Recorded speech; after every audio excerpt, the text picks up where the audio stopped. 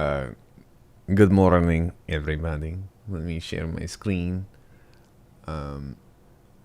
Happy late Easter. If you celebrate Easter. If you don't, then happy late Sunday, which today is Monday. You know what today is, right? Monday? It's half price chocolate day from Easter. Half price. Oh, shit. That's true. That sounds amazing. We can go Let to... it be known to all the heathens that it is half price chocolate day. Let it be known, according to Coy, to heathens, that it is half-price chocolate day, for everyone wishes to get rid of all of their confections.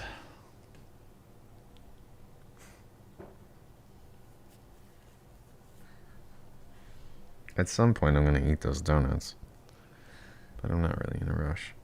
Hi, everybody. Good morning. My name is Alckemy. Welcome to the channel. I'm just chopping it up with my lovely partner before she goes to work because she didn't have to go in at 9 today. And guess what that means? It means that we get to hang out and have an awesome morning together, which we don't get very often. Even still, I am having an amazing day, and I hope that you are too. We're going to be trying to finish some tunes that I've been working on forever. Hey, Rose. Hi, Wiggles. Why you gotta say it like that? Oh my god. Yeah, how's it going? How are you guys? I guess how are you? You're the only one in the chat right now. Don't mind me. I'm finishing my coffee and providing the banter. Yes.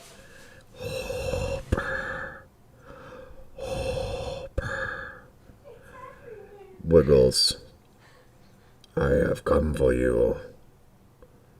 You will come to the dark side. And what that means is you are now hired as my janitor. I've come for you and later you will come for me. I've come for... What? What? Yeah, so... The first tune that I'm trying to clean up is more of a mix thing and a couple of like extra layers. This is a Meredith Bull remix that I committed to it, so I was like, all right, I'm gonna try to finish it. Oh, nice. Hey, poops or soups or pooper super pooper.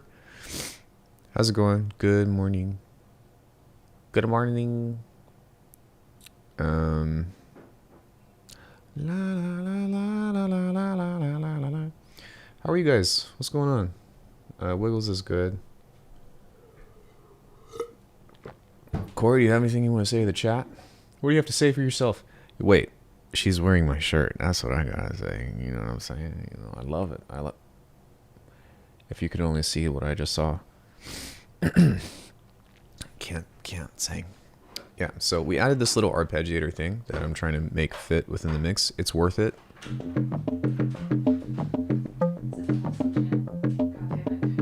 This is a wholesome channel, goddamn. Be whole. Be holified. Jesus? No, not that kind.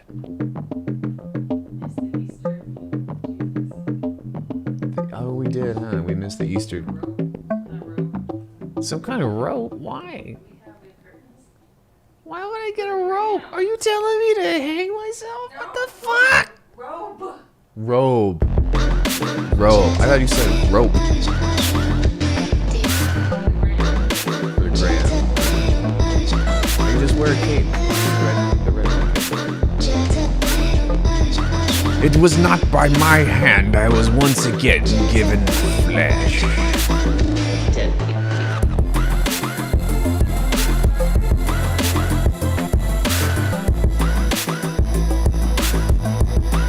Bruh, I ran out of a gum. So, does that mean that it's time to kick ass?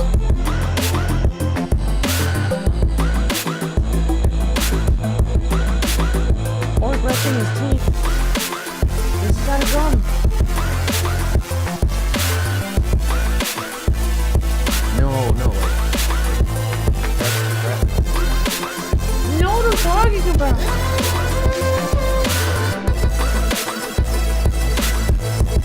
Wait a minute! What the fuck did you just say to me?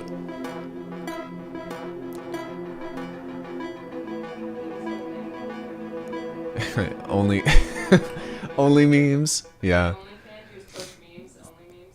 All right, guys. I'm quitting YouTube and starting an only memes channel. Wait. Actually, everybody, please go follow my gaming channel. I just put up a shit ton of memes, and I've only got 40 views. So please help me grow my channel. That took me a lot of work and a lot of thought and planning, and there's a remix in there, so it took me time to put that stuff together, and I did really good on the jokes, and basically I worked my ass off for 40 views. So I would love it if you would, fucking subscribe to the channel. This is falling short of the humble brag I thought it was gonna be. The humble brag. Now it's just it's not bragging, I'm begging. Look, I lost all my viewers from asking people to fucking go watch my video. Everybody left. Really? What the fuck? Help. Like it's your just desserts. It's my just desserts? What about dessert? Donuts? Hi, good morning everybody. Please don't mind me. It's a loopy morning. Hi, Future Cortex. Yeah. Game channel, guys. Come on. It's got great jokes in it. Please go follow it. I'm begging you. You guys a lot. I die a lot? No, I don't. Wait, do I? Yeah, I do a few times. So. Another one? On Elden Ring. Oh, an Elden Ring? Yeah, my girlfriend watches me die a lot in Elden Ring. And she's like, why did you die again? Why did you die again? Why are you dying? I'm like, you play the game.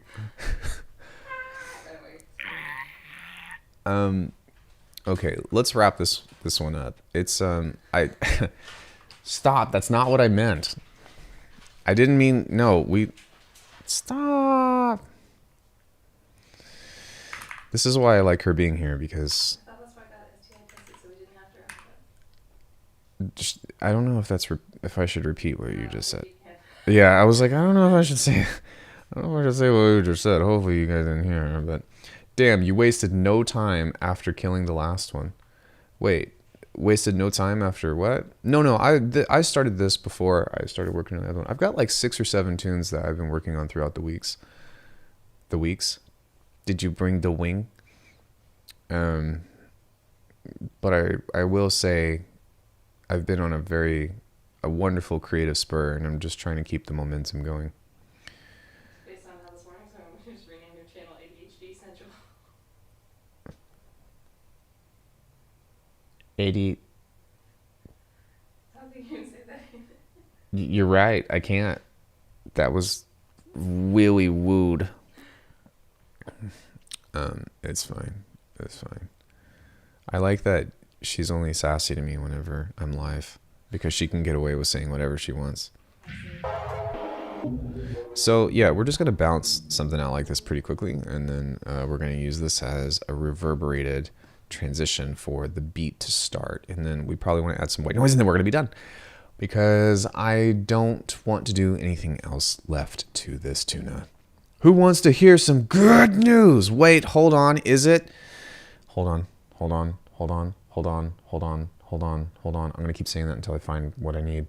Hold on. Wait. Okay. Is it this?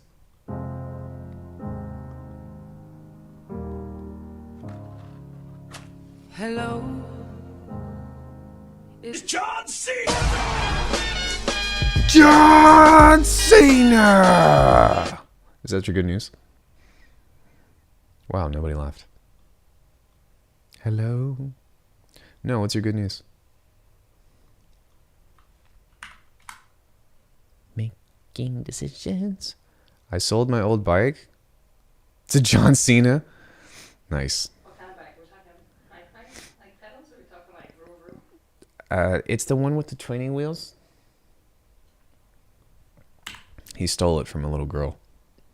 No, but I got my old bike sold, so now I almost have my new bike paid off. That's awesome. Mr. Bill's new EP is great. When did he put that out? His new PP is great. Look, if you listen closely, it sounds like John Cena.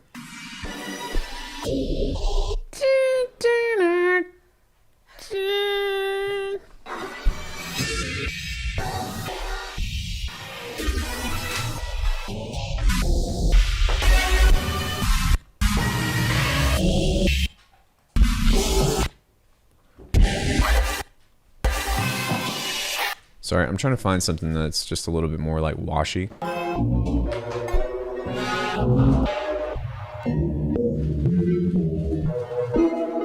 Like all this stuff is super tonal. I'm just sampling John Cena, aren't I?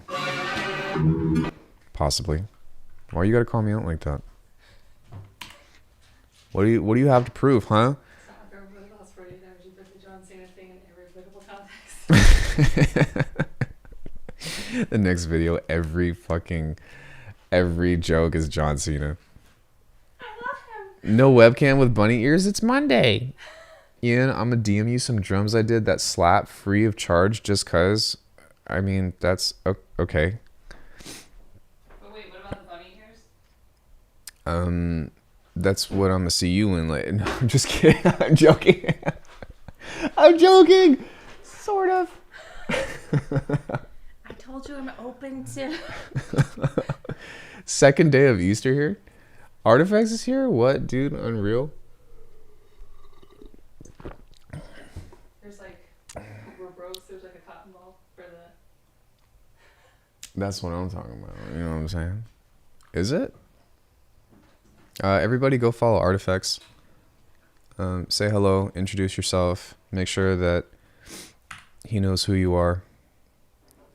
You're gonna rate your day based on the number of bunny ears. Today's a 4 bunny ear day. No, because I only have one pair of ears for me. You know what I'm saying? No, just you. Just you.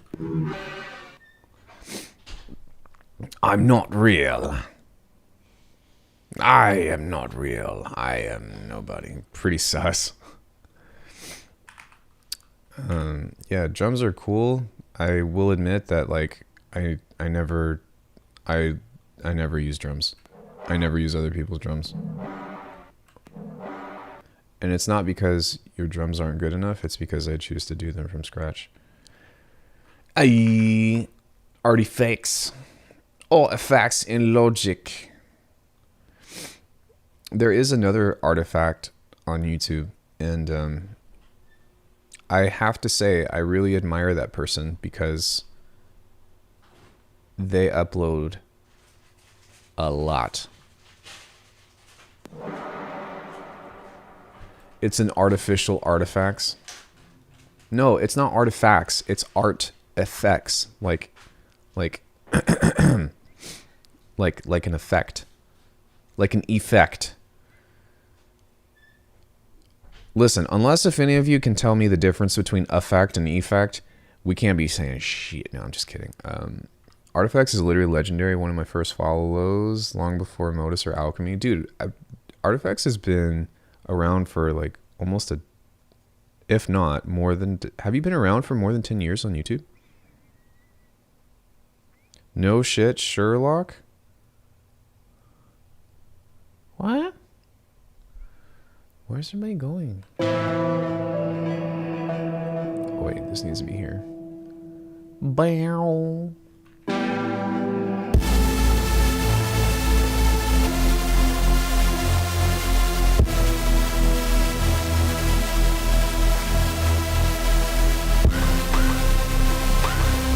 (2008) Damn, that's awesome, man.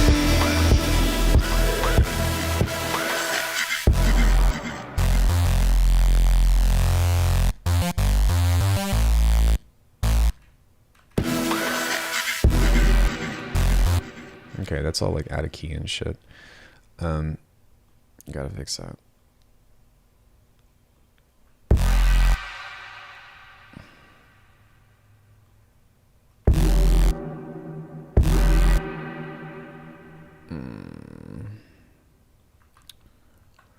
Salute to the OG. Yeah, dude, for sure. I've learned many things from that person. Why is this all tonal?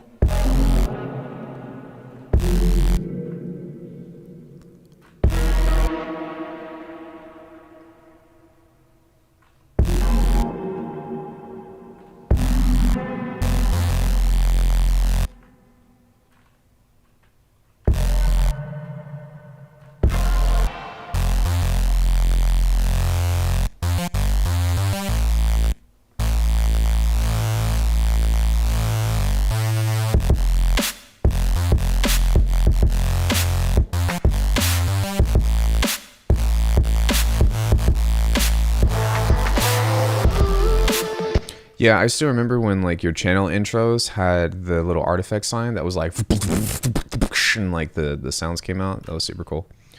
Hey, Massa.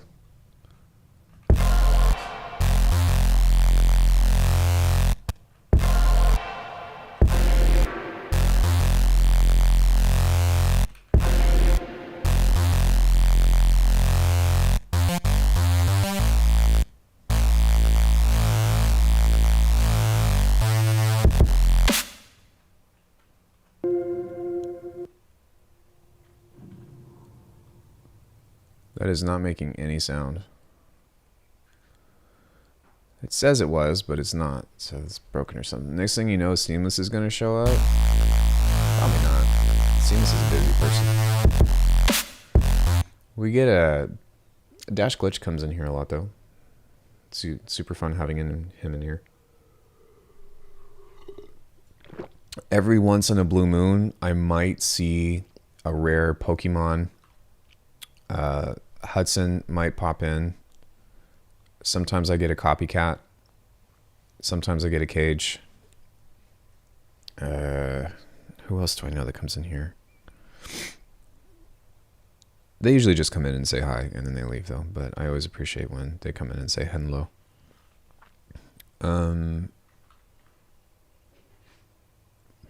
Yeah, I can't really think of anybody else, to be honest.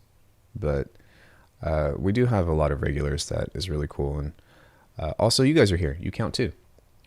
I'm guilty of that too.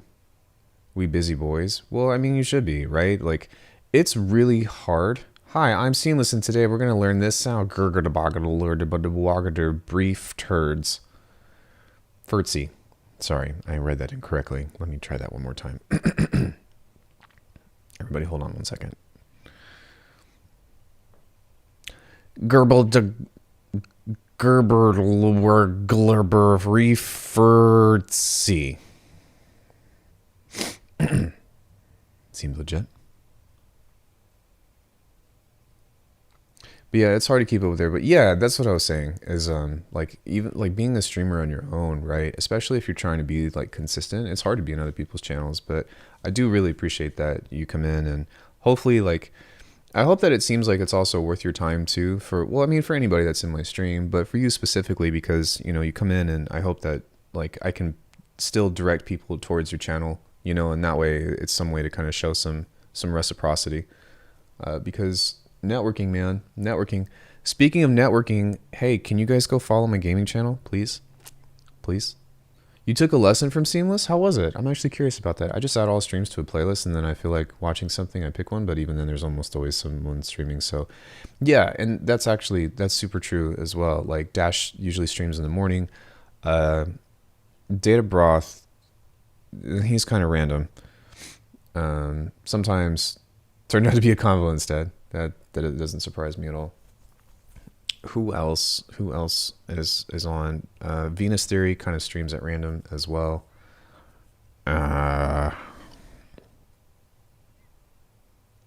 Was it good, Greedo? Was it bussin'? Was it bussin', Greedo? Tell me, were you bussin'? Was it bussin'? Answer me right now, goddammit. Well, I mean, he's on the other side of the planet, so. I have a gaming channel? Yes, I do. Link? Alright, hold on one second. Can we detour? Can we detour? I need you guys to follow this channel because I do gaming skits and annoy my wonderful partner with my own jokes because I think that I'm so fucking funny. Yes. If I don't think I'm hot shit, then who else is gonna think I'm hot shit? So, No. like, how are you gonna be able to conversate in any shape or form? I'm kidding. Yeah, but it's all jokes. It's all. Superman or something took like 6 bullets. Alright, man, I'm gonna finish you off in the leg, in the face, in the ass. Do you have any idea how long it took me to unclog the toilet? Get your ass in there. You're in timeout. Yeah, and then at the end of the video, I always do, well, I mean, this is only the first one, but I'll always do some kind of remix or something.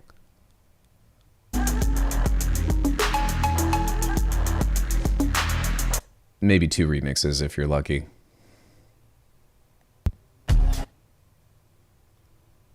Hold on one second.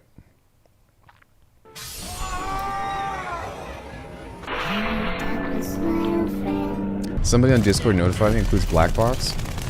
Gotcha, bitch. It's coming. Oh god. It's quality content. No.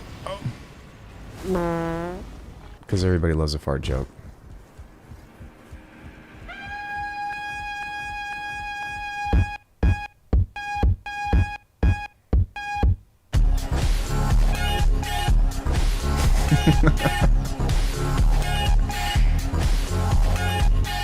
All right.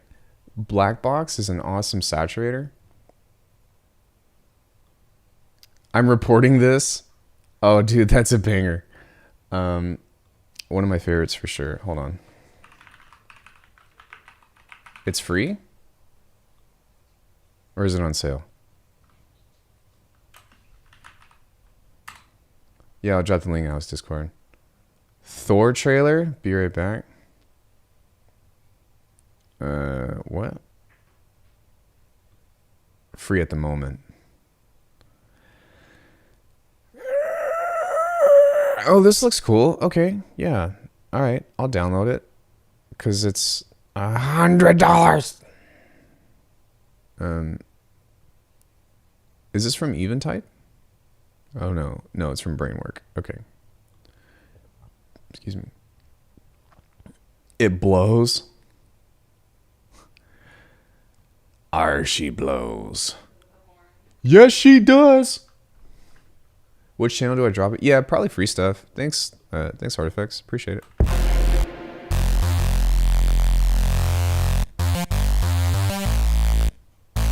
You can always upgrade to the MS version. What's the MS version?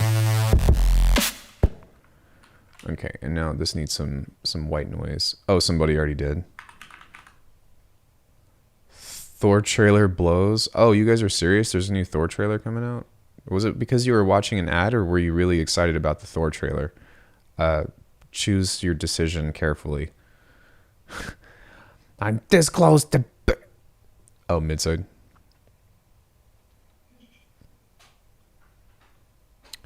Yeah, I guess today is the day that Alckemy is a fucking lunatic. But you know what? That's why you guys are here. You're here for the lunacy. Otherwise, why would you be here?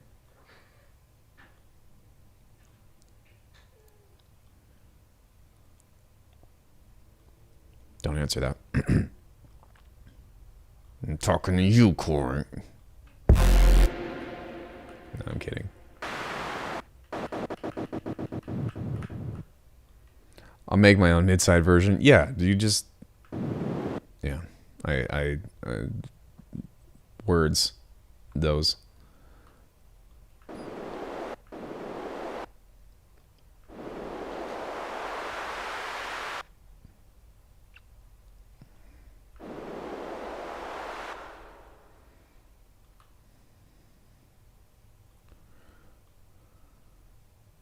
Okay, now we're just gonna apply a little bit of that. Just a little bit of that here.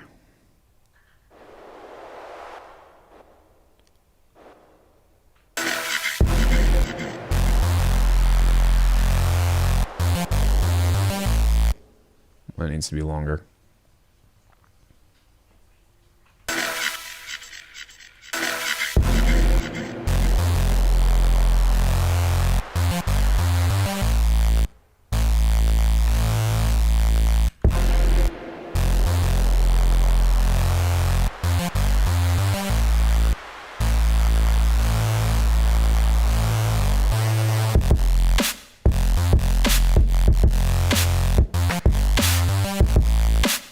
Dude, Multipass and Snappeep are your friends for everything.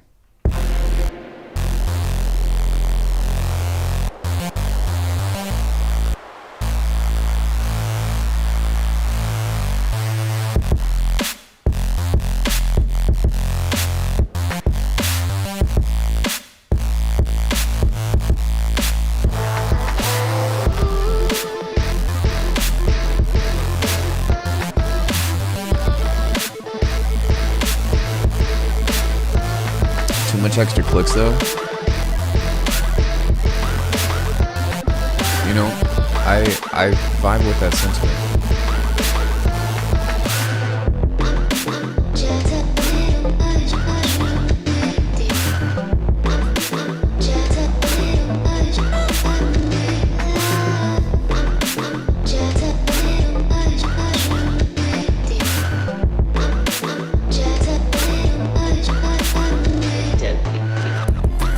Facts! What do you say, honey?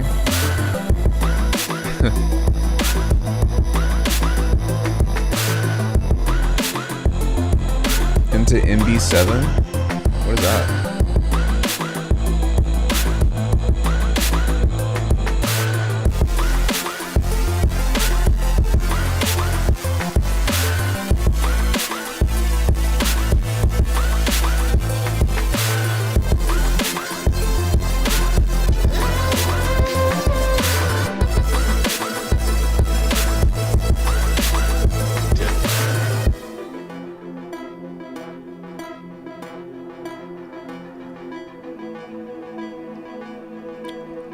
But with the ability to use third-party plugins, it's a multi-band host. Shut the front door.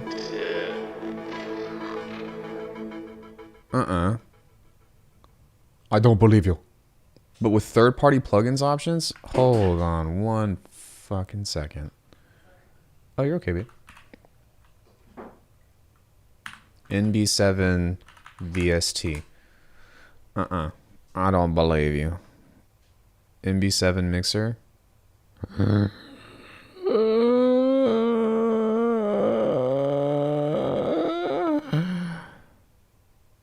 Is this it? Is this what you're talking about?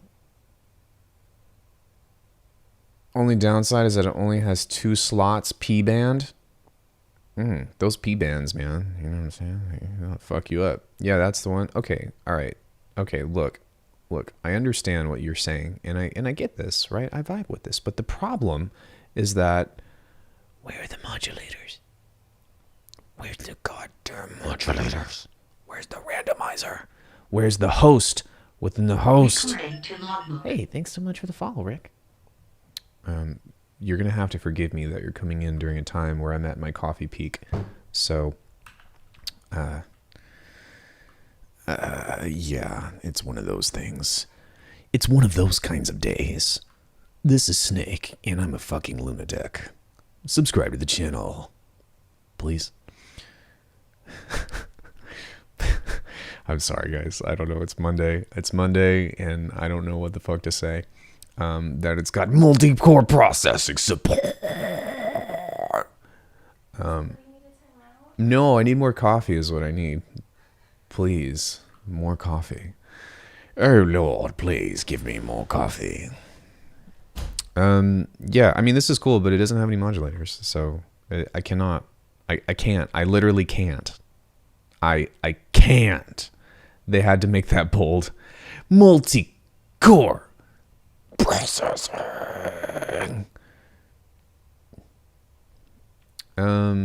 Okay, yeah. I mean, I would, yeah, hopefully they add something. Wait, does this have modulators? Multi-band mixing console. Adjust the levels, panning, and stereo-ness of each band separately. Multi-band VST3 and audio unit host. I mean, that is cool, right? So that's definitely a step in the right direction. As I was saying, 30 built-in effects for multi-band processing. EQ. I don't know what EQ is. Filters. Pitch and frequency shifter. Delays. Reverb and modulation effects. Compressor gate, bit crusher, wave shaper, and more. Curious to see what's in that, though. External sidechain support for sub-plugins on each band. Parameters. Mapping. Map sub-plugin parameters to automate them or use a control service. Okay, so maybe you can, like, this would actually work with Bitwig or Ableton. Flexible audio routing, pre- and post-Veda VSTs, and multiple instances leaking and bypass, and I'm bored of reading the description of this as it's pretty basic. Complete visual feedback. Fuck. Spectrogram is cool too. That's interesting.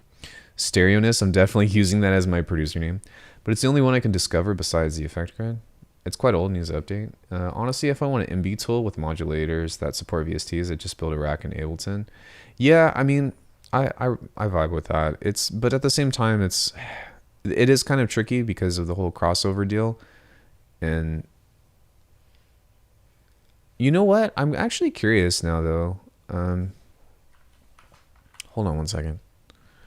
I'm curious as to whether or not effects layer, as to whether or not Bitwig has the same. No, it doesn't. So that's interesting.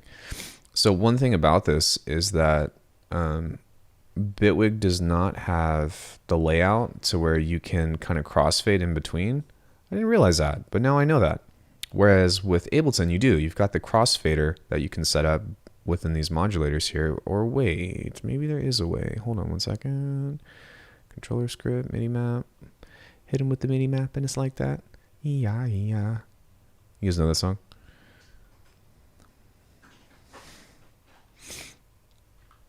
Ain't nothing like money in a Ziploc bag. I'm just kidding. Actually, I'm not kidding. God. Does anybody remember BET? Wait, what is that? What was that show? BET Uncut? Where it would say that it's uncut, but they just used to show rap videos that were more scandalous, but they weren't really that much worse than what we're watching today.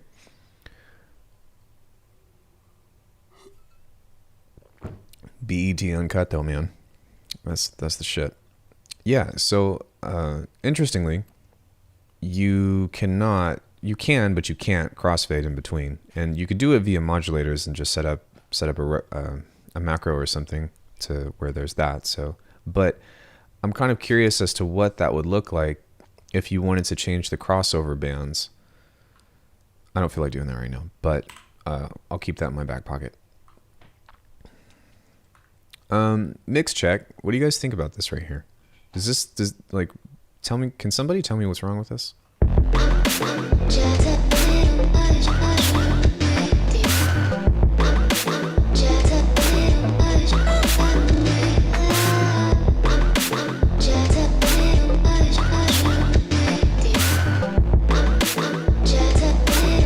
Alright, so we still have some highs that are a little bit too crunchy.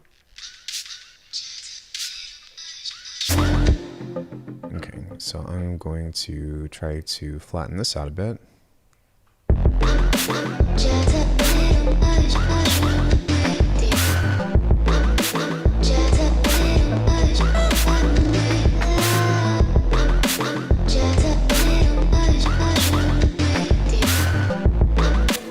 The explosive versions of rap videos that would always air on MTV after 10 p.m. Yeah, I miss MTV, like when it was actually about the music stuff, and like the real world fucking killed MTV.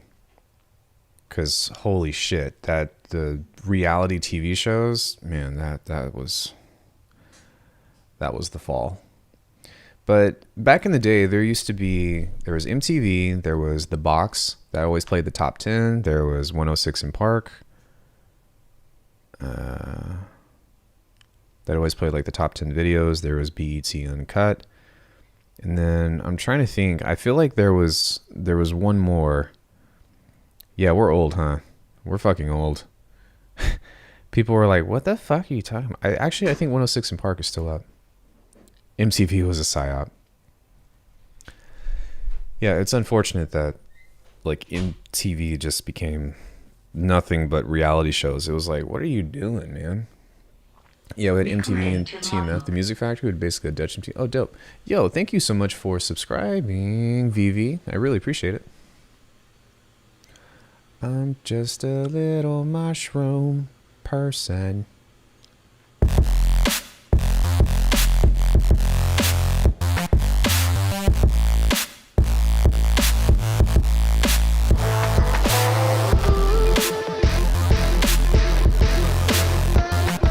Turn my snare down just a bit.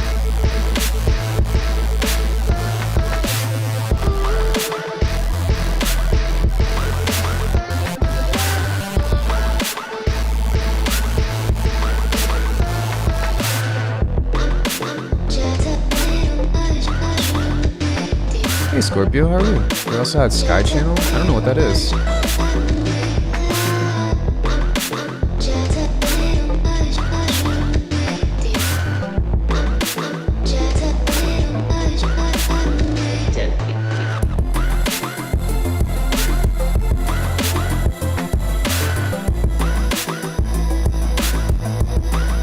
I like this tune. Thank you.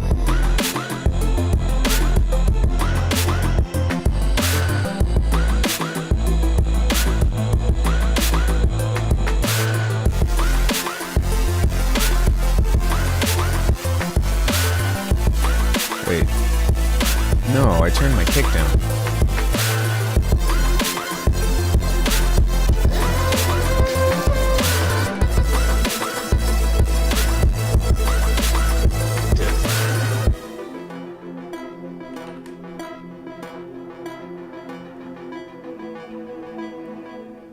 Okay, so I need to macro this to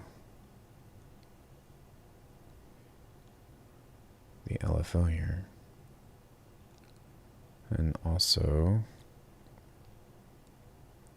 this guy, because I don't want this to be on. I only want this to be on right here. So actually, whenever it does the no, yeah, right here.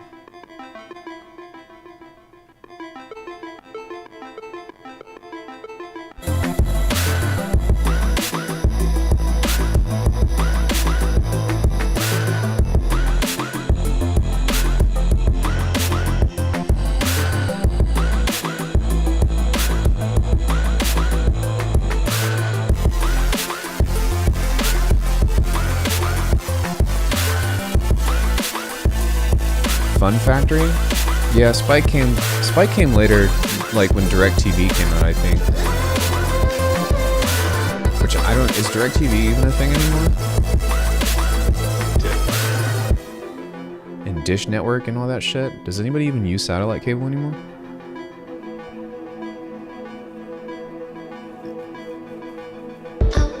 I feel like it's obsolete.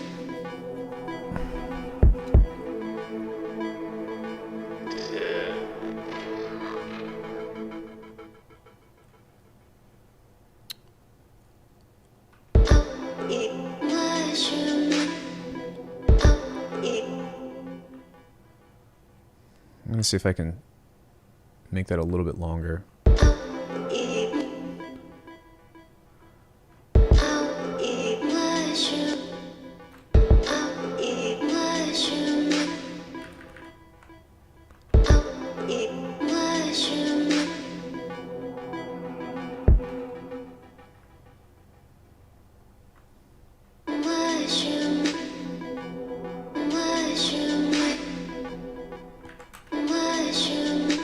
Hey Yoko, how are you?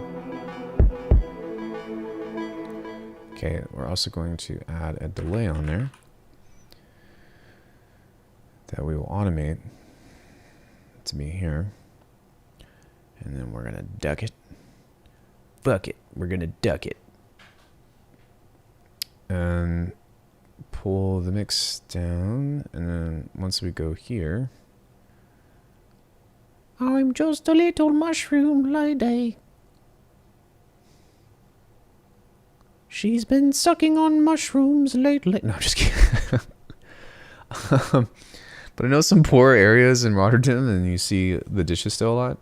There are loads of people in Rotterdam, satellite still for getting like Turkish TV and shit, but less and less because the internet has made it so much easier. Yeah. If I'm correct, lots of big international artists got their first TV appearance in the Netherlands with Top Pop Advisor. Oh, although they're trying to be a streaming service now. I mean, shit, you know? It's crazy. Like, if you think about how quickly television changed in the past 20, 30 years, like, it's pretty fucking insane. And the biggest thing that I'm afraid of is kind of what some companies already do, which is like having a data cap on internet streaming, and it's like, ugh, stop. Like, we have a service called Cox out here. I know, right? Stop. I know. Oh, you get service by Cox? Shut up. No, I'm just kidding. But you know what I mean? Like data caps in the future would be, or like harsher data caps or whatever is something that is low key terrifying, because the thing about like how much data we consume now and how much like we do streaming, or like I imagine you guys have my stream going on and probably some other video or some shit happening in the background, or some other kind of Comcast isn't, there's Comcast out here in some places, but we can't get it. Cox is the only service that's available to us in Vegas. I remember when in the Netherlands we only had like a handful of channels. It was really minimal. Well, TV just doesn't make sense anymore, right? Because TV, you have a certain space that you have to compete for, a certain matter of time. But with streaming and with VODs, like you literally have every single video on demand. And it streamlined that process because that gives a market, or that gives an opportunity for everybody that wants to watch you a time to be able to, you know what I mean, to tune into your stuff. So, the only people I know who watch TV stuff are old, or they're like watching sports. Yeah, same. We do have a television in this house, apartment, but it's unplugged. And the only time that it ever gets plugged in is when I watch my lovely partner play Hollow Knight. I know, be jealous, right? My partner plays Hollow Knight. What does your partner do? What does your partner do? Complain? No, just kidding. I hope nobody's in a situation like that. No, but yeah, I like to watch her play Hollow Knight. It's really, really comforting. And I make her very uncomfortable because I pressure her to finish the game. And she's like, I'm busy. She's on her own timeline. I use TV for Xbox and films. Okay, so I have a giant monitor, and I recently made a decently sized purchase. That is the HD, or the Elgato HD X. And so now I can play Xbox or Switch on my monitor. And that way I don't have to plug it into a TV. Hey, Rex99, how are you? So there is a slight amount of latency, but it's so minimal now that it doesn't make a difference. So, and what's really cool is that because my monitor is so big, you guys wouldn't even know it, but I could be playing Xbox in a whole nother window, and the only thing that you guys see is this. You can't see my chat, you can't see OBS, but everything is on a single screen. And I have complete control over the entire thing. And it's so large that I literally have to turn my head in order to see the opposite side of the screen. But every time I see my partner walk by, my head turns anyways. She's staring at me. She's staring at me. Shh. Back me up, guys. Be my wingman. Chat says hi. Hello. She says, hello. Hollow Knight is one of my favorite games. It's really good, man. I really enjoy the music of it, and the combat and the sheer amount of depth to it is very large. I'm stuck on the Mantis Lords. The 3 Mantis Lords. I offered to beat it for her, but she won't let me. I fight my own battles, okay? I'm I just fight trying to help. my own battles. I should do like in the Key and Peele sketch. Oh my god! Like. Oh my, yeah. Are you gonna do anything? Hey JSF, how are you? Gotta admire the missus, right? Yeah, if that's what you want to call her. I'm a she-they. A what? I'm a she-they. A she-they. She-they. The Mantis Lords are so much fun. Well, so like I'm trying to like.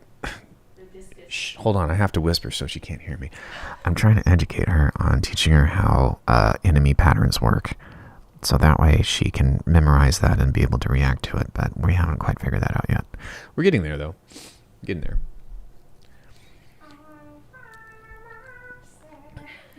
Sorry, I'm throwing you under the bus. If we get to 100,000 subscribers, I will force my lovely partner to play Dark Souls. She just looked at me like, we're breaking up. Don't you ever say that I'm going to do something. I'm just kidding. I might ask for a food spread, though. A food spread? I'll do that. Eat pizza, a Cinnabon, a chocolate shake. You can have that anyways. Oh, hey, Falter.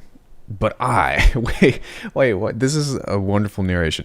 It was Falter, but I rebranded. But I now. Well, it's time to create 90k accounts to sub. That would be awesome. I would love you if you did that. No, you know what, guys? I really don't care if I get to 100k subs. That doesn't no. We hit 10,000, and that actually served like a functional purpose to which it has given me zero benefit. But it was a great milestone to challenge. I love the old school feel of Hollow Knight. Yeah, me too. Metroidvanias are probably my favorite kind of game. I can't tell you how many times I've purchased Symphony of the Night. It's embarrassing, and I almost purchased it again when I saw it on sale on the Xbox network. But guess what? I turned it down for now. Daniel would be proud. Daniel would be proud of me. He'd be proud. You have to have Symphony of the Night on fucking every console. You can't see me right now, but I will clap that through. Every console, Symphony of the Night. You don't have a real fan? Do you stand for anything? It's not even about being a fan. It's about being a gamer. It's about being a person, a decent human being. You stand for Castlevania? Yes, you don't. All day, really. Dude, Venus 3 hit 100k so fast. Like, his channel blew up. And you know what? I'm really happy for him. And I hope that he is super successful. We actually started our channel around the same time, and he's really smart because he was doing a lot of the same content that I was, and then he took his channel in a completely different direction, and it paid off, and I'm really happy for him. While you're at it, send 22 of those. Yeah, I mean, everybody should be following Artifacts anyways. He's been around forever. And I would say Artifacts is much closer to that goal than I am. You got one of them epic president names. That's pretty funny. It feels like Cam jumped from 75 to 100k in a blink. I feel like he jumped to 50k in a blink.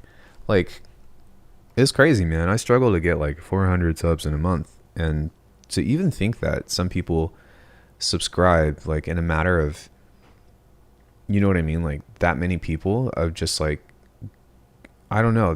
I can't even fathom that, to be honest. But like I said, you know, I'm really happy for him, and I hope that I want everybody to be successful. I think that our community has a lot of amazing people, and there's space for everybody.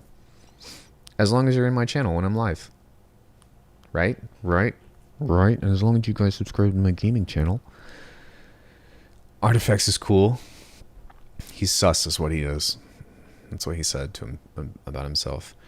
Okay, so yeah, my parents named me that. I'm sorry, but that is blatantly obvious.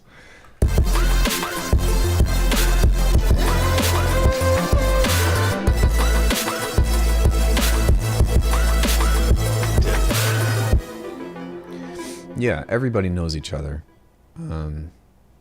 And you know what else is cool is when I'm in other people's streams, I see a lot of you all there too, you know, and I'm like, oh hey, I know you. You're in my chat. Where the downfall comes in is when I'm streaming and then I decide to raid other people's channels and start finding my viewers in other people's channels and being like, why aren't you in mine? What are you doing? How could you do this to me? The deception. What the fuck? Plus, I like spiders and metal music. All right, okay, I dig it. Yeah, sometimes I look at my 77k and think, wait, there's 45,000 people to fill up the local football stadium of the largest club out here, and then I'm just baffled, right? That's a lot of fucking people. That's a lot of fucking people. And hence my rebranding. What? You rebranded solely for the name of spiders and metal music? I mean, whatever you're into. So I can't really think of anything else that I want to do to this tune. I'm just the only thing that I'm really unhappy with, particularly is the mix. But I should probably save this. I'm going to bounce this out, and then I am going to move on because I am not getting anything done today. Is it the kind of tune that you take home to your mother? Well, it depends on what mom you're talking about, you know? Like, no, I'm kidding. Let's not do that. We could. Particularly. Have you ever thought about doing like a beat contest? I have done so many music challenges, and I've done a remix jam to which some people have made amazing things. I can't get enough people involved. Yeah, it's been done to death by a lot of streamers and stuff, and some people have a really large community based off of that. But for me, like, I don't do it because most of the time when people come into my chat, they're usually working. It is 10:24 a.m. right now, and most people have a 9 to 5. Unless if you're on the opposite side of the globe, to which most people are having dinner or going to bed. So I don't think that most people come into my channel to like produce, and that's something that I've learned about my environment. So I mod for Bishu as well, and he does challenges like that all the time. Yeah, so he has a paywall though. Dude, I really would like to have an honest discussion about that. I just came home from a day of work, so just chilling. Yeah, so we're just kind of here to chop it up and have a good time, and hopefully, like, I love to highlight other people's work, and I have a Discord for that, and I definitely think that there is a place and a time, and I always find out about challenges 5 minutes after they're over. I'm sorry, Yoku. It's okay. Wait, what was I talking about? Hold on, let me reread chat to make sure that I know what I'm talking about. Just challenges like that all the time. Okay, so for one, like, I want people to be able to come into the stream and just kind of chill and hang out and have a good time and laugh and stuff, because that's, I think, what's most satisfying for me. I also want people to be able to showcase their stuff, so that's why I have all those channels on the Discord of like sound design or submit your own work or whatever, because I do want to be a vessel for that, to be like, hey, maybe I can use my channel or I can use my community for people like, well, I fit in this category still, people like all of us, to be able to be like, here's a community, let's share our work, you know, all the things in between. But I don't want somebody to come into chat feeling like they're obligated to do something, because the fact of the matter is that, at least in my experience, it's been so difficult to even get people to hit the like button. And I'm not dropping hints by any means, but to get somebody to subscribe, to get somebody to hit the like button, to get somebody to even like put a comment on my video, is almost asking way too much. And I don't know how to bridge that gap. Whoever just liked the video, feel guilty. No, I'm just kidding. Thank you. But you get what I'm saying, right? Like, it's really hard. It's really hard to get people to interact with my content, and like, it does make a difference. But that's why I don't have any expectations for people, because if I have, that was me, if I have somebody to even just like be here, or someone to talk to or whatever, like, I'm producing, right? I'm making sounds, I'm doing stuff, I'm like making sample packs or whatever. But yeah, I just come to chill mostly. That's what I kind of want to provide. I don't want to have to make somebody be like, oh, you have to do that. It was all of us. Thank you all. I'm sorry that I had to drop that, but you get what I'm saying? Like, but even on my videos, whatever, like, I have here to put things in context. This isn't a complaint. It's just a reality check, right? To put things in context though, hold on. And before I say this, like, this isn't me blaming anybody or making any complaints or anything of the matter, because I really appreciate everybody, and my channel is growing by all means. But I've got 10,700 subscribers, and the amount of views that I get reflect like a fraction of how many subscribers that I have. So that means that out of that whole 10,000, hey, Ironoko, that means out of that, I'm gonna go cry to guilty in a corner now. Yes, feel terrible. But you know what I'm saying? So like, looking at these numbers here, they don't really reflect the amount of subscriptions that I have or whatever. And I'm just glad that people hit the subscribe button, or that I have the interaction that I do. But it brings out the point of how difficult it is to try to ask for attention. So what I don't get, and what I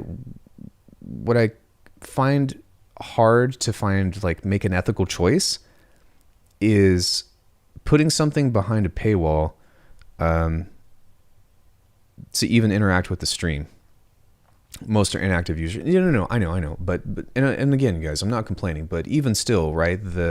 And some of those are inactive. Some people just don't see it or whatever. Artifacts is here as well. I'm subscribed as well. That's awesome. See, we're a tight knit community. Share the subs is what I say.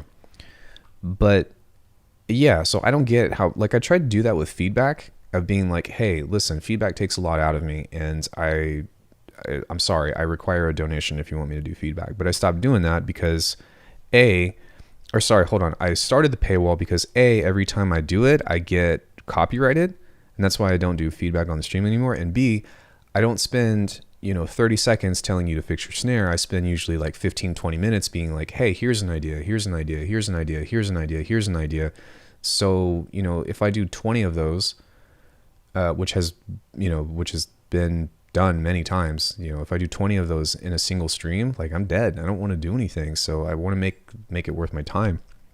But it sucks because I like doing feedback and stuff. It's just hard. It's hard to do consistently. And yeah, I don't know. And there's a lot of streams that do that anyways.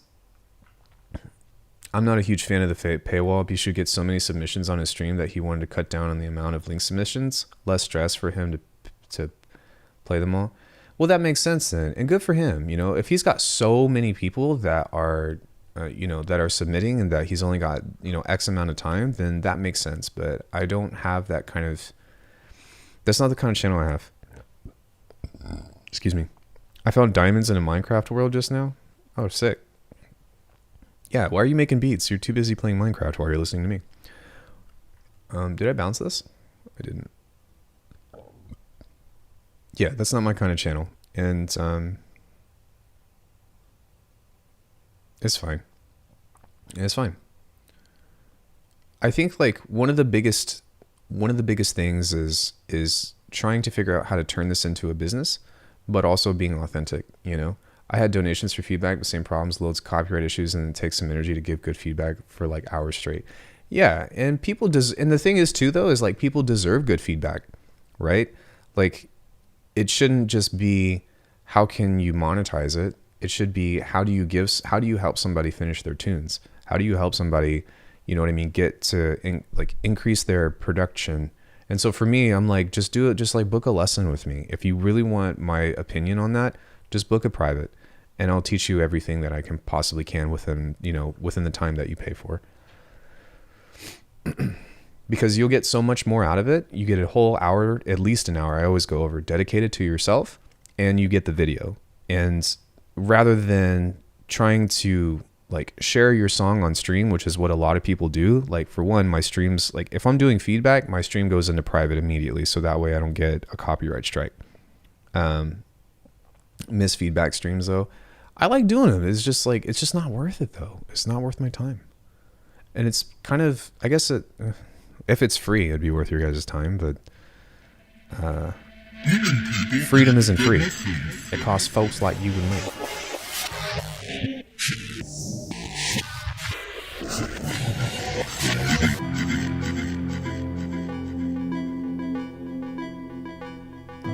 Exactly.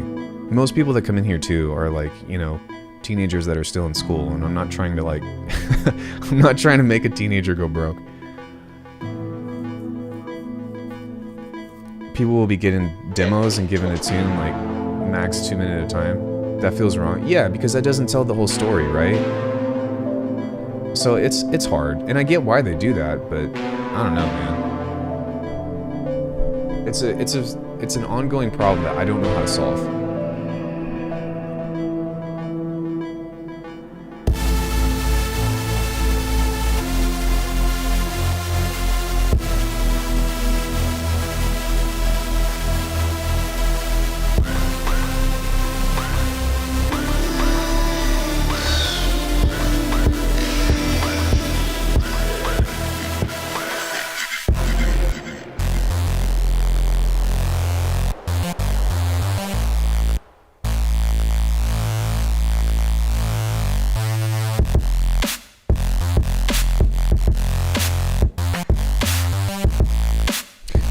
Yeah. Well, I couldn't even get people to submit. But if I'm going to ask for income, like, I'm going to make it worth their time, or make it worth their pennies, Yeah, exactly.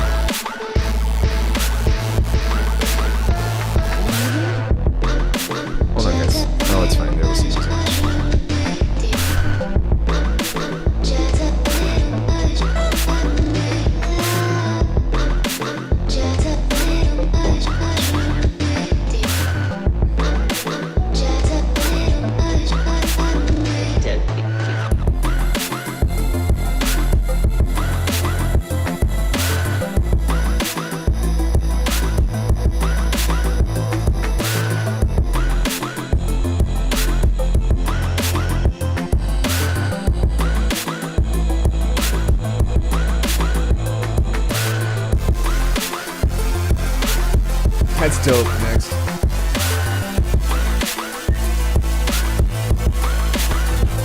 Who's Drew?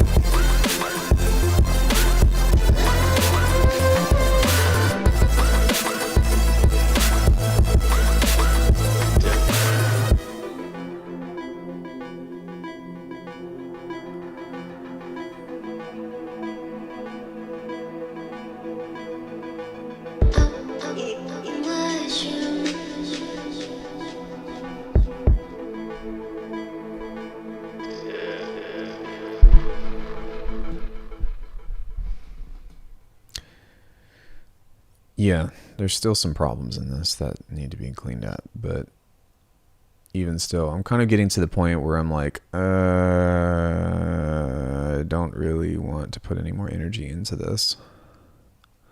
But it's getting there. It's getting there. I think like, oh, Drew is Bishan. Yeah. Well, I mean, if he's, if he's finding success, like I'm not out to disrespect anybody's channel or hate or anything like that. And like, I have my own set of things that I would prefer or that I'm comfortable with doing. But, shit, man, it's hard. It's hard to do stuff related to music and stuff. So get it in.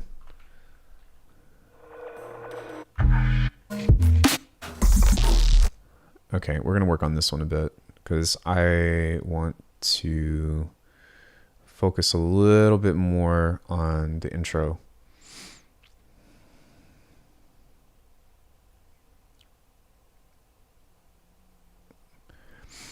Get a Raid Shadow Legends sponsorship. I feel like that would tank my channel.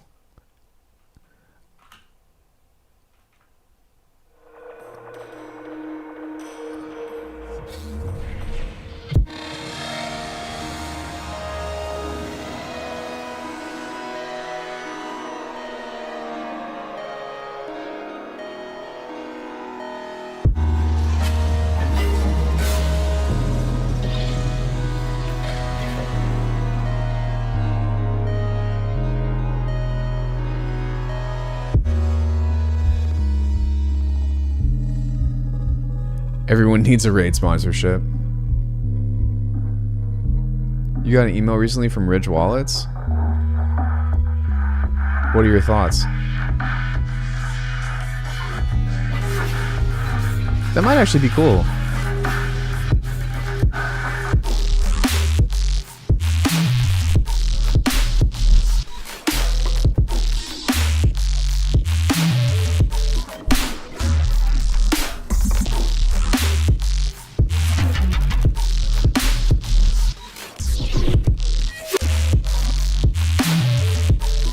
I don't even use a wallet. That's funny.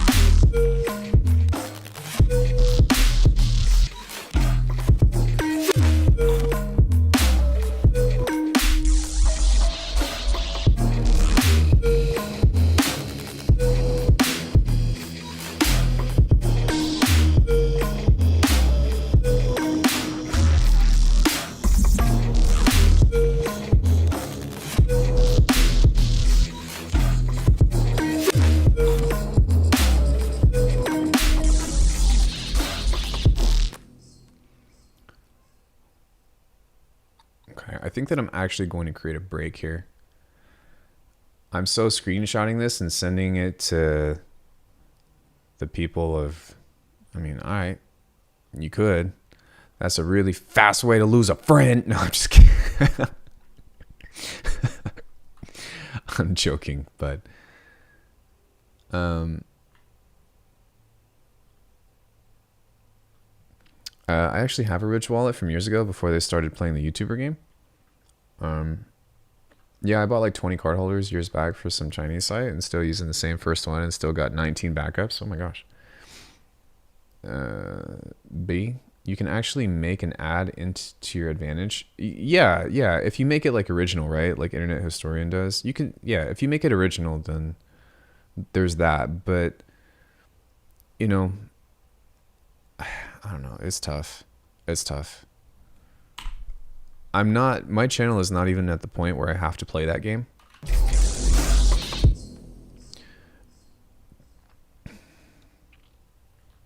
But on the other side of things,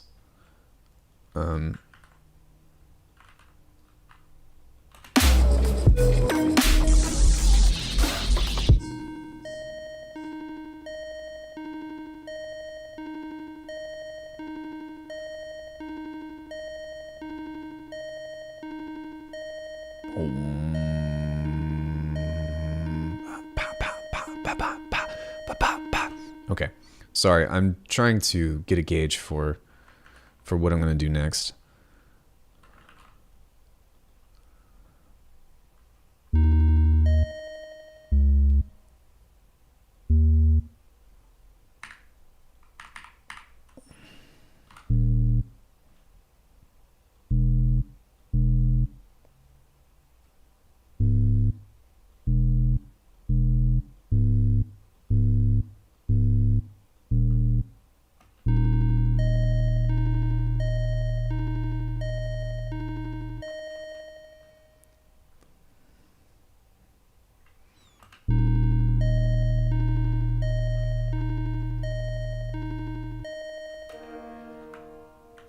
Okay, I'm going to take this piece over here.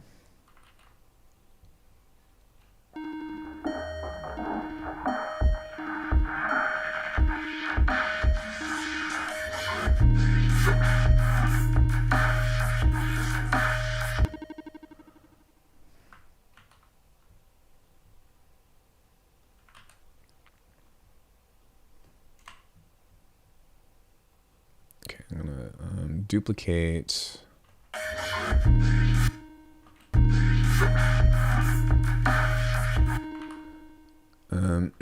excuse me.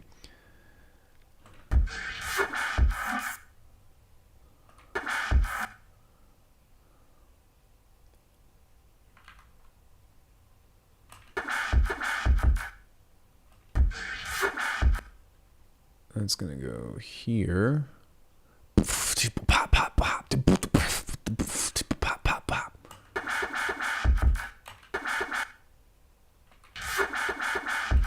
That's not the pit that I want, though.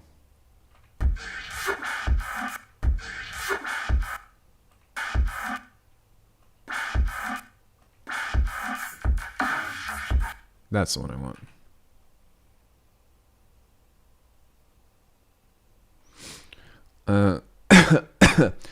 A good ad read I can appreciate. Da da da da da da da ding. I legitimately get excited every time he says that time. I get a lot of companies that have nothing to do with what I do, have viewers in my intro, but every now and then there's audio companies too, so that's nice. I like those sponsors. There are precious few channels that do, and spots I actually watch. Yeah, I don't know. It's like I said, man. It's hard to be authentic or to stay authentic when your channel grows.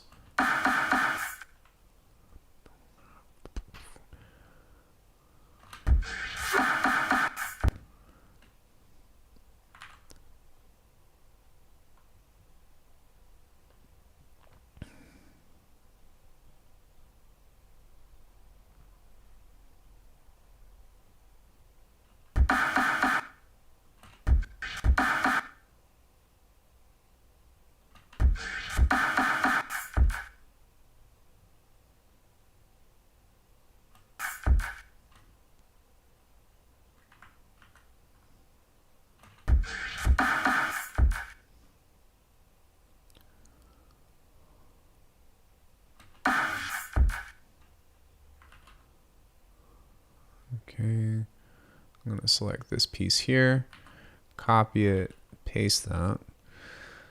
I'm getting ready to change the beat up to something that's going to hopefully pick up the energy. So what I'm doing is just kind of gearing that up because I'm going to try to use it as a main source of percussion and just kind of see what that sounds like.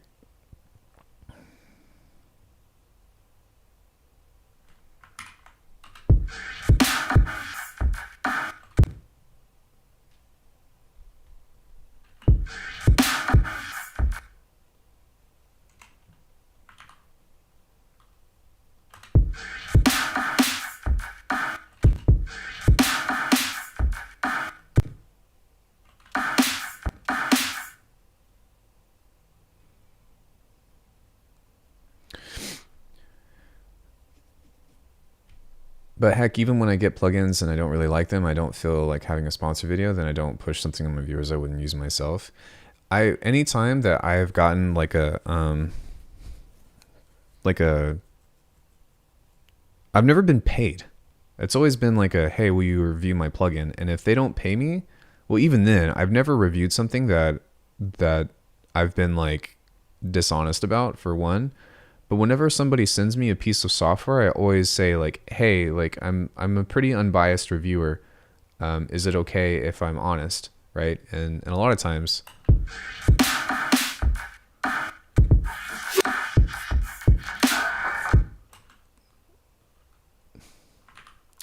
this is gonna be sick, I think. But yeah, and a lot of times, actually every time they're always like, yeah.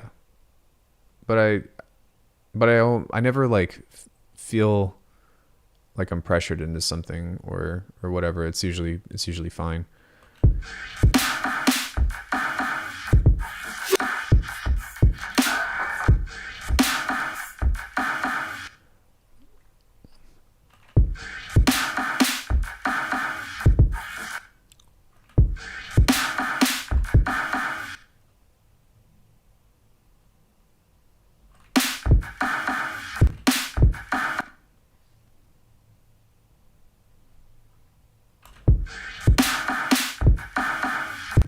Alckemy, have you ever made any drum kits or sample packs?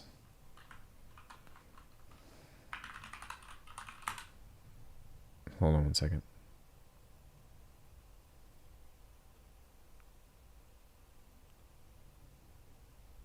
Yes, I have. Bitwig presets, Faceplant presets, drums, free Vital presets right here. Free sample packs for Aberrants, Ether EX Lite, Apparition, I think is like a project file for the 5K. Aberrant Mech is free. Abjuration is grid patches. But yes, this in fact is where I make the majority of my. I'm gonna download all of them. We'll download the free stuff. Don't like. Yeah, I was gonna say download all the free stuff. But if you do, please do me a favor and share it somewhere. I have a small request. Please, by all means, download, consume everything that I have for free to offer, but please share it somewhere and help me, and do it somewhere that's not someone else's channel.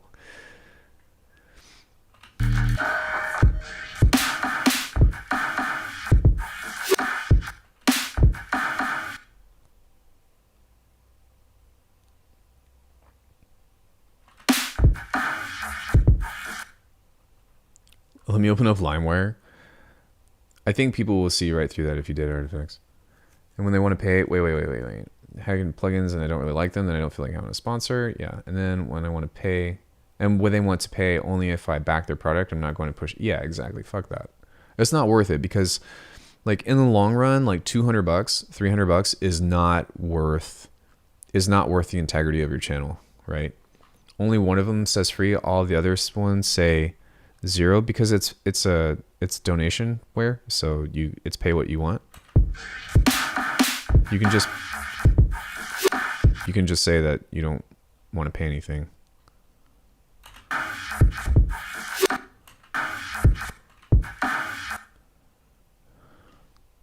Why am I explaining this to you?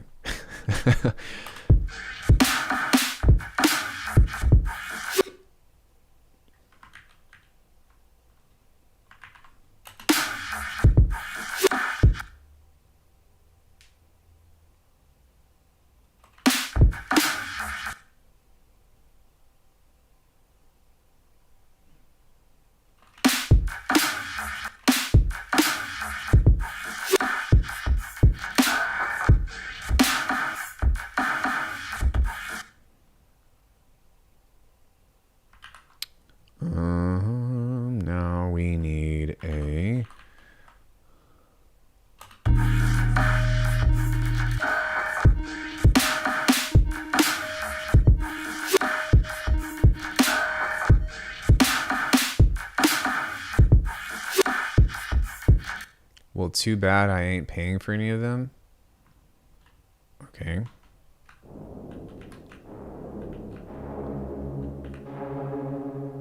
Well, then don't pay for them.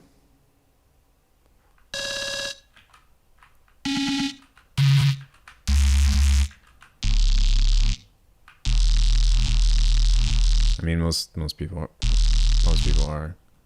But I get that, you know, like I've been there. I've been there to where like I'm a hobbyist, or you know, I don't want to pay for this shit because it's not worth it or whatever. Like that's why there's something for everybody. There's demos, there's like information on the products, on at least all the newer ones. So that way somebody makes an informed choice on whether or not they want to buy something. But if it's free, like let me see.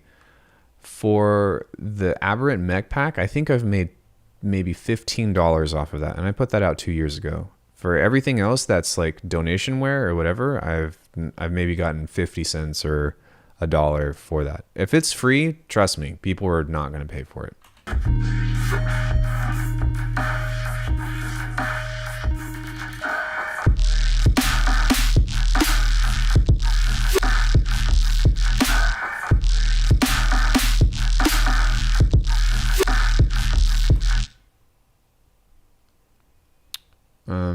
And you can't really blame them. Like if you put it up for free, then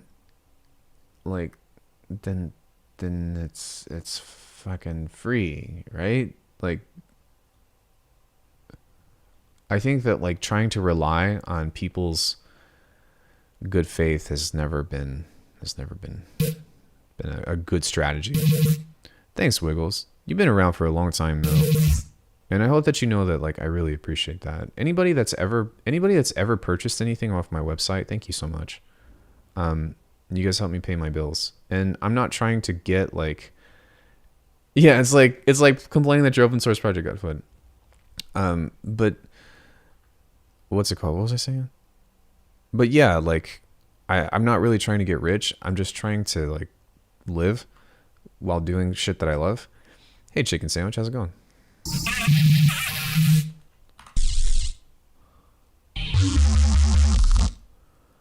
Okay, so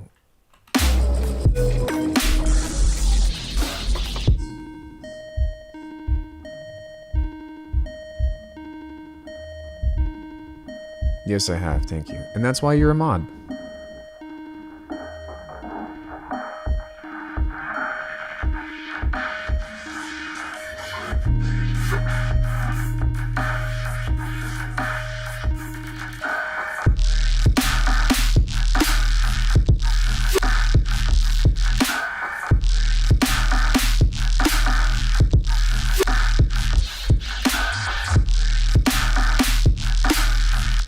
Okay, so that's just kind of like a rough idea about what I want to do, but I'm actually going to,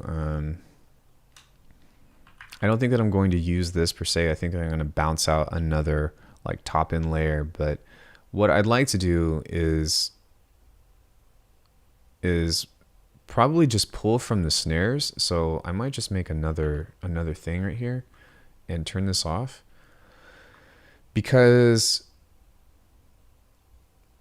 I give off a sincere vibe. Well, fuck, like I feel like that's, how do I say this? Like if I'm not sincere, I think people see right through it. Not that I like want to be anything other than that. I even pirated this channel membership. Thanks. Thanks.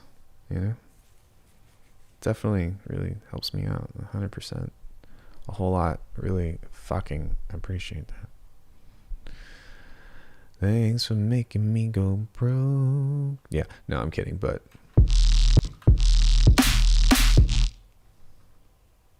boom, the pop, pop, pop, the boom, the pop, the boom, the pop, pop, pop. Boom, the pop, pop, pop, the boom, pop, the boom.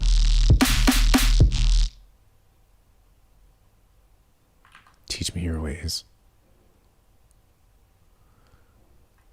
Yo, thanks, IR. This message is brought to you by Ridge Wallets. Thanks, man. I really appreciate that. That's really kind of you. Thank you so much for the donation. That better make a noise. That better make a fucking noise.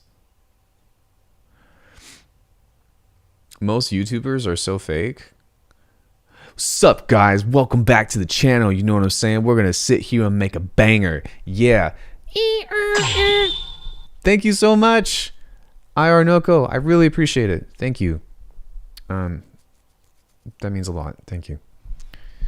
Yeah, so it's fucking crazy, like how, and I don't get it. I really don't get it. How people buy into that shit. Yeah, guys, you know what I'm saying? We're gonna fucking, we're gonna be making a banger today. I'm gonna teach you guys how to make an 808. Yeah, this is how to make your fucking deeper. And I'm like, okay, do your thing, whatever. But what? What? Oh, and you know what? I think that I'm going to send a message today, and it'll be after stream because it's only 11 o'clock, but I am going to do a Wiggles, you're a bad moderator.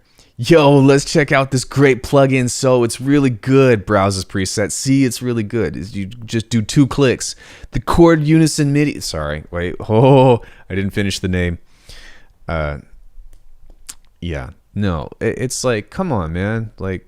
Do better. Do better. Stop preying on brand new producers. Stop it. Carnage Vid from Razer. Yeah. But you know what I'm saying? It's hard. I on the unison chord MIDI MIDI controller. Way louder. Kids making rhythm after hearing their parents squeaky squeak squeak upstairs.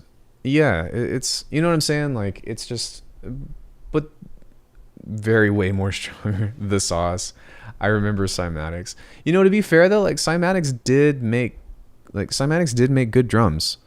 They did have good sample packs, but their marketing was, there's only, this cost $50 trillion to make, but we're only giving away 2,000 copies. And if you order right now, the first 100 people is going to get a free USB. Hold on. Here's the kicker. You get a free USB. What? Okay. Cymatics is still around though. Like I said, I like they make really good content. They have really strong drums. But no, I don't like their marketing. Yeah, I don't like their marketing. I was like, 4 gigs I must too. I'm just broke. Cymatics did have some good stuff, but yeah, I don't like the company. Selling their very souls to the evil plugin developers empire. Wait, who did they sell their company to? Their marketing was so annoying. Yeah, and I think so I do those emails, right? If you are part of the email listing, whenever I come up with a product, I do those emails, but I write them.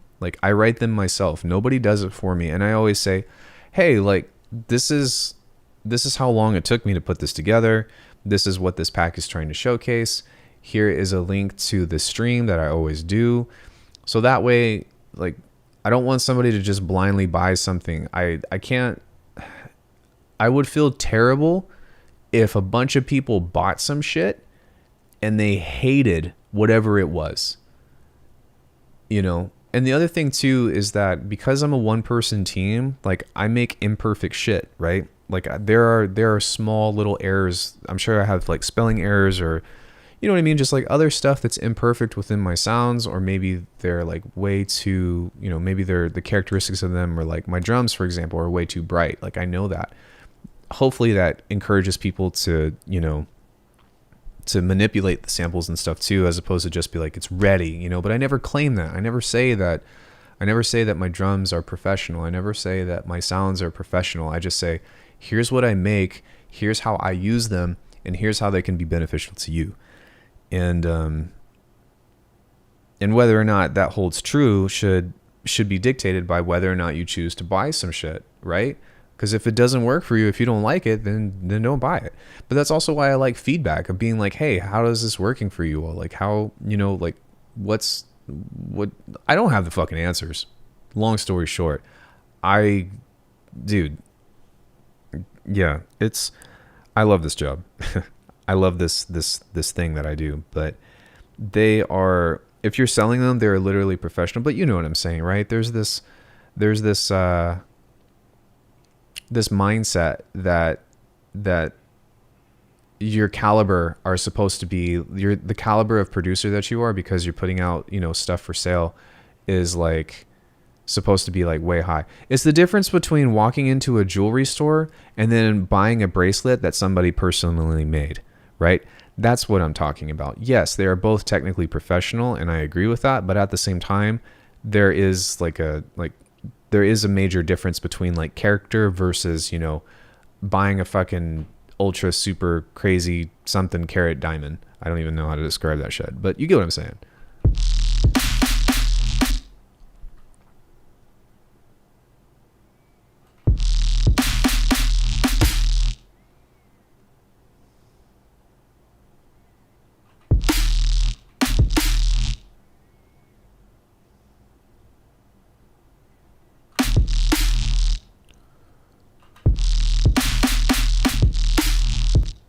I think that needs to be over one more for everything.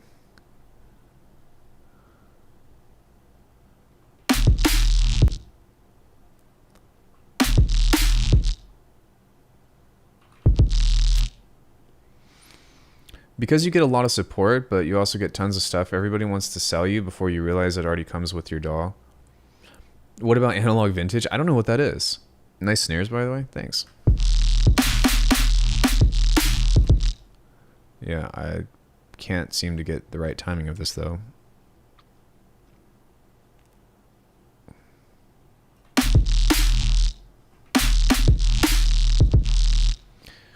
Warmth. Warmth. Fuzzy feelings inside. Okay.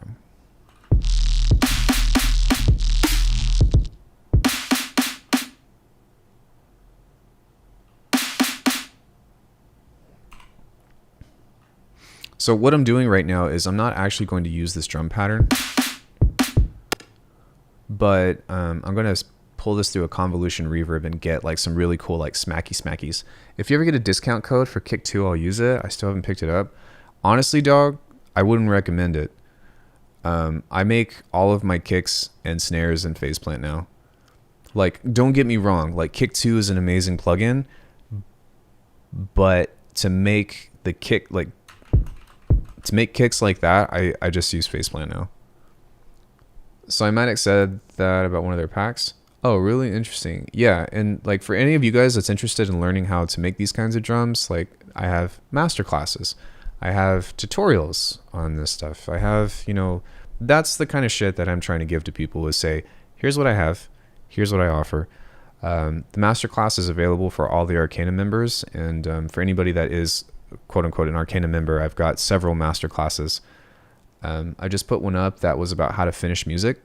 So if you are struggling with finishing songs, I literally write a bullshit track, but I write a track from start to finish and say, okay, here's where you get stuck. Here's how to finish it. You don't know what to do, whatever, start making decisions, XYZ. So Faceplant really is the ultimate sample pack. Like actually everything in this entire project is from Faceplant. So there's no samples. It's all either Faceplant or resampled from Faceplant 100%, or kilohearts stuff anyway.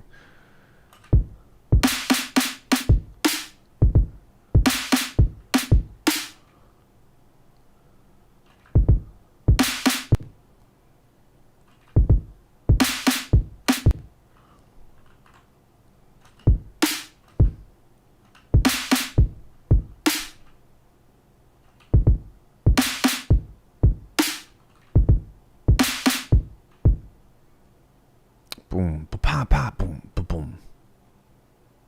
Sorry, I'm trying to think about where I want to place that.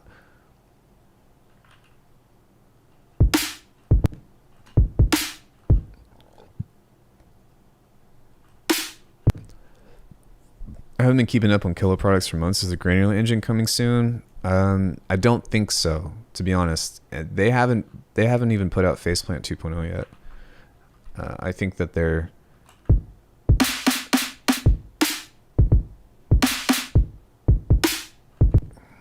Okay, I think that's all we need. Okay, so the reason, again, the reason why I did that was because we're going to resample this into the convolution reverb. I think Cam just put out a video about convolution reverb, to which I'm only sad I didn't do it sooner. Because I 100% agree that convolution is the fucking sauce.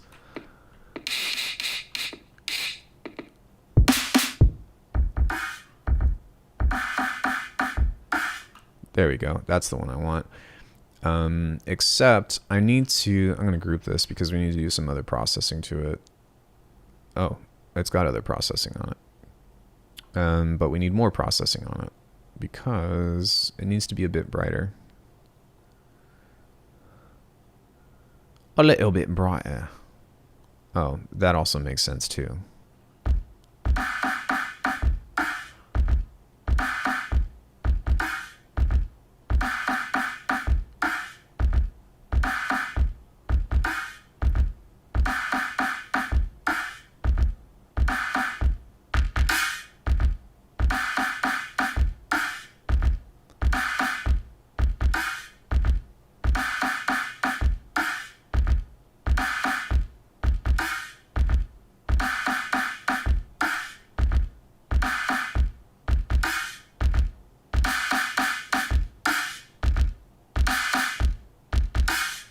They're working on updating SnapHeap multipass right now. Yeah, they're working on 2.0. I checked settings and it said Google was my search engine.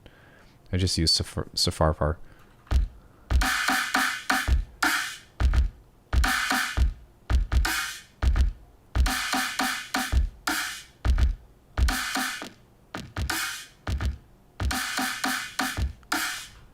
Okay, so what I'm doing is essentially building a new percussive instrument, per se.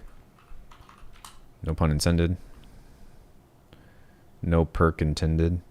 But yeah, but with this idea that I'm trying to implement, I'm trying to use, wait, is this in perk? Yeah, okay. Sorry. Thoughts. Now that I have something like this, I'm going to actually just simplify, I think. I also don't need this channel anymore.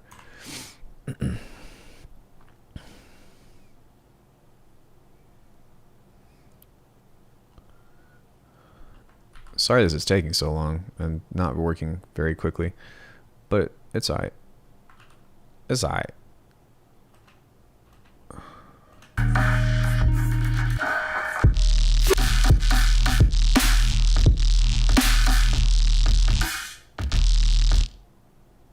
Oh shit.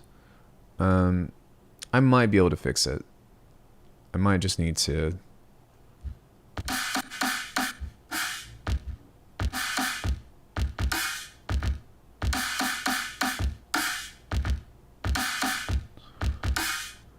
yeah, I might just need to layer it a couple of times, and I think that will be fine.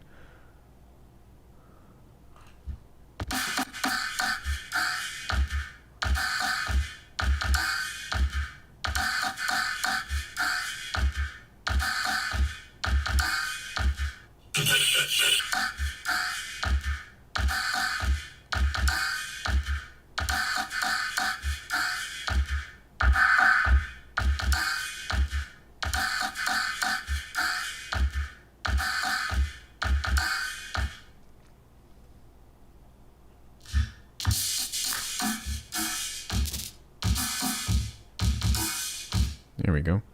That sounds pretty cool. I gotta go eat lunch. It's almost 3 p.m. for me. I read that wrong. It's actually 2:09. I'm gonna go have lunch. Okay. Well, thanks for coming in. Appreciate it. I wonder if it's possible to make convo reverb and modular with delays and sample and stuff. No. You can, I mean, you can do something kind of similar, but it doesn't really work that way.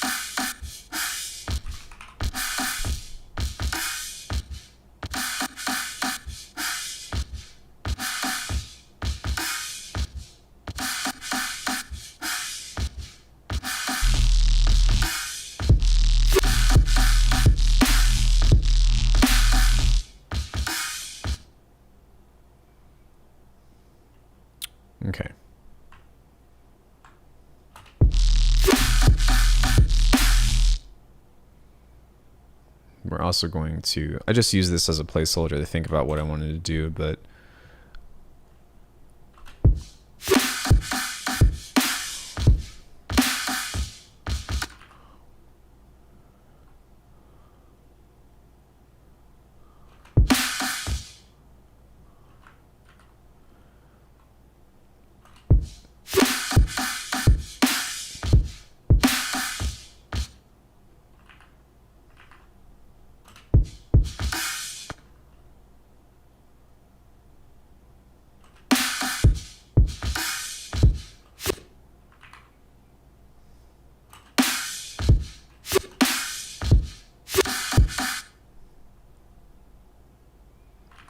so now I'm just kind of filling in some of the gaps on the beat, and we're just going to kind of continue to work this out.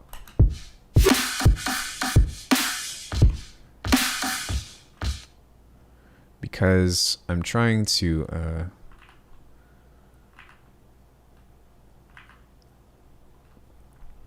pretty much just create like a sick break.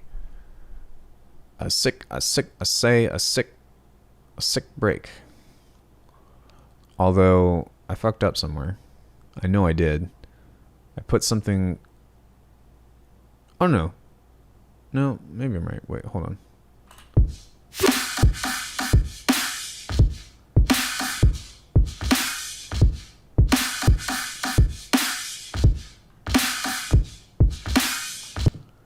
Okay, it's a good starting point. So now let's go ahead and grab the percussion from all this other stuff, and I'm gonna try to just like, actually I'm gonna grab it from here, I think. Just try to create a wall of sound, pretty much. 1, 2, 3, 4, 5.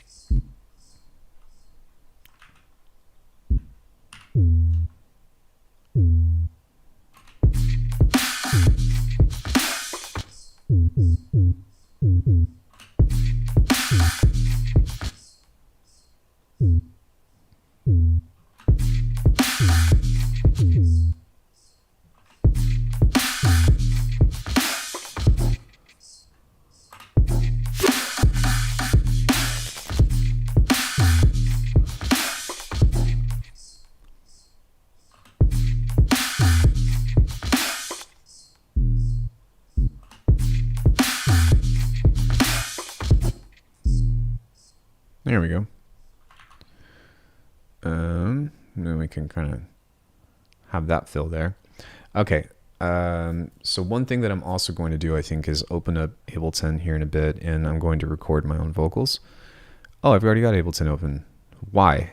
Why do I already have Ableton open? Oh, yeah, because I had to do the remix. So I have a confession to make. I made a song in Ableton recently. I know, right? How fucking blasphemous is that?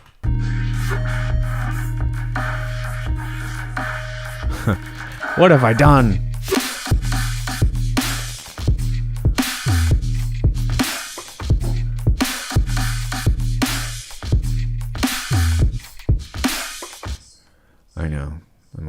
person.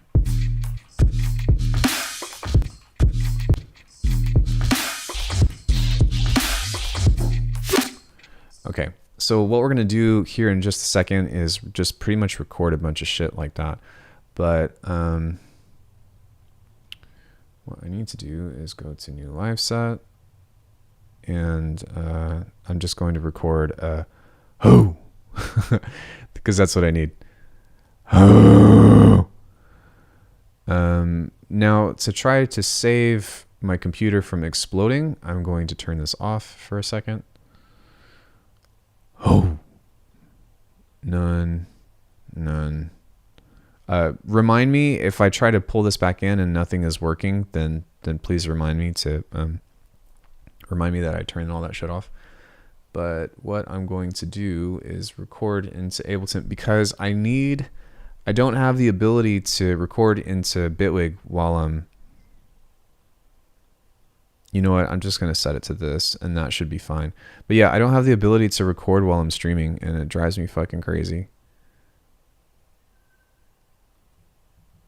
Okay. So this is the only way that I can actually stream while doing the thing. Hello, hello, hello. Hello, hello, hello. Hello, hello, hello. Hello. Hello. Who? Blasphemy Neuro. That's actually really cool. I like that. That's a good idea, Greta. Thank you. Oh. What?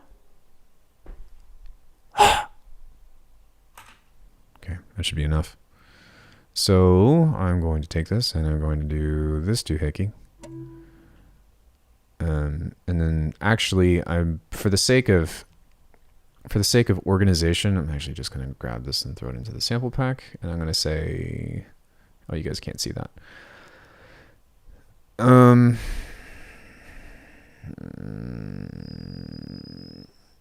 Sample pack chant win. New folder. Me. Oh.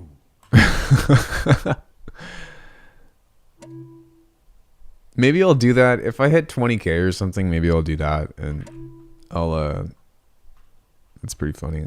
I'll do like a vocal thing. That could be pretty funny. Okay, I think that's all I need from this, so I'm going to turn this audio engine off so that way I don't break the thing. No device. Okay, the audio channel is off. Now we will activate the audio engine once more to none, and then multi-output, blah, blah, blah. Okay, please fix that, Bitwig, if you guys are watching this. If anybody works for Bitwig and you guys see this, please fix that so I don't have to do this. Because it's really annoying. Really fucking annoying that I can't stream and record at the same time. Think of the guitar solos I'm missing out on. Why? Why would you do that to me? Why? Somebody tell me why. I guess we'll just make a new audio track and then, yeah. Snap heap rando C part. Okay, add crash. Yes. Those are, writing notes to yourself is a very smart thing to do because it helps you figure out how to navigate shit. Now what I'm going to do is go to audio 111. No? Okay. That's fine. I think I'll just drag it in instead of trying to look for it, but actually I'm going to rename it Chant. Get in there, Chant. Okay. Oh. Rouse.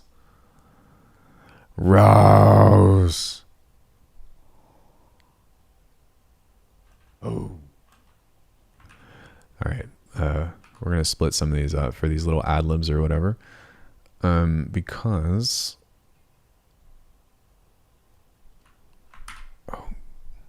we can use this as the downbeat to a lot of these things whenever something new comes up.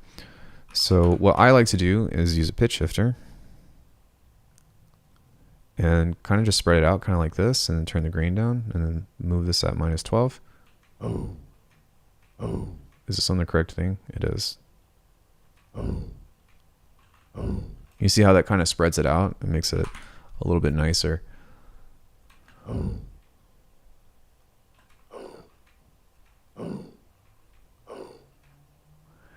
Now we kind of just need to saturate it. My wife came in to check on me because of the grunting noises. Sorry, Noko wife. Are you watching prawns? What the hell are you doing in there? All right, we're gonna use a touch of multipass to bring up the sibilant. Well, not the sibilants, but the high end, just a touch. Monkey mode. Hey, Tin. Yo, I have a tattoo of your name on my back. How does that make you feel? Nice. That sounds really good. Now we'll add some chorus to it, kind of spread it out a bit.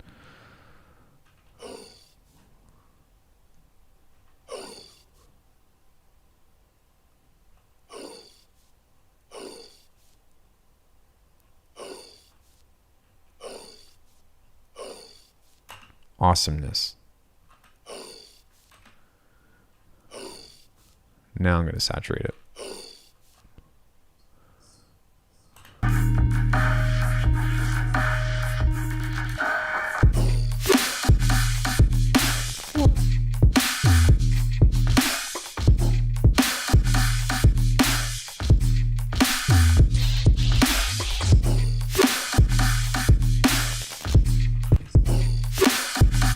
Okay, that needs to come up just a little bit more.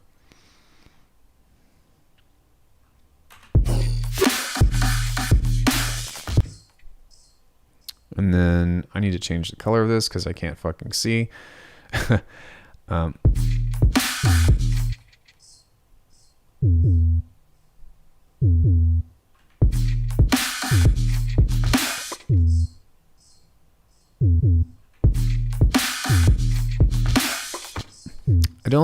I think I'm going to actually take out that octave on there and then maybe replace it with something else, like a fill bass or whatever.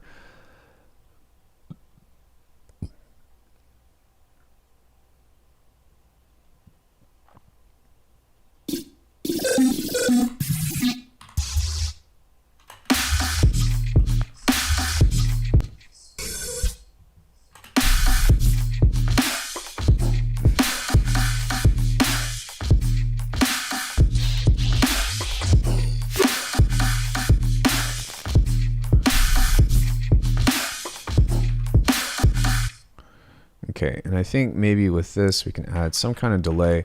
And what I'm trying to do with this is just create some kind of like wash of sound and shimmer. So I'm not really sure if this is going to work out or not, but I'm really just trying to create like this really cool kind of like break with this, with the dot, dot, dot.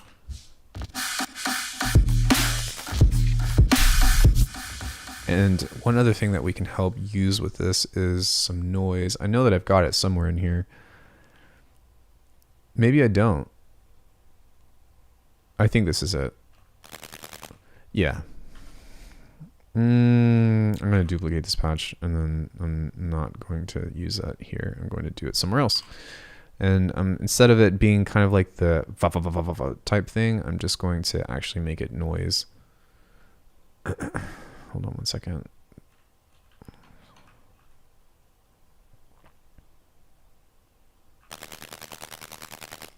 Get to the chopper.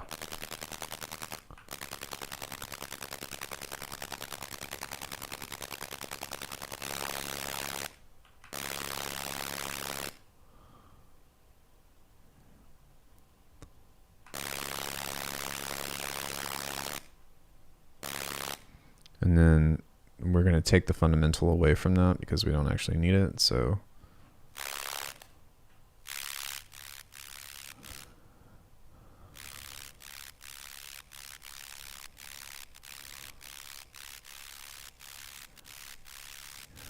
Vietnam intensifies? What?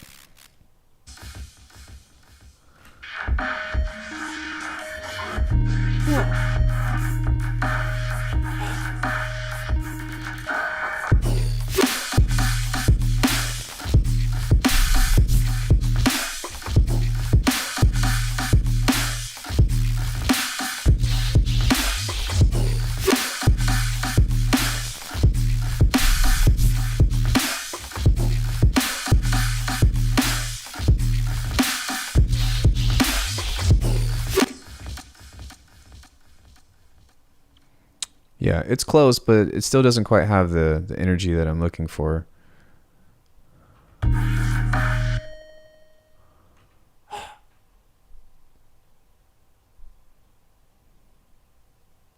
So we can probably use this, put this on the downbeat bass again here. And then we can duplicate the chant and maybe add an off thing right there. Move that over. What?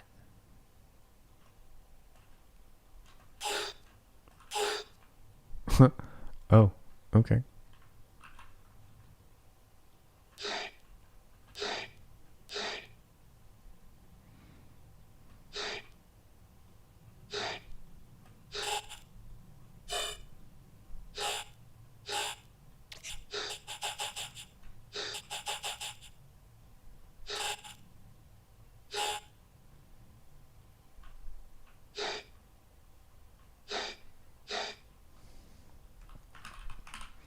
And it kind of just needs to be like washy.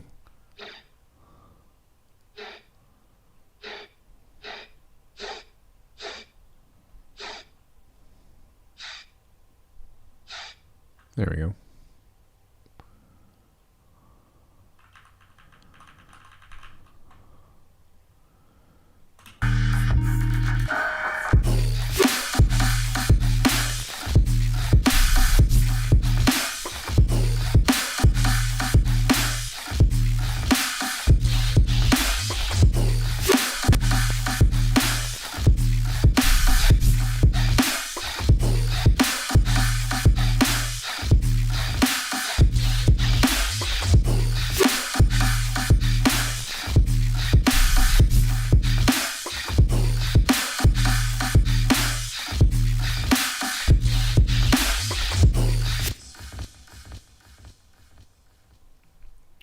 Now I'm kind of curious to see what this would sound like with the sub-reese.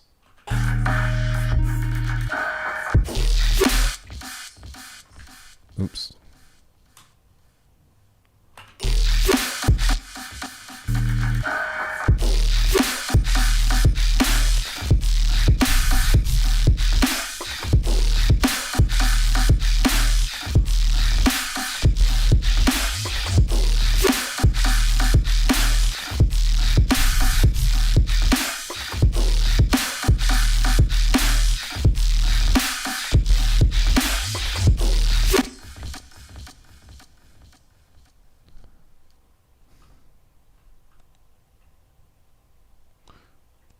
Now I have this idea that would be kind of cool with maybe like a piston type sound, so like a whoop, which if I do this right, it would sound pretty sick, but we'll see.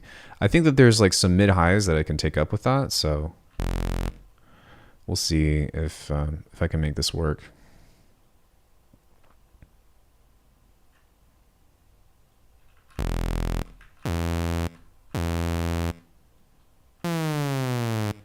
What?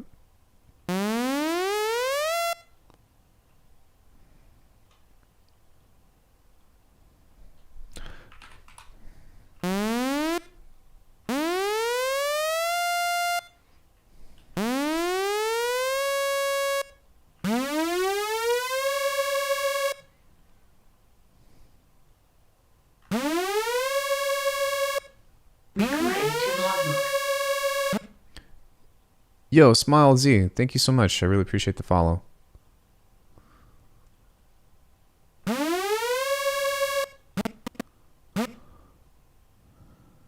And so I'm just going to use this as like a base, not base, but like as a foundation and see what it sounds like, and then I'll start to tweak the sound and make it more.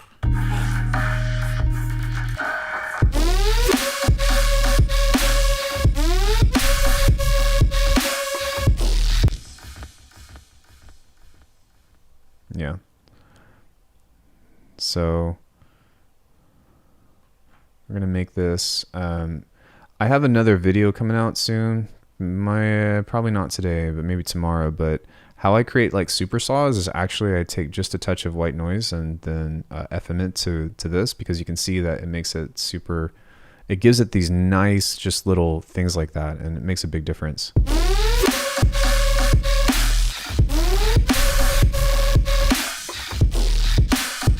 But yeah, just nice and buzzy for that high end.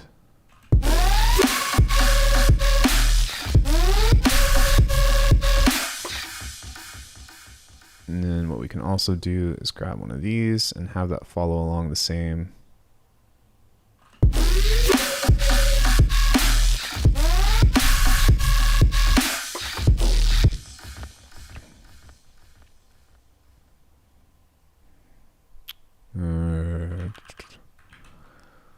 Now we just kind of need to shape this a bit to make it seem more interesting. And what I'd like to do is see, maybe I can use a flanger, but I'd like it to sound like it's cutting through the mix.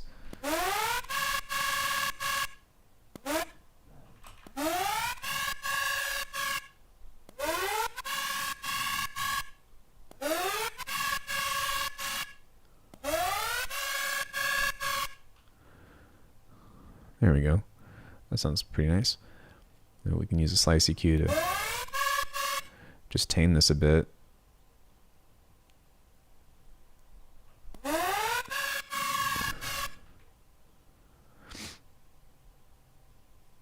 Although this synth sounds exactly like Kingslayer intro synth. I've never seen Kingslayer.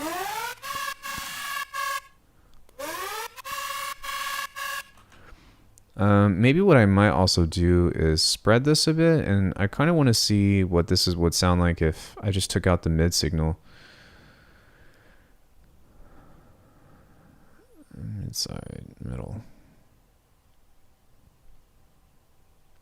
Is that one song Boomth did with Baby Metal? I don't know it, sorry.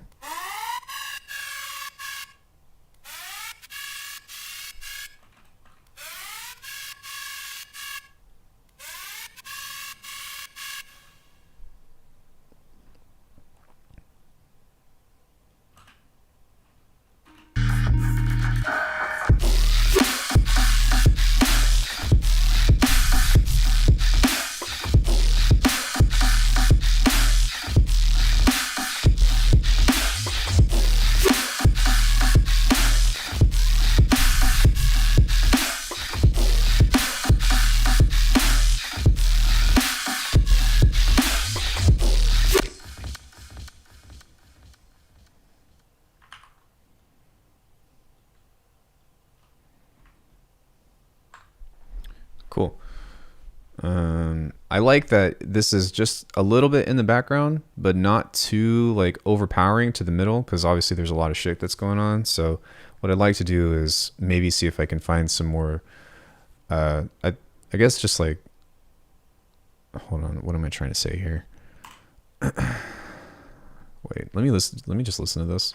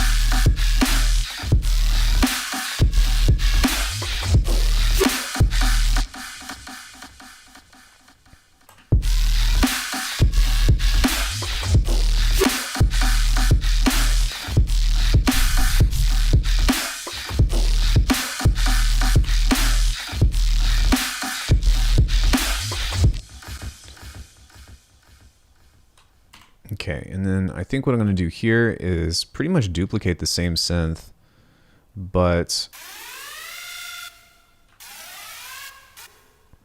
what I'm going to do is use this as an 8-bar loop, and then I'm going to move this, or move the attack of this way later.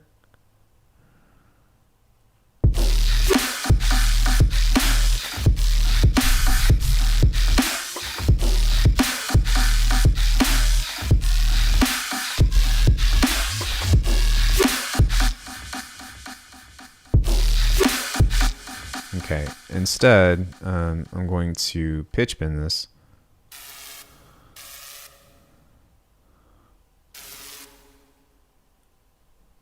Like really freaking high. Oh, I guess 24 is the highest I can do that. I didn't know that. That's kind of disappointing.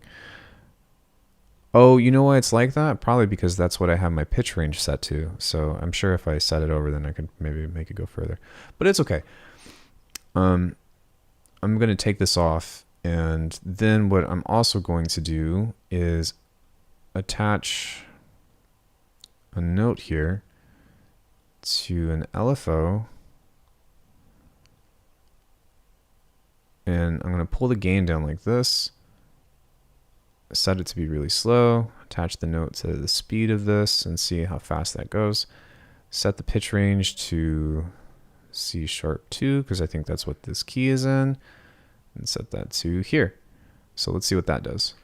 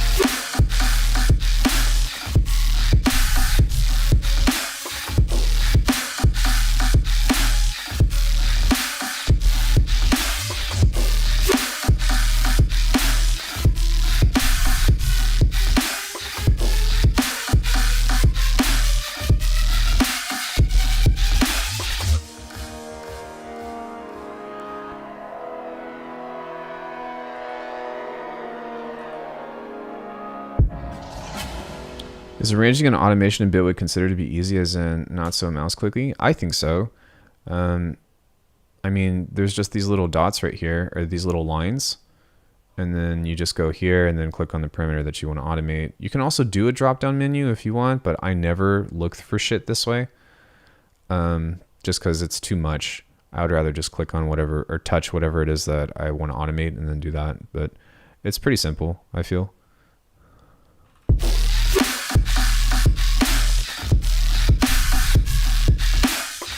All right.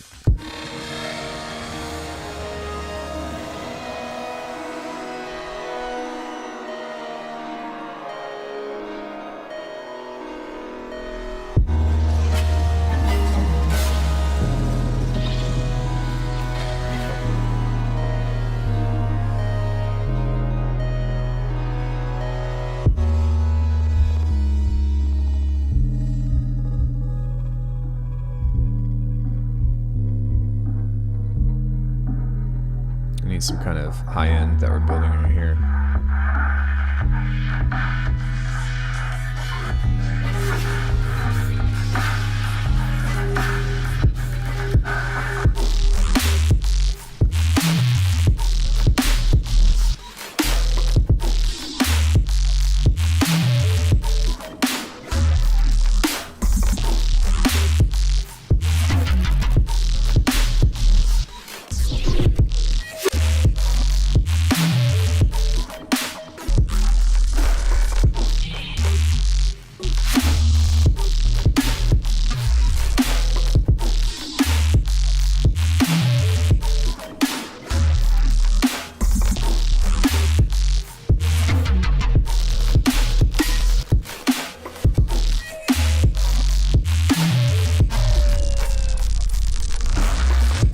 Wait, what are you using right now, Scorpio? Logic or Ableton?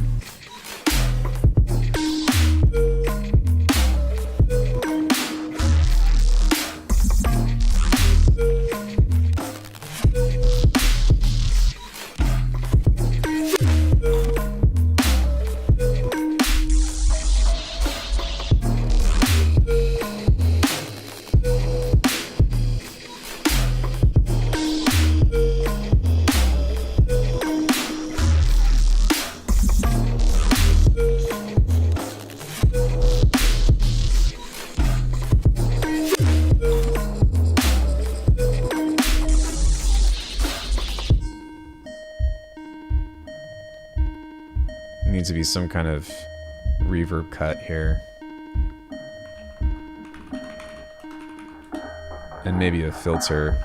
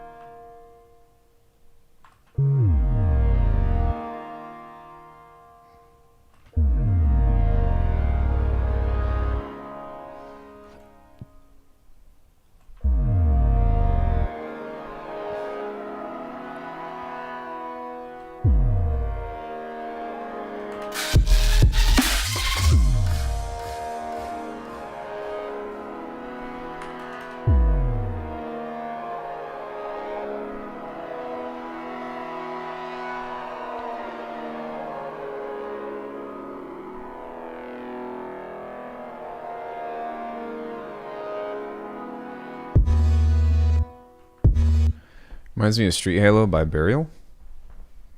I love Burial. Boom, boom, boom, boom. I was just talking about that song the other day. Na na na. I have a song that I did that. It must be the Xenophobia. I think.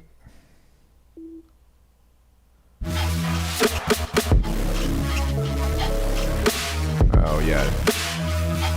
Na na.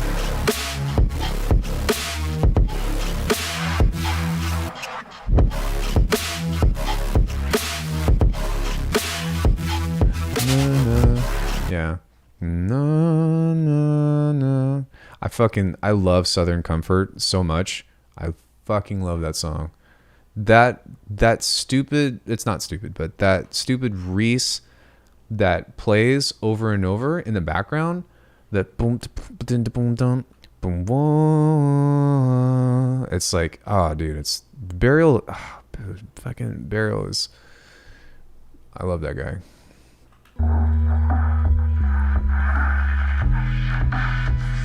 Yeah.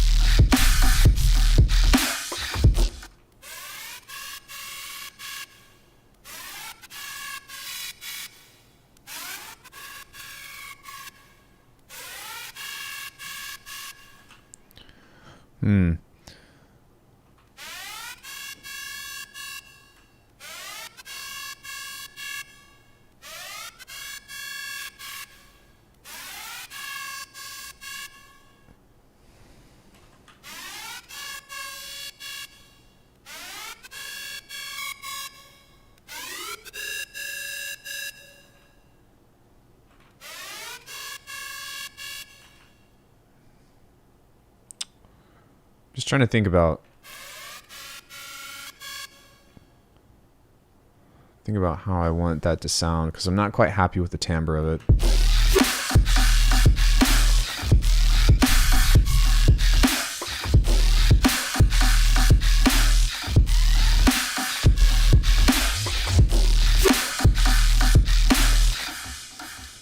And then with this part specifically, like I know that I kind of just have it looping over and over again, but I need to find places to break this up and like create spaces. But as of now, just as far as like sketching this idea, that's kind of what I wanted to do with the tune. Just make it like as like fucking slammy as possible. Did I start this track on stream a few days ago? Yeah, just about every song that I'm working on, I've done on stream. Every song that I'm working on right now, I've done on stream. I had to like take a second and look at my list, which I've got 1, 2, 3, 4, 5, 6, 7, 8 tracks that I'm working on right now. That is like, it's not necessarily close to being done, but like the arrangements are kind of inching closer. So like I said, I'm just trying to have something to play for June, because I'm playing my first set in June, and I wanted to be able to try to match the energy of some of the other artists that I want to play. So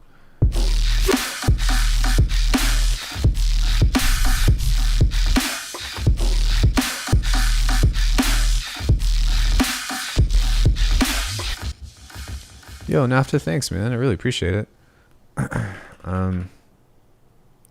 Yeah, my buddy G Space is flying me out to the Circus of Life gathering / festival. So we'd love to see you alas overseas.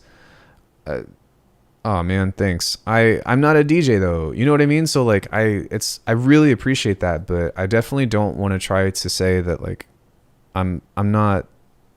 I'm nobody.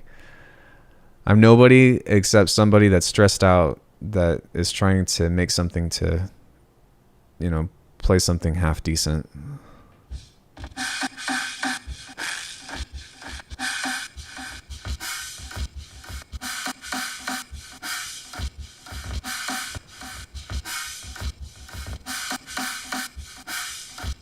No, I mean it though. Like it's not. And that doesn't, like, that's not a self-deprecation thing. It's just one of those means of being like, hey, remember your place, dude, because,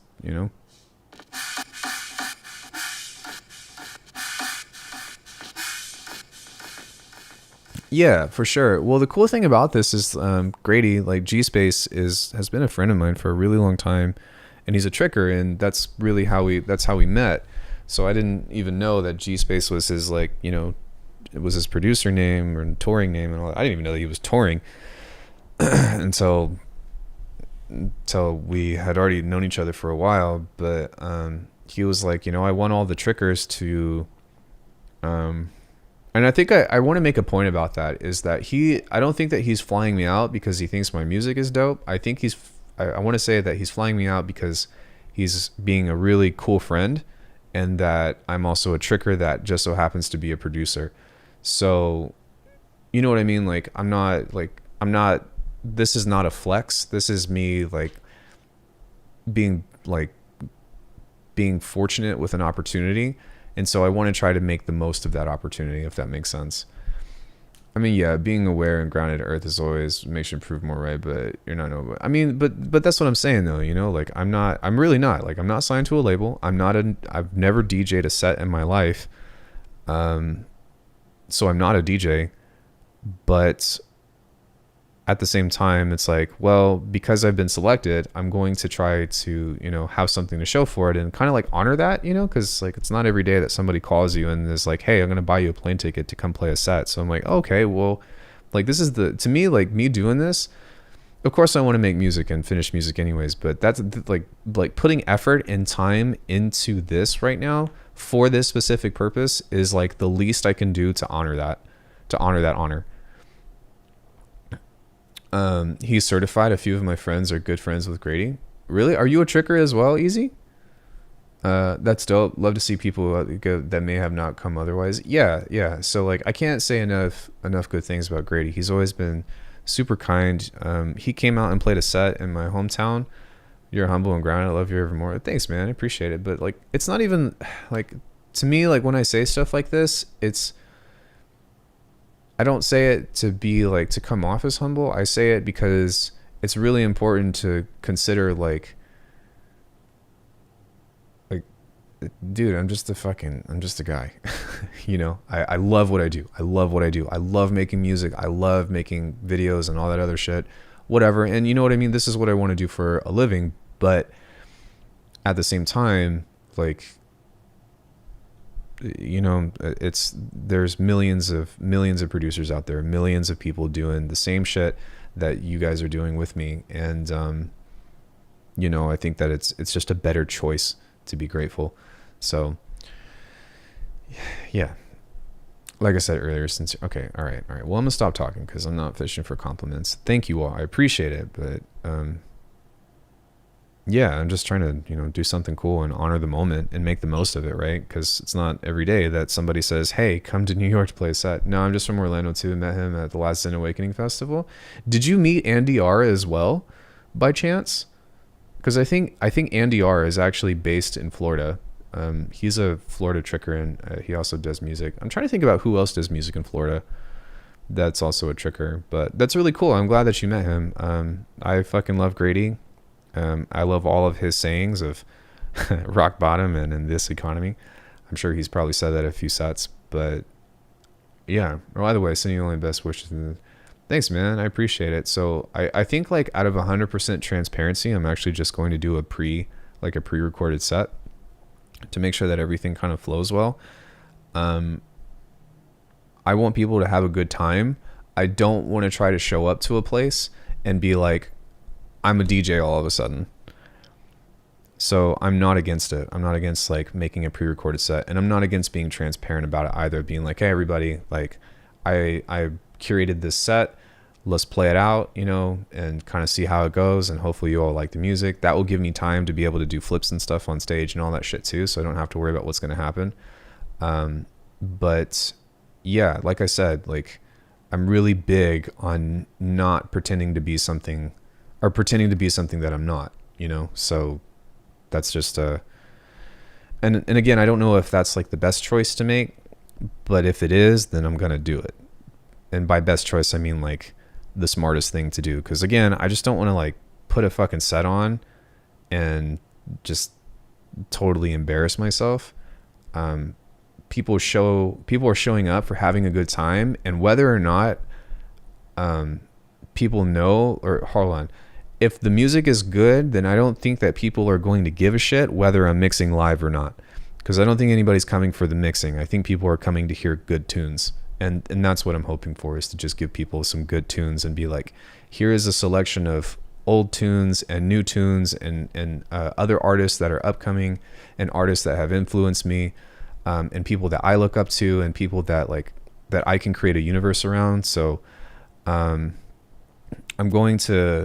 most likely, I've already reached out to all of the producers individually. So I've reached out to Chi. I haven't gotten a response yet, but I've reached out to Chi. I've reached out to Cage.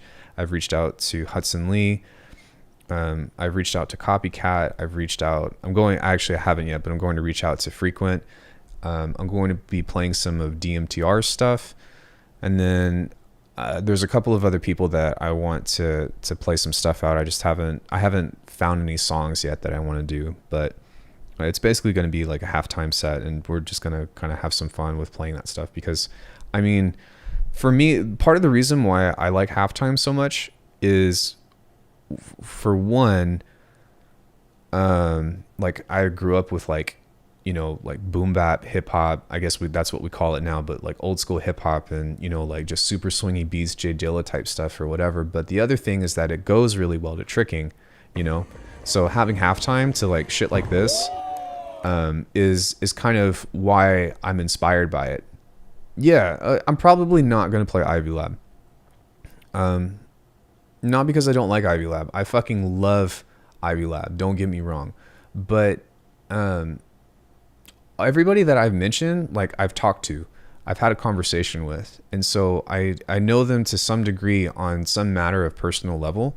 And because those people have given me that, because those people have given me the time of day to talk to them, like I want to play their music. Ivy Lab played on my system. It was a beautiful time. Yeah, I think like, and that's something that makes Ivy Lab so good, is that no matter what system you play them on, they're going to sound amazing. I was going to say just as amazing, but that's just simply not true. But they're going to sound really good, and they're going to have an impressive output for sure. So yeah, that's kind of what my goal is. That's what I want to do. So only thing with a pre-recorded set is that you don't have the flexibility to go with the vibe of the crowd. Don't you see that as a disadvantage? Function 1's BB. So no, yeah. And I've thought about this, but what I'm aiming to do is I'm going to have so many songs in this hour set. And most of my music is only maybe 2 minutes or so anyways. So if people aren't really vibing out to it or whatever, it's only going to be a couple minutes, right? It's only going to be 2 minutes of time, which could be an eternity, because I understand that like being in the moment with a crowd or being in a live setting, I don't know if you guys have ever sparred or fought before in your lifetime, but 10 seconds feels like a fucking lifetime. So I get that. But at the same time, I think that for what it is, what I'm trying to do with the hour or whatever, I could always transition or something, but I don't think it's going to be like so much time to where it's going to be some shit. You know what I mean? And if that does happen or whatever, then I can always start to switch it up, or maybe start to build, or maybe think about putting some effects on or something to kind of transition into the next song, you know? And that's kind of one thing to do, because maybe they're not going to like the next song either or whatever. But again, it's like, I don't know, to be honest. I don't have these answers. I did think about like putting all the songs into a single set, into like a session view, and then cutting it up into different sections and all that. But I don't really want to set up like cue points and all that. And I don't really know how to do that. I don't know how to DJ. That's the thing. Like, instead of me trying to be all technical and explain shit, that's the bottom line, is I don't know how to fucking DJ. So I'm not going to pretend like I know how to DJ. I'm just going to put some tunes on and be like, half of these are me, half of these are my friends, or people that, you know, people that have directly influenced my journey. And I think that's if it got a kick in the bass, the crowd will love it. Yeah. Thank you. Hope so. By the way, Dash, if you have any, I don't know if you make halftime, but if you have any halftime stuff to send me something, because I would love to shout you out too. I want to represent everyone from South Africa. Jengoza, if you're chilling in the chat, hit me up. If you've got something that's 85 BPM, please send it to me.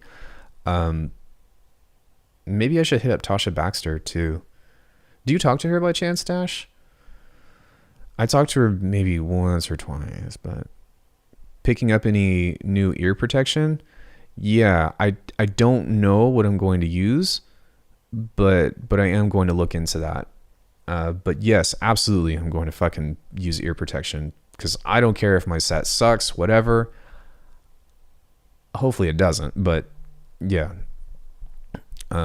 Hopefully it's somewhat decent, but yeah, man, I'm not gonna fuck with that. My ears are way too important. And that's the other thing that I am a little worried about too, and that's why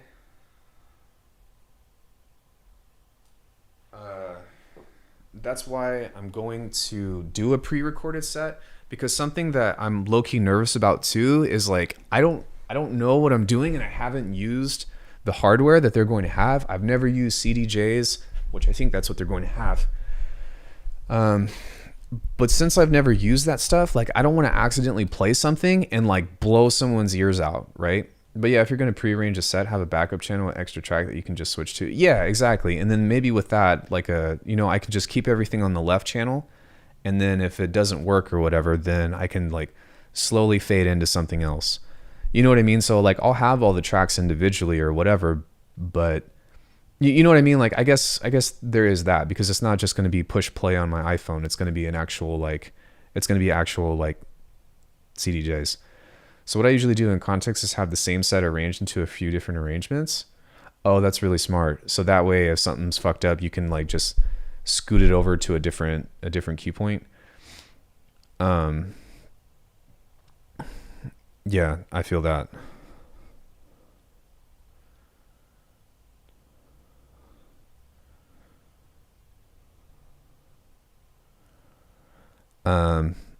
But in saying that stuff, like I definitely have a lot of problems to solve, and I'm not trying to figure it all right now.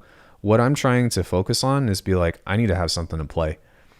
And that's kind of what I'm focused on, more important than anything.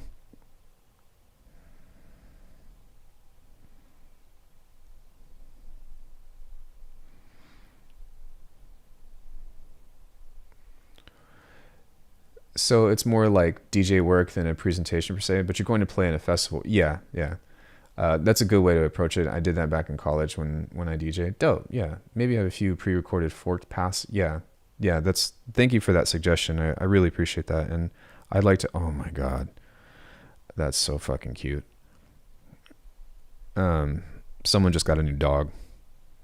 But yeah, I just want to make sure that people have a good time. And so, no, I'm not going to be using Tractor.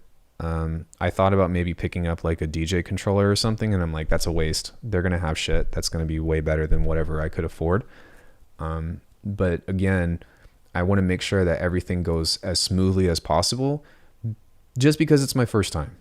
In my experience, though, it's more about looping parts that the crowd likes than removing the track that the crowd doesn't. I'm trying to figure out how to drop a loop at specific length in Bitwig.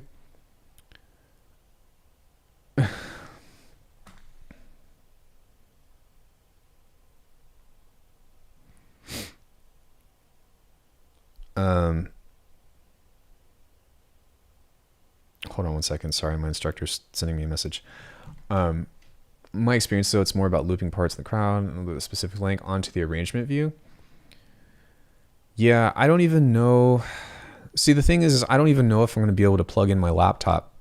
And that's why the pre-recorded set makes the most sense, because I don't know the apparatus that I'm going to be on.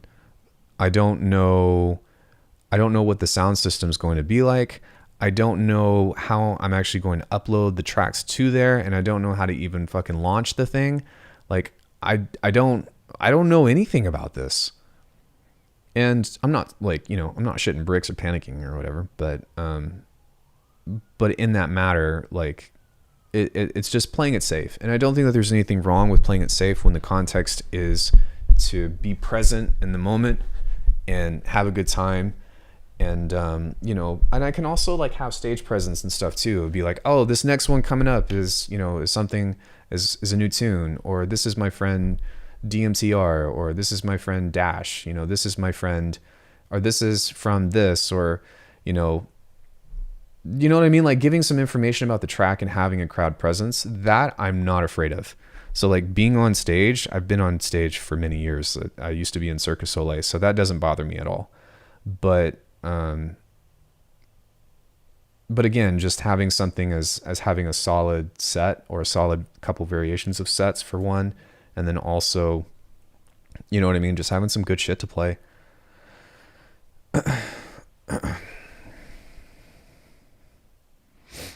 It's June 15th through the 19th. Always have redundancy too. Take duplicate flash drives with prearranged set. Okay, yeah, thanks for that as well. I'll probably screenshot all of that information. Thank you for the advice. That's one thing that I definitely like. DJing is not my world. In fact, production is not my world either. Contrary to popular belief, perhaps. Actually, I can't even say that because whatever. Production and DJing is not my shit. Sound design is what is what I would claim to be an expert at. And load the waves into record box and then export the playlist to you. What is record box? Is that software? I just do it in Bitwig if I had a decent controller. Mixing like would be familiar. Yeah, I'm going to do the pre-recorded mix in Bitwig for sure. That way you can guarantee it will load on the Pioneer decks. So is there a certain format that the decks load into? Like, is it not wave?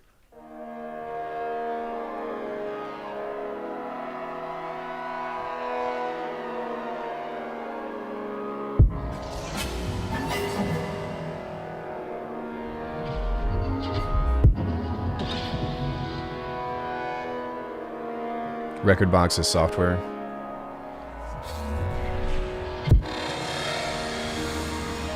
Yeah, I feel stupid for even like asking.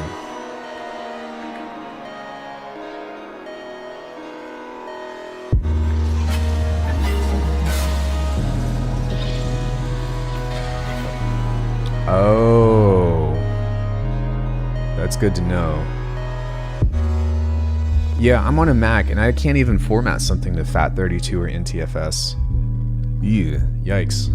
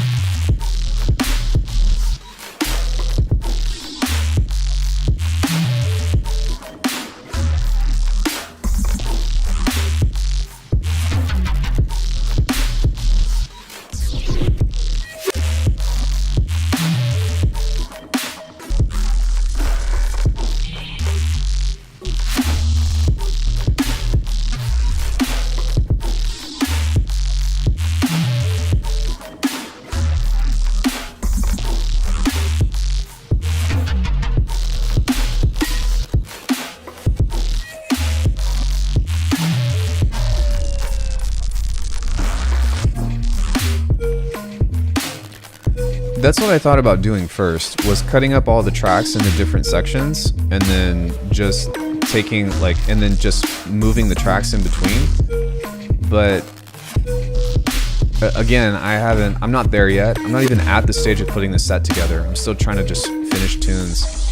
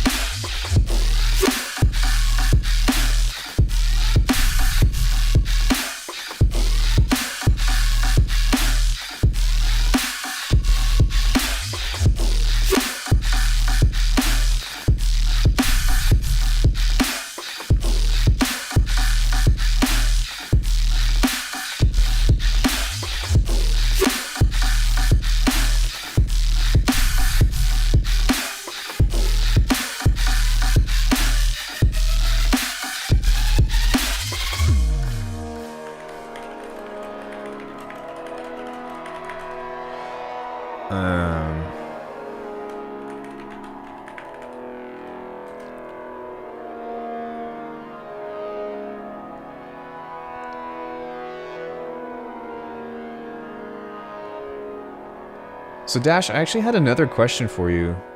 Yeah, and I'll definitely do that. It's kind of a mixing question, but I'd like to figure out how I can make my mixes more airy, because this has a ton of high end in it, but it still sounds hella fucking quiet, like hella dark. And if I look at this through a spectrogram, maybe not this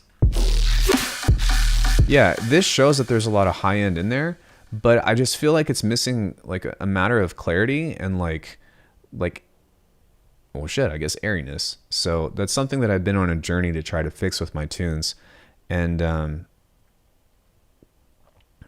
it's just it's just something that I'm like, fuck man. But yeah, so some things that I want to do to this is the whole tune needs work, but I finished the arrangement, which is the most important thing.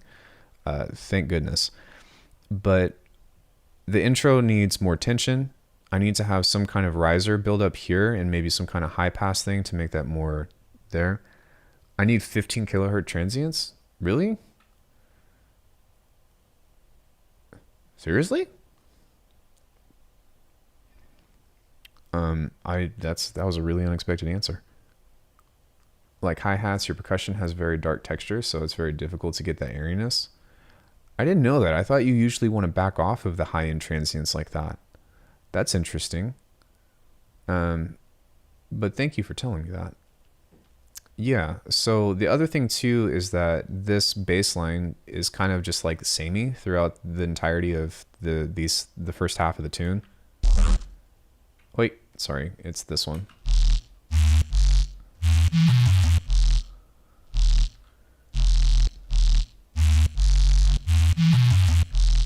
So what I think I'm going to do is I almost want to change this into a new synth or do something to this that's going to switch the synth up.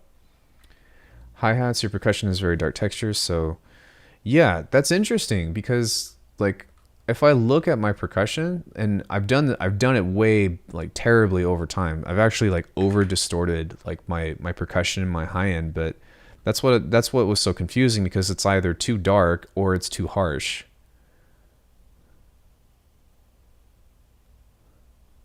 Hold on one second.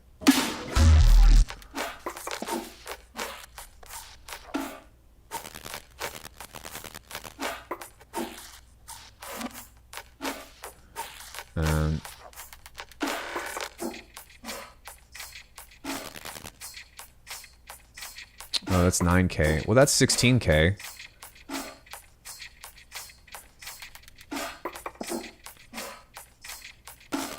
Okay.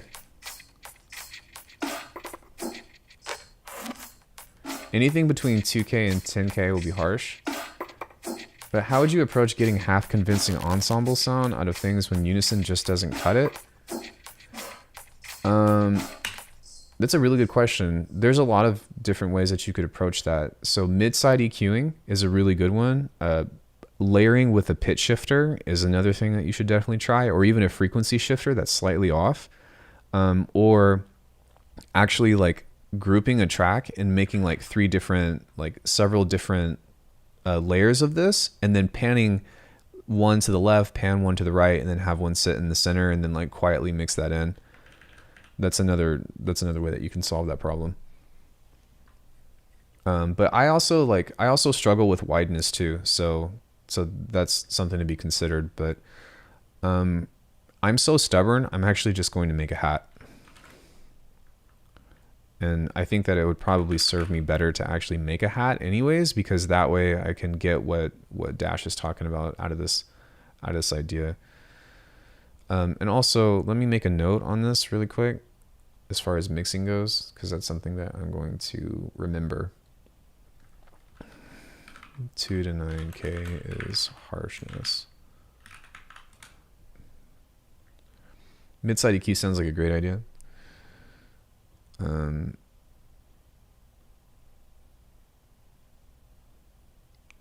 Yeah, I suppose I could. Hold on one second. No, yeah, we can do that. No, yeah, nah, yeah, nah, yeah. You guys ever do that? I do that to myself all the fucking time and it drives me crazy. Yeah, but nah, but yeah, I don't know. Nah. Yeah, nah.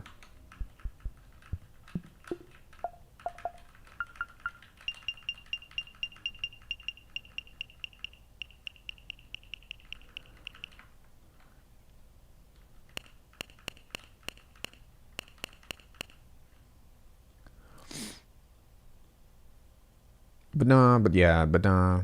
But yeah, but nah. Yeah, nah. In a moment, I will ask you to please play a loop for me to rip my DAW and to check the curve and give some good mixing advice. No, I don't. Well, yeah, but I don't know, possibly. Wait, in a moment, you will ask me to play a loop for you to rip into your DAW to check the curve? Surely, maybe. Mayhaps. I can, yeah, I mean, I can't really tell. I don't usually do. I'm not really sure what the nature of what you're saying is, or if you're fucking with me, because I'm asking you for please now. Wait, what? I'm so confused. What? Somebody help me. Oh, play a loop of my track. Okay, hold on one sec.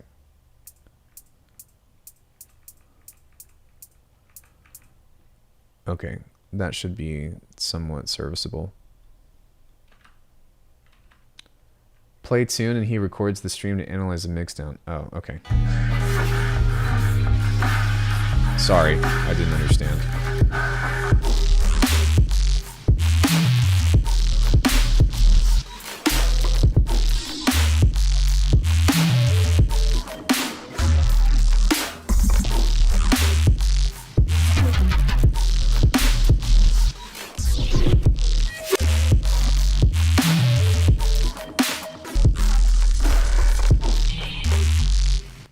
Yeah, sorry. I feel down.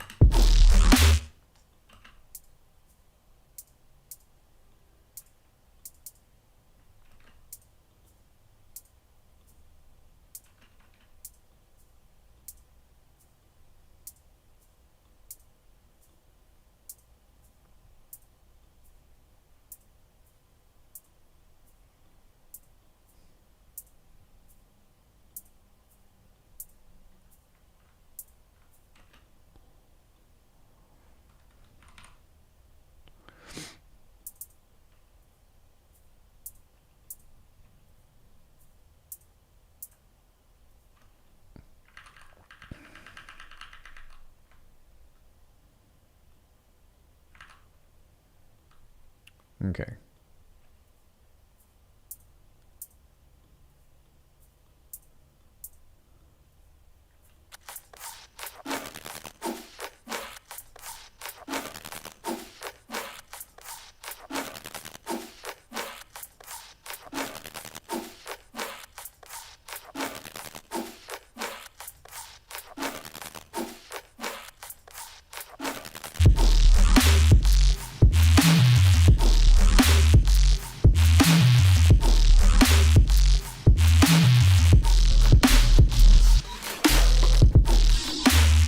I thought maybe having a cool rhythm would be interesting, but I think I'm just going to set it back to a regular 4/4. It's already got a time shifter on it, so again, this is just, I just wanted to use this to see if I can experiment with making that a little bit on the higher end.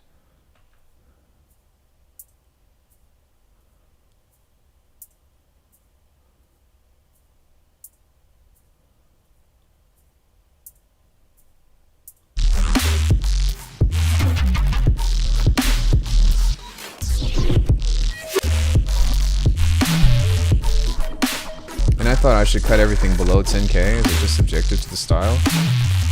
10K? Wait, what?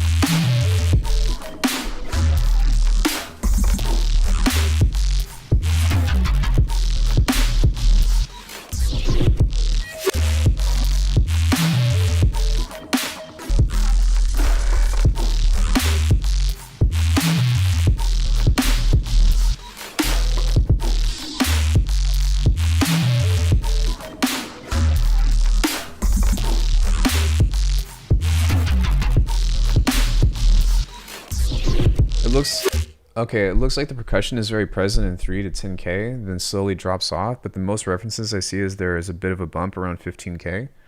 Oh, interesting. Hey, mate. Oh, hey, Dominus. Is it me or have you managed to make your beat grid darker? No. I mean, the only thing that I did was make this black. I think this is, yeah, I think this is darker because it's grouped. Wait, why do you have to request to be off?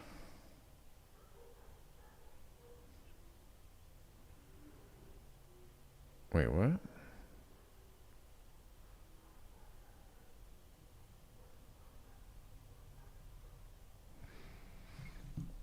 Yeah, I got that idea from old school boom bap approach. Somehow it stuck to me to this day. Yeah, I'm not really sure. I'm not really sure how to fix those kinds of problems, but those are like the small things that I'm trying to like get better at with my production, because those things have been those things I feel are like key points that are holding me back from like making my songs better, of course. Breakdown. Oh, I see. Yeah.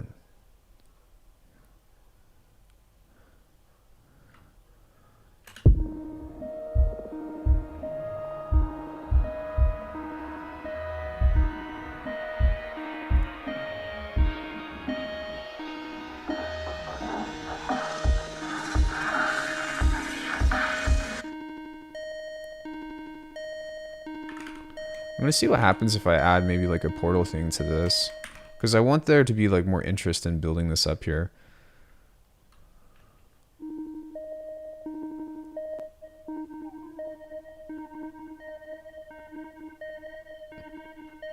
That's actually really cool. I might actually automate that from the dry wet.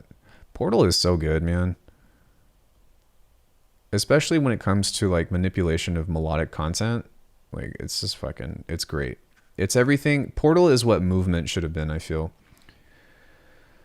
So 3.5 kilohertz. What is Portal? It is a granular effect. That's what it is. It's a granular effect. And it's really awesome. Hi, Basho. Okay, so 3.5 kilohertz above 6 dB and 15 sound great to me, but that's on a bad YouTube rip, so amounts may vary. So 15 kilohertz boost of about 7. It's granularizer effect. I tell myself that I don't need Portal, but every time I see it, I wish I had it. It's a popular game by Valve. So should I take the percussion and maybe boost a little bit at 15K for that? Or maybe do like, maybe boost the mid signal of that? Because that was something that DMTR helped me out with too. Because like with my drums, if you look at the snare,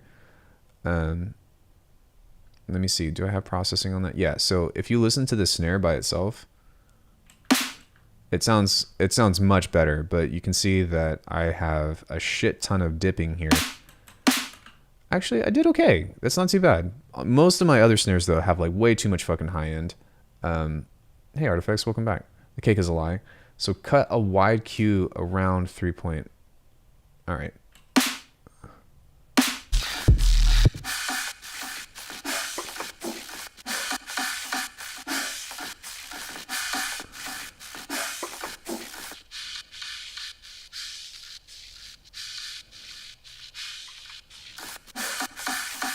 And then boost 15K.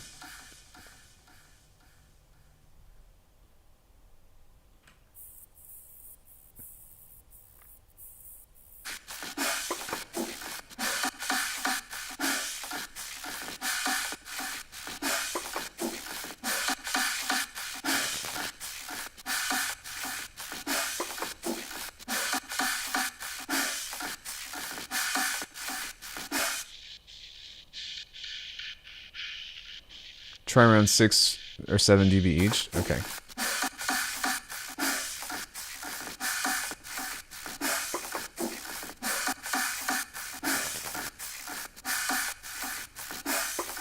That's a really big boost though. Okay, let me A/B this. And thank you so much for your time. Like, these are problems that I didn't know how to solve, and that I'm not like really aware to like quote unquote hear. Like I realized that my mixes are too dark, but I've never known how to fix it, because just boosting the high end usually, or like adding more saturation to the high end anyways, has usually been like, ow, my fucking ears. a wider Q in the mid. So like that.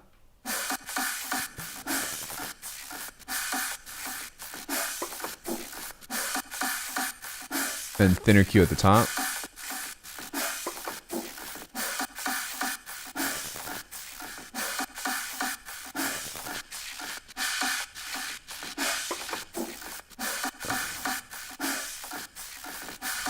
So, and I guess like, what is the theory behind this? Is it that because of what you said earlier about 2 to 10K being really harsh, that like when you have percussion, you actually want to dip that a lot and then have focus more on the high end?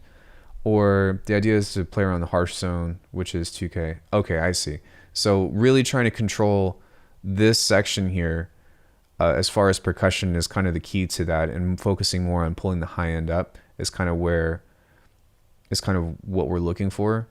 By the way, everybody, please go follow Dash Glitch. And I hope that I'm learning something right now. So if you guys are learning something as well, like please go to his channel and thank him by subscribing to his channel. There's a time to be a teacher and there's a time to be a student. And right now I'm just trying to figure my shit out. Okay, so that makes more sense. Let me write that note down really quick. Thank you. Thank you so much, by the way. Hi, greetings from Greece. Hey, hello, how do I say your name? I don't know how to read that, but check references. You'll notice in like 90% of electronic music, goal with perk is to play with 2 to 10K, which is considered to... Marios, thank you so much for coming in and saying what's up. Considered to be the harsh zone. Boost above, or boost around 15K for clarity. Dip in the high mids, which is interesting because isn't that where the percussion usually sits? I'm trying to do everything. Our freeware has become much less of a burden in recent years, but we still don't have a nice granular synthesizer. I'm pretty sure there's a free one. Oh, Paul Stretch, dude. Well, I guess it's not a synthesizer. Yeah, it is a synthesizer. Paul Stretch is free. It's been around forever. Dip in the high mids. Okay. So that solves one of the major issues that I have. Thank you again.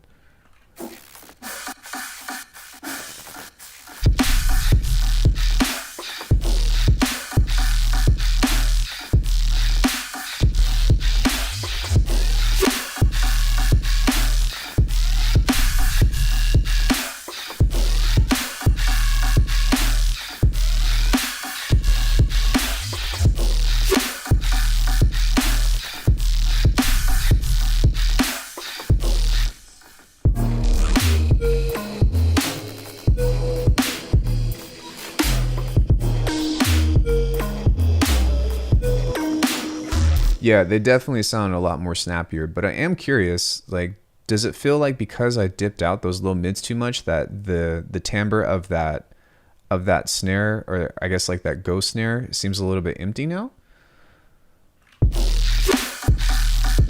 That bop, bop, bop, bop, bop, bop. Or is that typical within a mix like this? And I ask earnestly, so like, it's not, you know, how do I say that? I'm not dishing away the advice that was given, but now, most of the time when I ask a question, it usually leads to another question, so forgive me. One is Quill Comcaster. I'm hearing it more audible now. So that seems more clear to you? It was a bit masked from before? Interesting. Okay. Yeah, I'll leave it as is for now. And I'm going to mess with this and listen to the other and like A-B it as well. I know that the mix ultimately is my choice and stuff, but at the same time, like, I like to know about, for one, thank you for the information, but two, I like to be able to say, okay, well, why does this stand out in a mix? Why does this work? Or what is it about this that this is performing? And really like understanding it on a granular level, no pun intended, but can confirm sounds airier. Thanks, Avin. Yeah, everyone, please give Dash my regards. Thank you so much. Fast peaks / transients often occur in the higher domain, so boosting the high frequency a bit with a narrow EQ accentuates the transient. So the next question would be though, like, does it sound sharp or does it just sound clear? It's pretty obvious I enjoy granular stuff. Sandman Pro, Max for Life granulizers that come with Ableton, Paul Stretch. No, I think you need more artifacts. You're clearly missing the most important one. And that most important one would be, hold on one second. Da da da da da da da da. Recording to log. This one. Yo, shit. Freyskin, thank you so much for following. I really appreciate it. Since we've got a bunch of people in here, if you're gonna follow me, please consider following Artifacts and Dash Glitch. Are there any other YouTubers in here that I haven't said hi to? If there's a Data Broth lurking, speak now. I mean, I can shout him out without him being here, but Data Broth is another excellent channel to follow. Who else do I recommend on YouTube? Bunting has been doing well. There's Venus Theory. There's In the Mix. No, I'm just kidding. Not unpleasantly sharp, more clean. Okay. So like I need to figure out how to train my ears to figure out like what is sharp and like piercing versus what sounds clear. And that's something that I'm kind of like quote unquote deaf to. Or maybe like ear blind or like, I don't know how to describe that, but that's something that I'm not really sure how to, like, I notice it in other mixes, but I don't know how to figure it out or how to like, yeah. Are we shouting out good sound design YouTuber? Yeah. Just any good YouTube channels, I guess. So I think that, I think Glitch Machines has a ton of granular synthesizers that always go on sale for dirt cheap. So it's not, I guess it still doesn't quantify as like free, but good evening, everyone. Hey, Delphine's Beats. Welcome to the stream. Seamless. Yeah, they're Seamless. Although, has Seamless posted anything recent? I don't know if he has.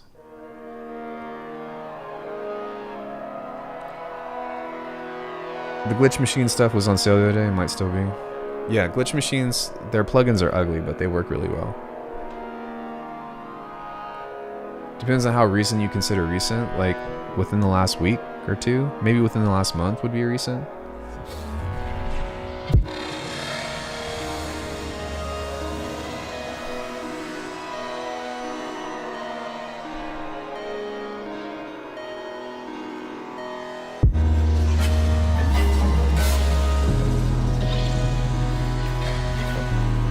Month probably. Okay, yeah, I meant like that. Yeah, that would be.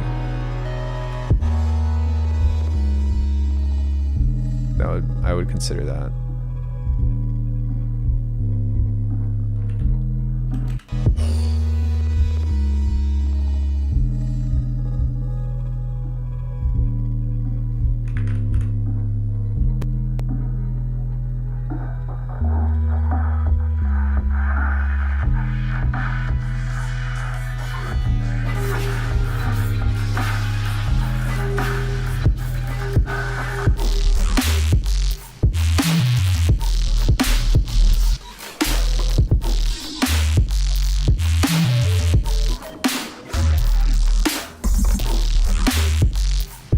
Yeah, for sure. But I think you know what I'm talking about.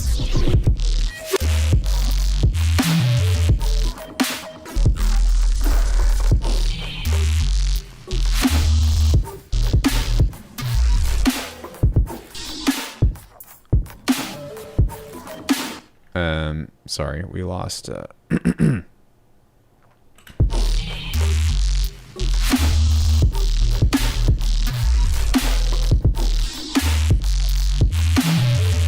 yeah, Wolg also has a really cool tool, Grain Spec. Let me add Dan Larson. Yeah, Dan Larson also makes some, he's an OG as well.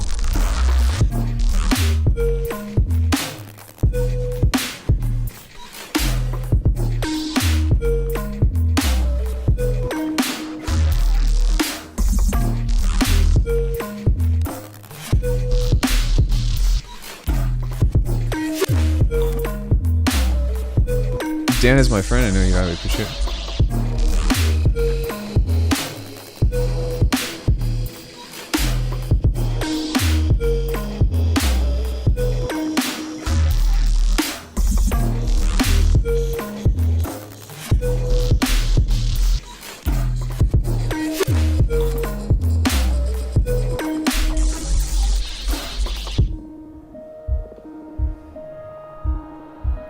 Oh wait, wasn't I designing? No, yeah, forgot that I was designing white noise over this before I started asking about mixing stuff. So, well, the reason why I think that, like, I know that it is contextual and everything is contextual, but at the same time, like, that trend that I'm talking about with my mixes is noticeable in every single song that I've made. So that's kind of why I'm like, I guess, pulling at straws, because I'm like, how do I make my mixes sound like more clear, and like, how do I, like, I can hear the difference, right? But I didn't know how to fix it. My neighbors just checked the loan of your song and they accept it. Thank you. 808s is something that has been a recent victory for sure.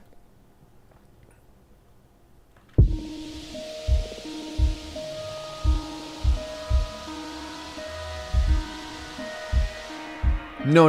I know, I get you, but I still don't know how to, like, I still didn't know how to fix it, you know, because it wasn't just a matter of like doing this and dipping this and pulling this up and pulling this up. It's more of kind of like an overall production thing. Or I guess it is, because you technically might have just solved the problem, but either way, I couldn't figure it out.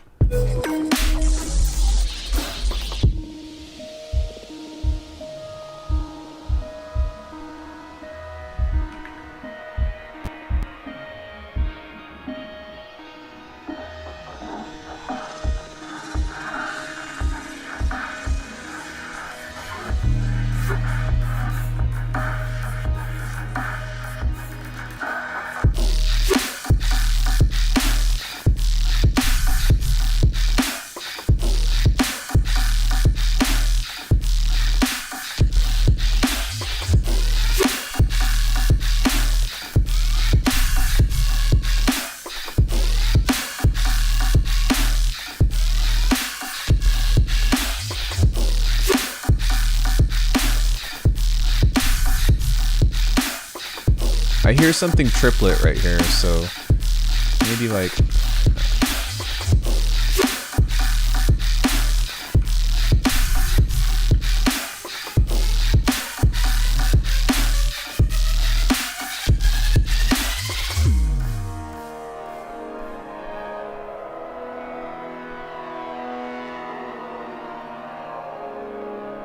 No, dude, plug away. That's the least I can do. A lot of the newer up-and-comers have everything saturated everywhere. It's crispy, but just noise at that point. So, and I resonate with that. But at the same time, like, that is useful to somebody like me. And the reason why that's useful to somebody like me is because I like to make quote-unquote noise music. Like, this has melody and shit or whatever, even though it's super basic, but a lot of times I like to just use like textures and stuff to build tracks, right? And so if I can make a sound that is interesting, sound super clean, with a good low end, even though it's atonal, so it's like, but it sounds like it's blowing up and it increases and has like huge stereo-ness to it and has good clean drums. Like, that's the kind of music that I'm okay with. I'm not okay with me, but that's the kind of music that I actually prefer to make. A great example of that would be like Audica or stuff from Rawtech, or things of that nature. But as far as like stereo, getting things to sound really wide has always been an issue for me. And then also getting things to sound really clear in the high end has also been another issue for me. So, you know, any advice that people have on those subjects, I'm always like listening very closely, because that goes not only into the mixing aspect of making tunes, but also into the aspect of like, of placing those choices within my sound design, if that makes sense. So, you know, if I'm going to go back and make a neuro bass or something, and I have that idea, or I have that way to kind of fix that, then that's kind of something that's a tool now, or that's a trick, or that's a technique, or, you know, a skill, whatever, or something to be more mindful of whenever I'm designing that, because I want those things to be big and full and stuff, and not just be, you know, I hate when something sounds really interesting, but it just sounds dull. you know, and that almost seems like an oxymoron, and in some cases it is, but maybe I'm describing something that has a lot of movement, but something that can't stand on its own.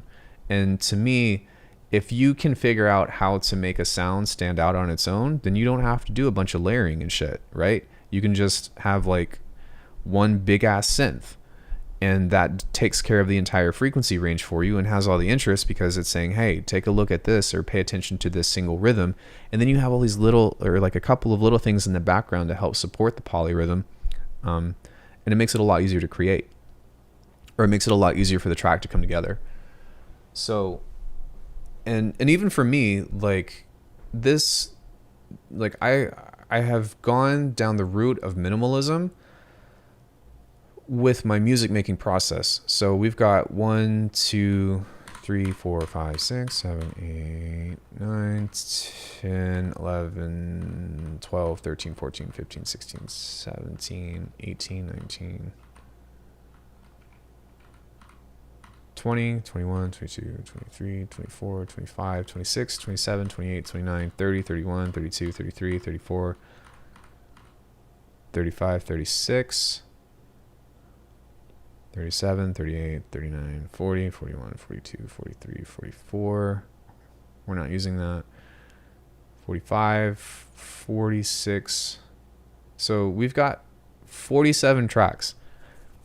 My older tunes used to have maybe 3 times as much. And for me, like, even still, I feel like this is excessive in some cases. But if I can get away with having as least amount of tracks as possible, like, that's what I'm going to go for, because I don't believe that, and I think that it's really inefficient to just stack shit. And I think that you run into more problems than not. And like, layering is definitely important, but layering with taste is even more important. And that seems like a dumb thing to say because it's blatantly obvious, but it's not always so clear cut. But yeah, instead of thinking, man, I need more sounds, or it's not enough, and then just piling shit on top of each other to just stack sounds, I want to make something single stand out as much as possible. So that way you still have room for the spaces and all that.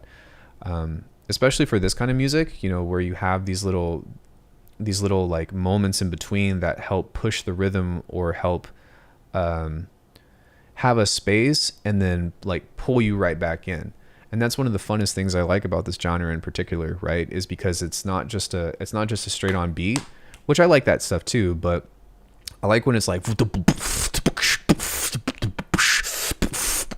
and it has that push pull, that breathing to it, is something that I really admire about this genre, and that's why I care about it so much. But that's the kind of stuff that I dig. So being able to apply the neurobasses and heavy drums and all that with that and make the sound fill out is kind of the priority, and that's why I think that's a missing key component towards the music that I make in the first place.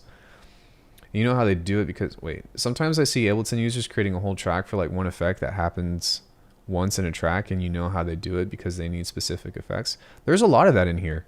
There's this is pretty much just one instance. Yeah, there's a ton of those little moments here that maybe come once or twice, and those things matter. And usually though, that's for like fills and stuff, or like you have like beats and shit or whatever, and then you've got like just one little empty space. So like this would be a great example of that, right? It's not necessarily on its own track, but it's one thing that kind of is just sitting out on its own of one specific unique instance. And that's what's really fun, is like making a beat and then filling it up with small but unique instances that help create variation within the track. Like that's the kind of stuff that I dig. And that is really fun. That's a really fun aspect of music making that I think that everybody should like explore at some point, because it really makes you consider, or at least for me, it really makes me consider like, what is the tune about, especially because it's not necessarily melodically driven, and how do I make it so catchy that somebody wants to listen to the loop again and again and again and again and again, you know? So that's kind of where my priority lies anyways.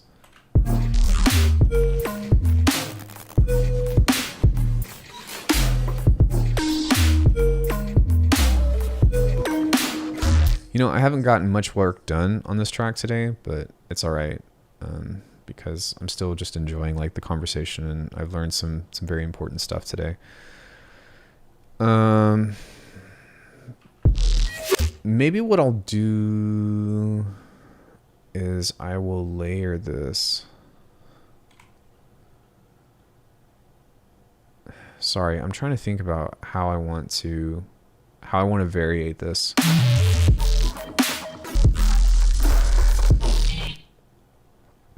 Yeah, all right. Maybe something that's still kind of noisy, but something that's has a slightly different timbre. Oh my god, sorry.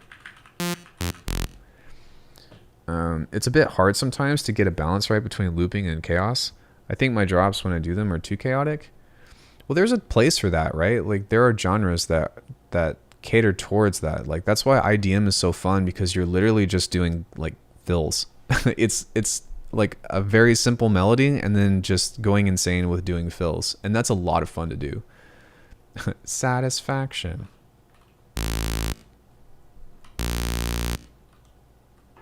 Wait, hold on.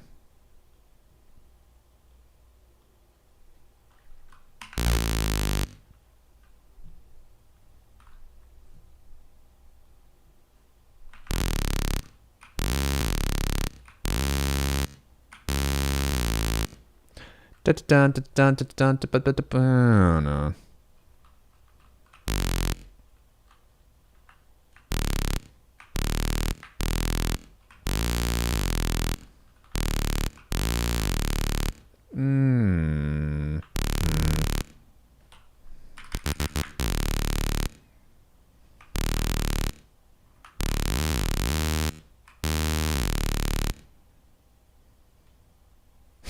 Wait. Now I'm interested in figuring this out.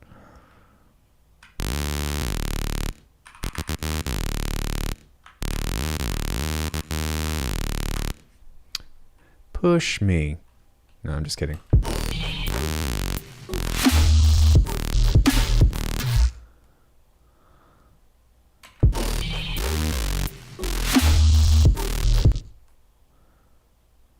Yeah, plus 12, plus 13.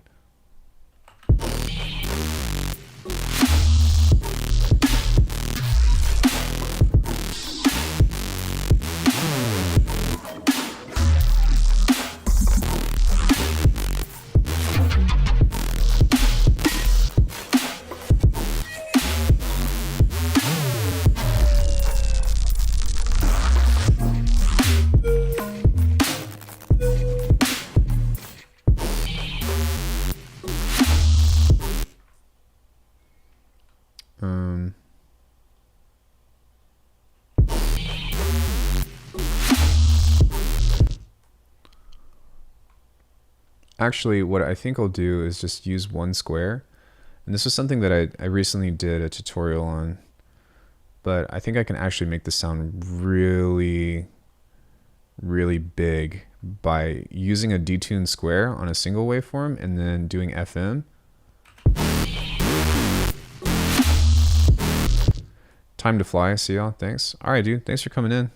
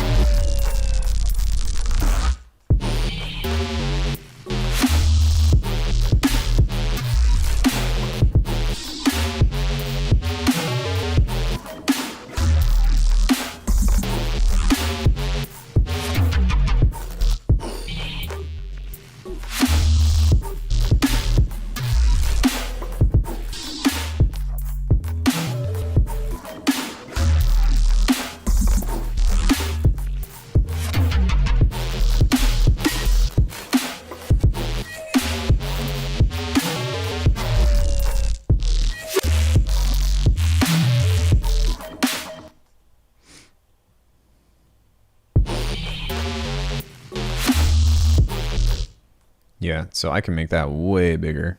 I'm gonna boost that by like 5.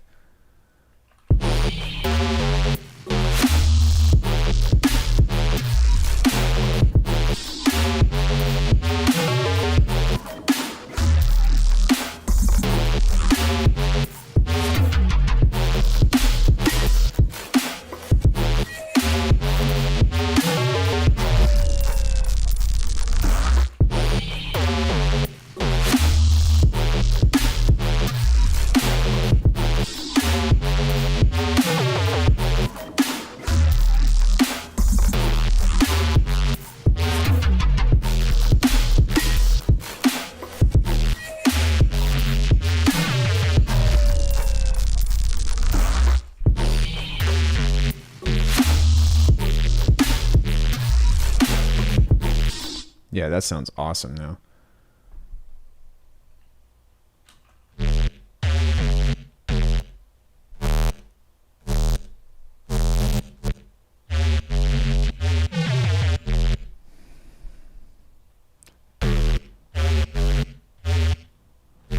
Hey Levi, welcome back.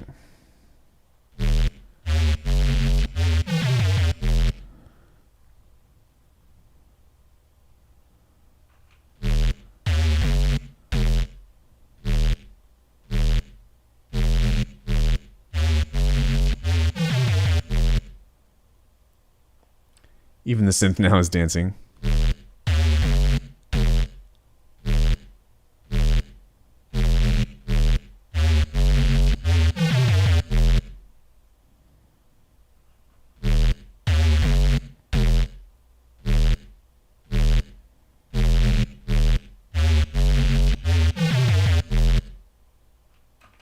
Benny Benassi.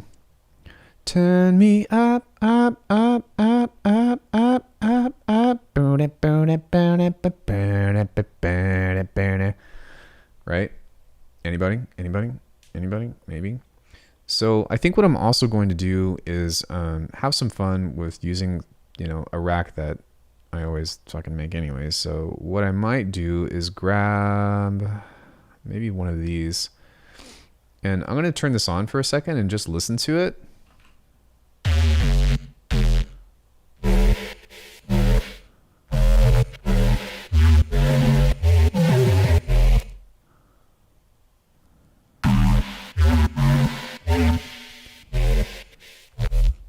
That sounds fucking awesome.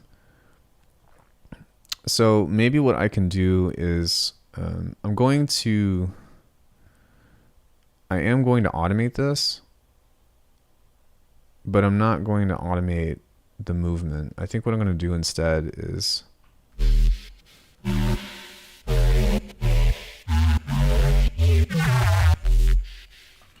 yeah. So I'm going to turn this off. Oh, the depth isn't even doing anything, I don't think. Okay. So I'm going to assign these to some LFOs.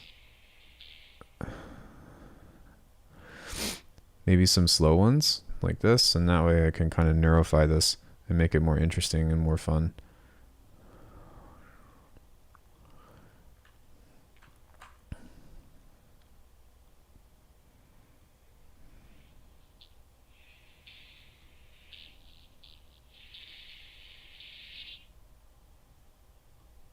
So within this, we can kind of create, I don't know, just some kind of movement.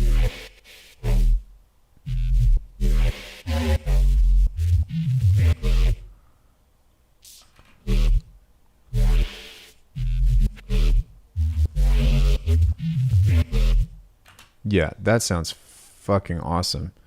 So that way now we can kind of have like a cool variation between this. And I might even, what is this? Glide enabled? No.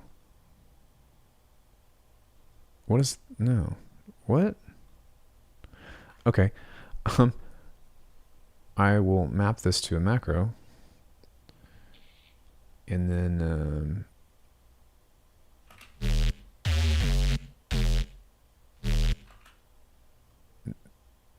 oh shit, we've got a problem. So I need to figure out what the difference between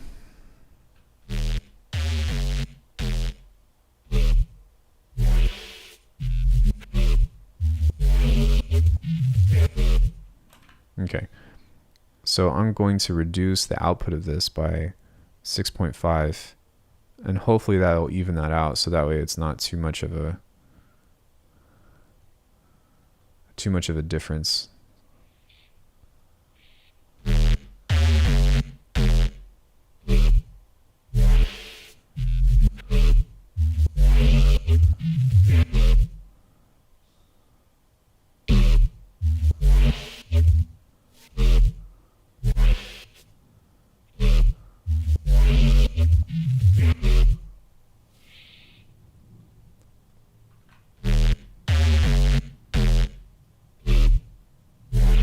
God damn it. All right. Oh, I think what I need to do is instead of move the gain, the input gain, I probably need to do the output gain by like 7.5. And that should be... There we go.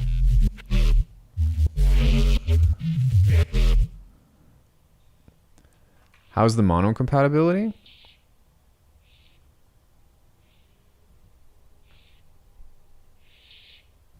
It should be fine.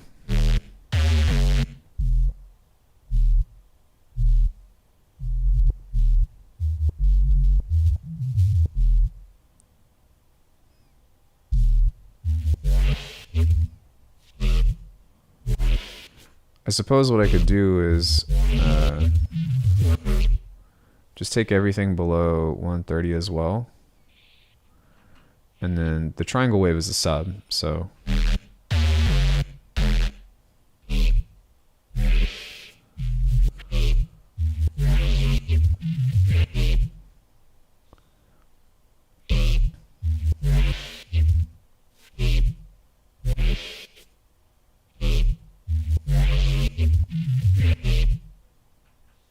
Sounds cool though, I think.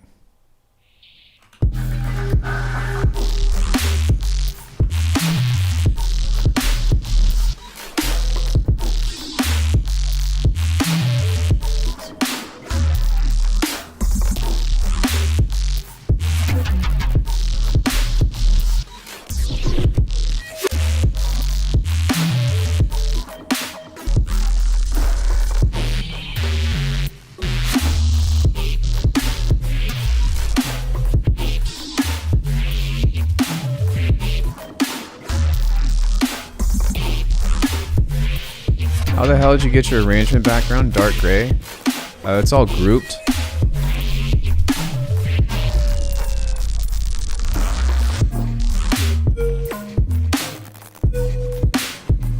So if you look here, this stuff is all higher color.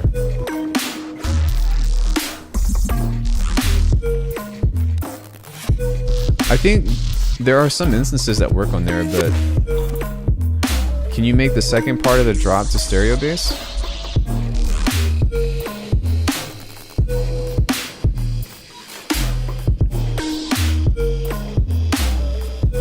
Yeah, I mean the color scheme is a good step in the right direction, but I hear you.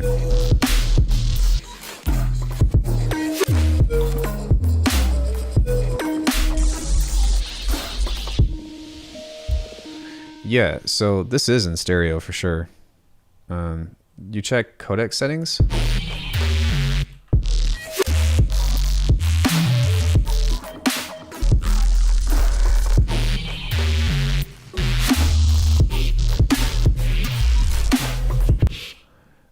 Okay, I think that part right there sounds really fucking cool because it almost sounds like bump, the bump, but the bump, but the bump.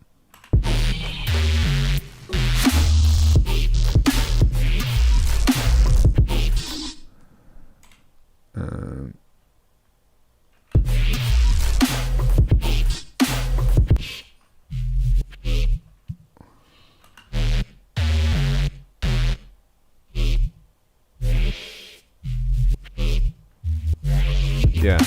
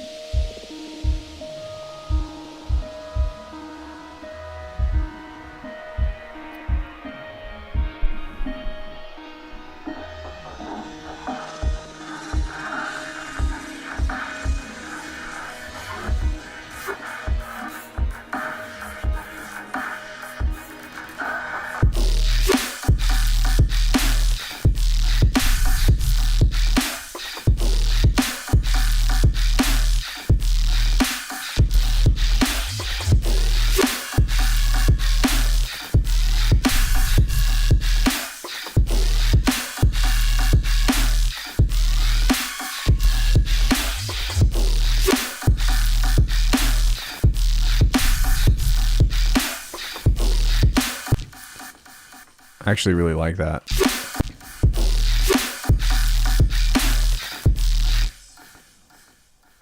That's a really cool little...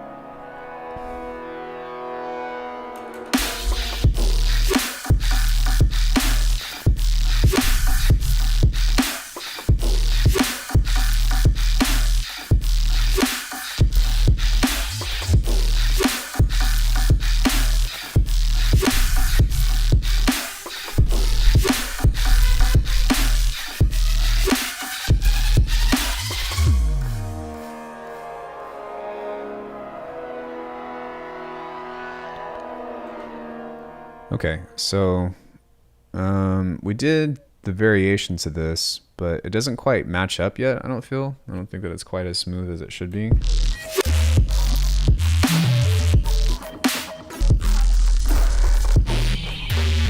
Yeah, and that's because it's louder, so...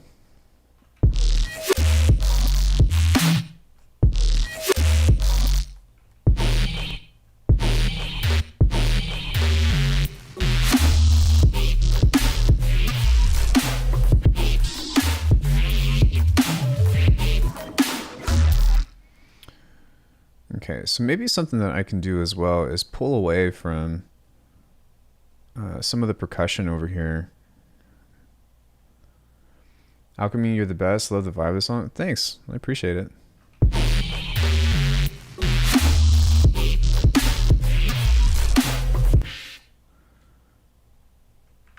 Let me see here.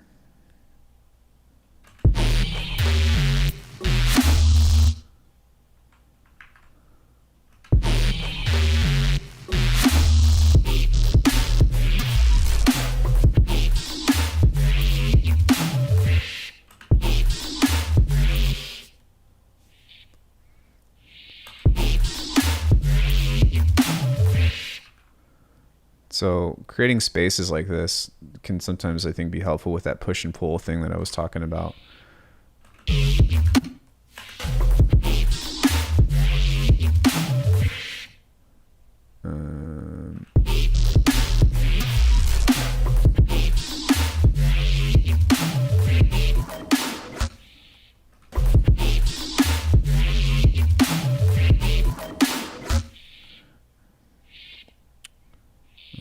There's a layer on here though somewhere, and I'm not really sure where it is, but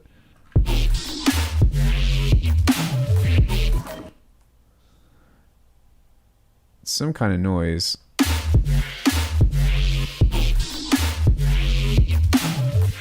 But I definitely want there to be like some kind of space that fills right there, because it kind of cuts into like lower frequencies.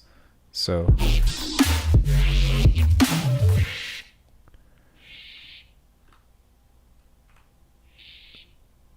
maybe by pulling some of this other stuff off and like giving that moment a space to breathe, that bump, bum, bum, whom.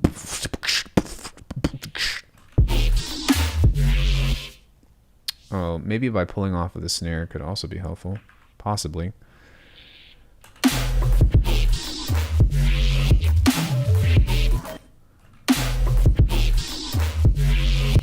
And unfortunately, part of that there, I'm going to have to switch this up because yeah.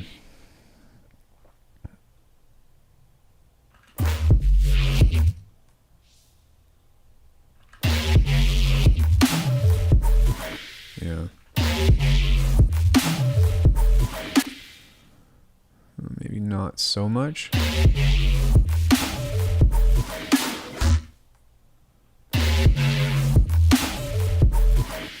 Okay, is that by random or what's going on here? MPE2.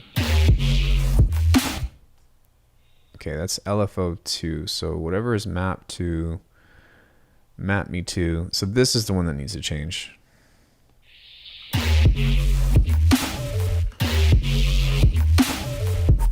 And I need to be more subtle on this instead. So that way, maybe I can.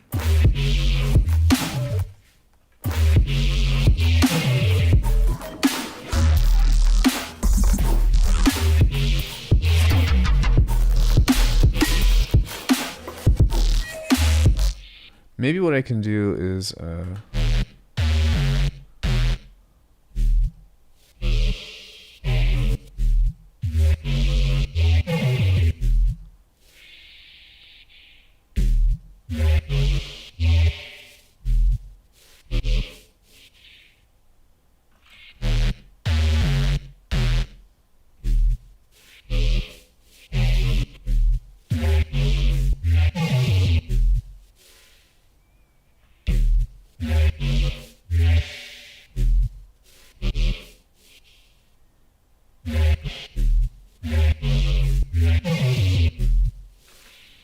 dope. Okay. So the other thing I'm going to do is I'm actually going to remove some of the low mids after the processing, because that is kind of making that seem a little bit overbearing as well.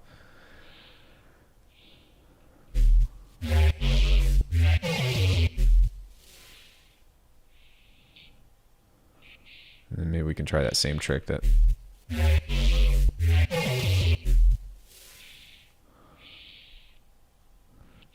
Dash just shot us. Recording to logbook. Yo, Toby, thank you so much for subscribing.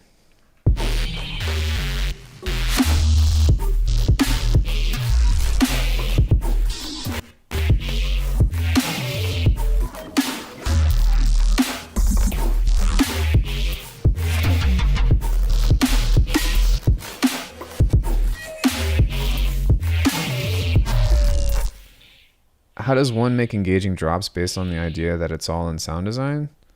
Well, creating movement for one. Like, I mean, I'm messing with this and just kind of demoing it out, but it's not the whole thing. It sounded good at first, and then now it doesn't sound so good. But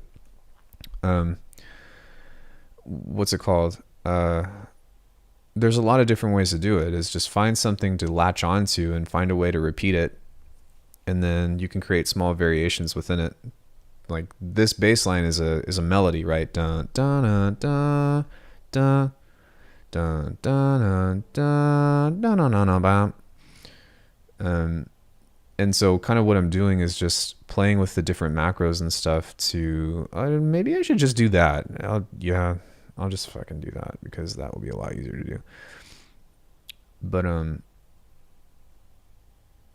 I didn't want to do that, but I'm going to be lazy and do it. So what can you say? But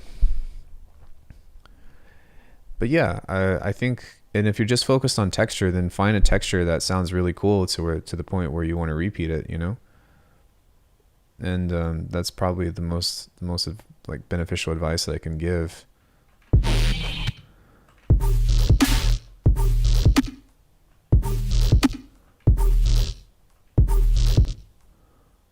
I think that needs to be up. No, maybe down. Is this even making noise? It is, but oh, there we go. I see. And on that note, could I show you how on span how a good bass should look? I mean, the only thing that you really need to make sure is consistent is your sub. And I just use a triangle wave. I just use a triangle wave. I just use a triangle wave for that.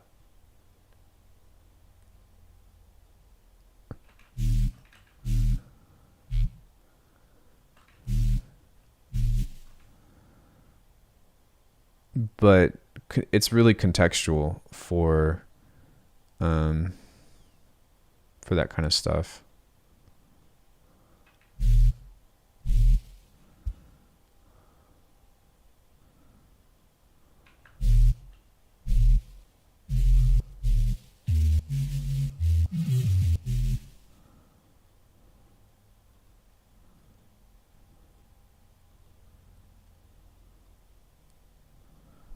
I'm just going to see what that sounds like and then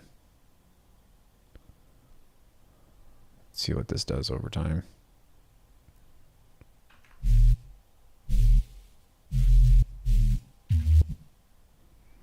For some reason, this isn't really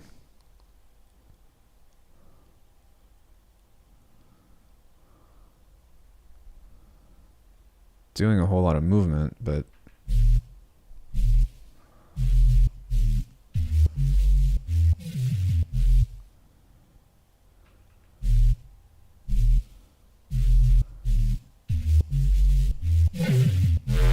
oh, there we go. I was like, what the fuck? Yeah, but when I have comb filter, my basses seem to have too much highs, slightly too disproportionate for what they're seeing on span. Oh, okay. So like, I see what you're saying. So one thing to kind of go for that is really easy to like have as a reference is if you're trying to make a sound as full as possible, then start by trying to make everything here flat. A lot of times, like if you have stuff that's too insane, it's because stuff is going over the 0 dB line.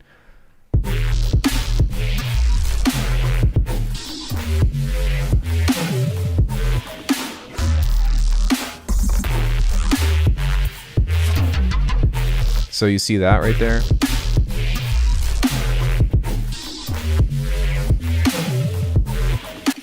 I'm gonna have to fix that just a bit, and that's because of the Fletcher-Munson curve.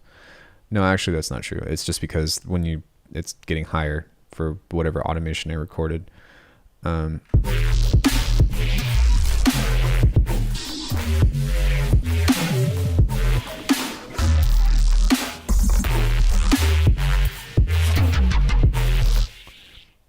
I still need to record automation for this too. So what I'm probably do is just copy this and pasty, because I don't really feel like it needs to be too varied. Pasty, tasty. I like a little bit of that clip in my bass sometimes though, a nice buzz rattler. Well, that's more of like a sound design choice than mixing though, right?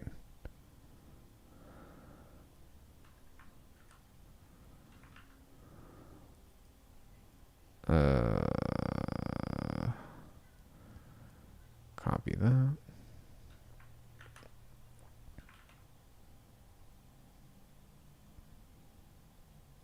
Cacao,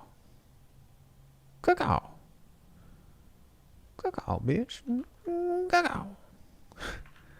If you guys have not seen my gaming channel yet, please go watch the only video that I have on there. I put a fuck ton of time into it, and there's a lot of funny jokes in there. Use more funk choice for funkers. What?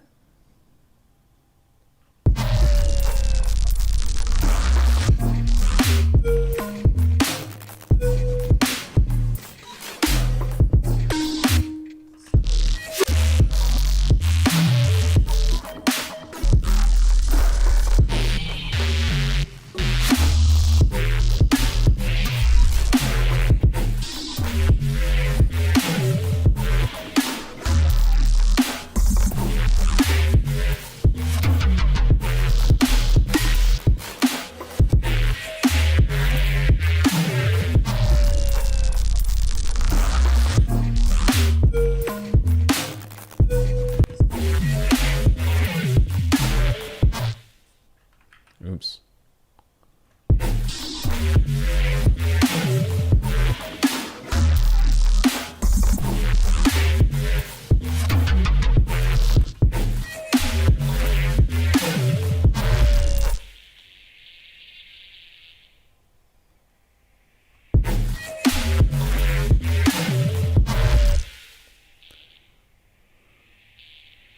And then I'm going to try to make this a little bit more percussive from doing these little saws right here.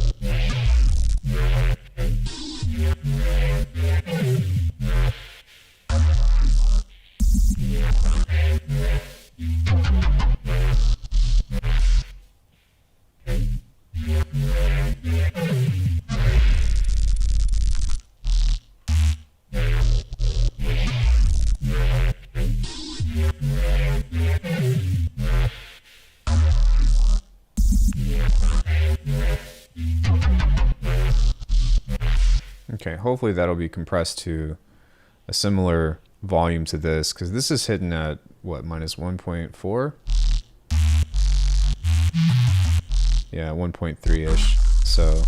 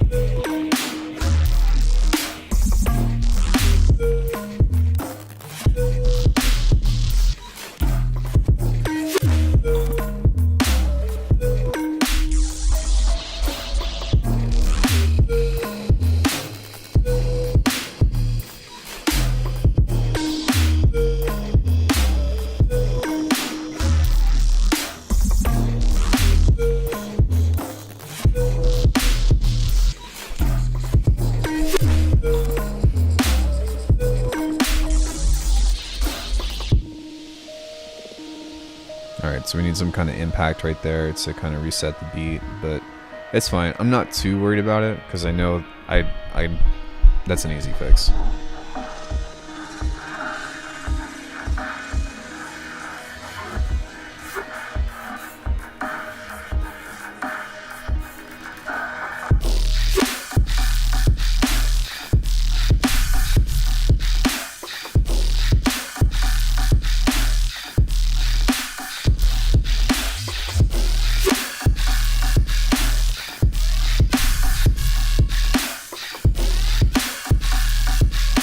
And this still seems a little bit cheesy to me, so I'm going to try to fix that.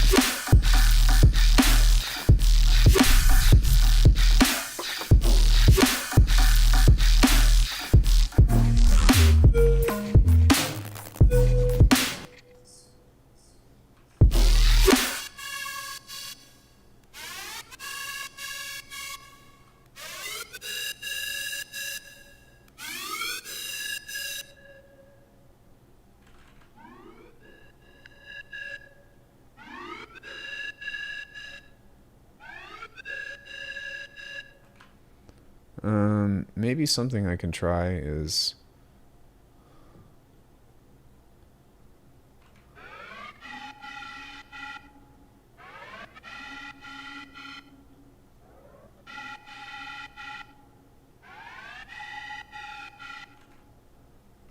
Hey Shane, how's it going?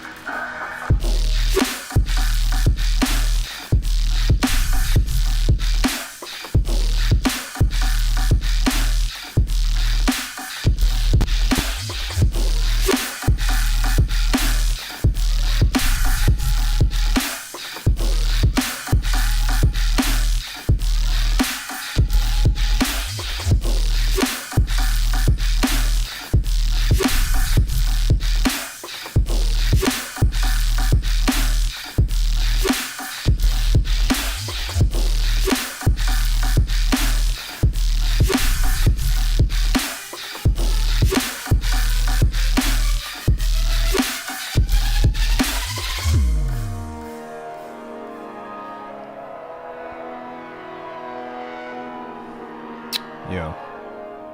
So I still need to create spaces within this.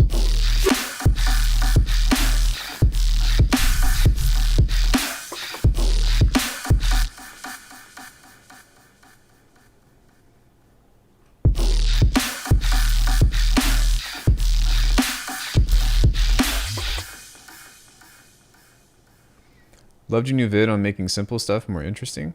The melodic stuff?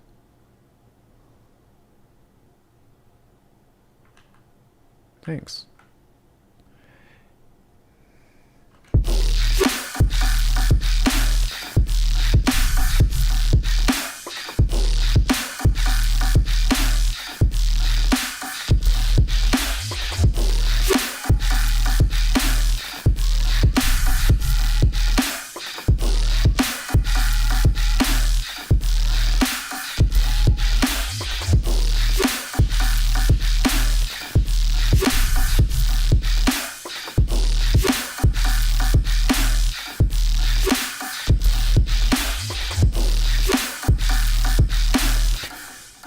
I've got a few videos on that. Like one other video that you should check out is how to turn a simple idea into a complex like IDM tune. And I pretty much just take like a musical loop and then I talk about different ways to cut it up and make it more interesting, or pretty much like remix your own content. That was a few months back, but I think that was a really helpful video to figuring out stuff like that. But for the most part, it's kind of a unique thing for me because I don't usually make a lot of music that's like highly focused on, I guess, like a musical progression. It's usually texture based, but even still, I'm glad that you found it useful. Long story short.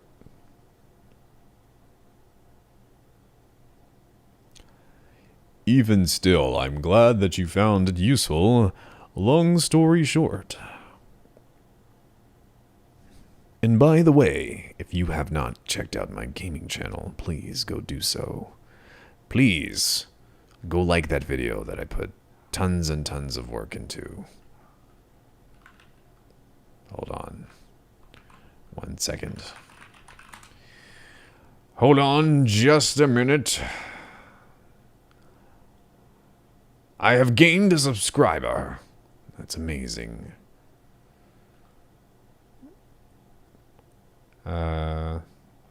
If you guys like gaming and you like bullshit shenanigans and you like my acting, please go follow that channel and like that video. Thank you. Thank you. Thank you.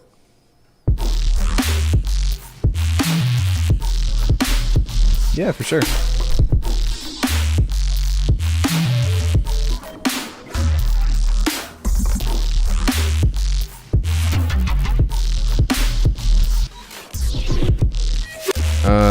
I'm in Vegas. Are you in Vegas?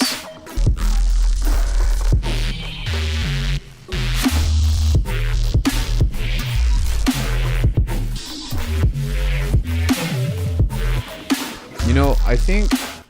hey Akai, how's it going? I really enjoy your videos. Your style is unique in my opinion. If you had to name your music style, what would you call it? It is most certainly generic as fuck. You seem to have acquired some form of cough. Drink some water. I probably should, to be honest, but I think that I'm going to just... I think I'm just going to neurify this the whole fucking time. Because it sounds kind of off when it's open, and then it sounds cool when it comes on. And I don't know if that's because I created a contrast, or if it's because... reasons. Hold on 1 second. Yeah, this is generic halftime. It's me trying to bite off of the people that I've studied under, or that I've like watched master classes to, or have been quote unquote inspired by. But yeah, it's just halftime music.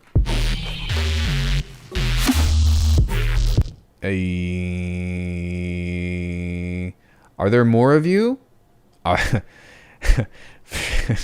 Forgive me for asking. Are there more of you? How many are there?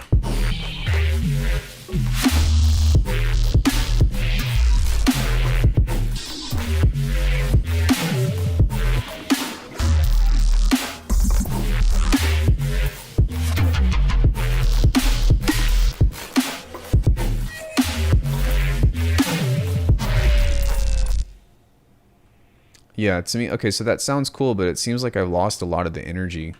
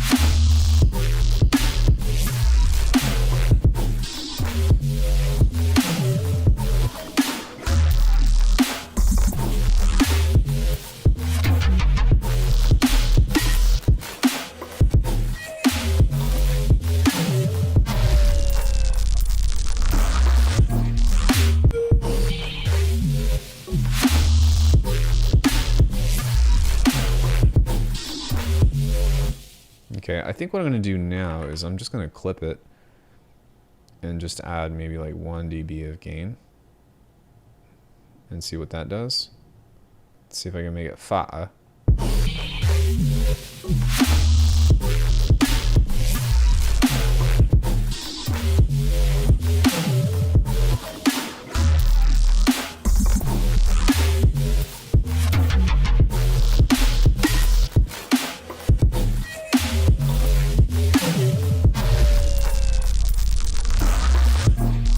And now I wonder if I can make it hella crunchy.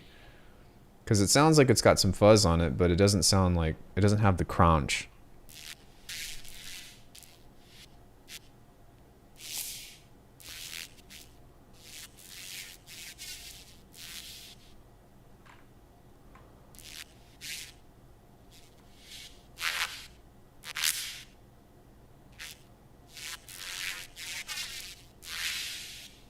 We definitely need a tube distortion. That would be nice. Yeah, that's awesome though. Is there a community like for music producers, or is it just you? Are you by yourself?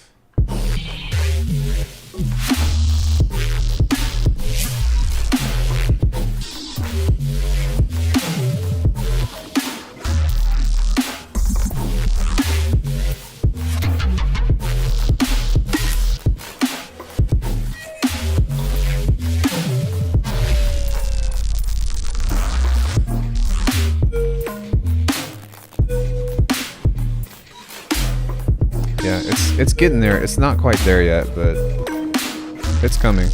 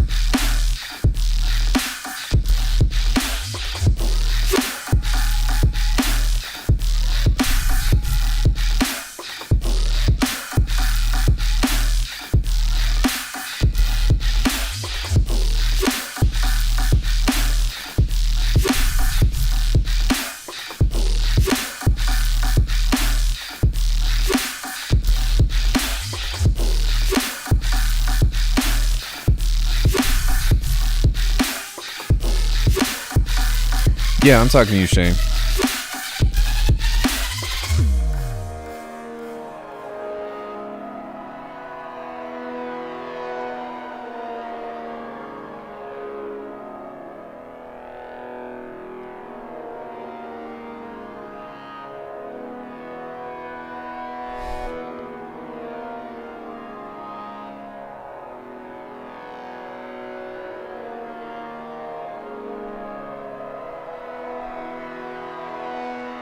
Yeah, I definitely also think that the intro is not quite, it's just not quite as interesting yet, but it's something, so the arrangement, it has a thing.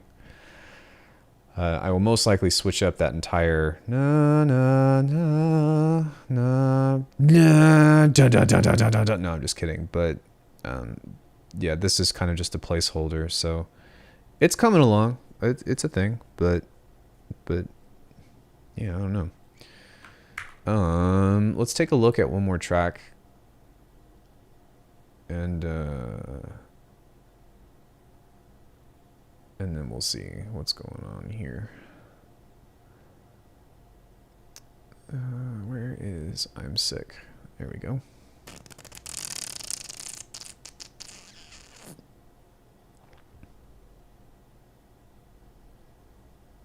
This needs to load.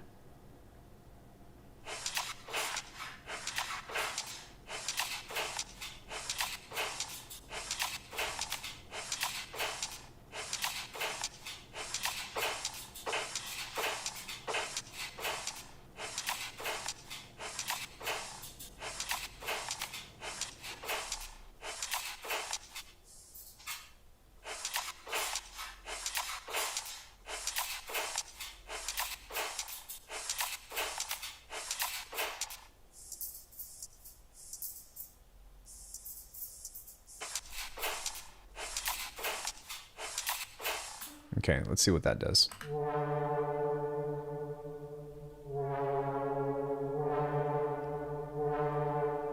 There are producers there, but you're not aware of any commuting. Interesting.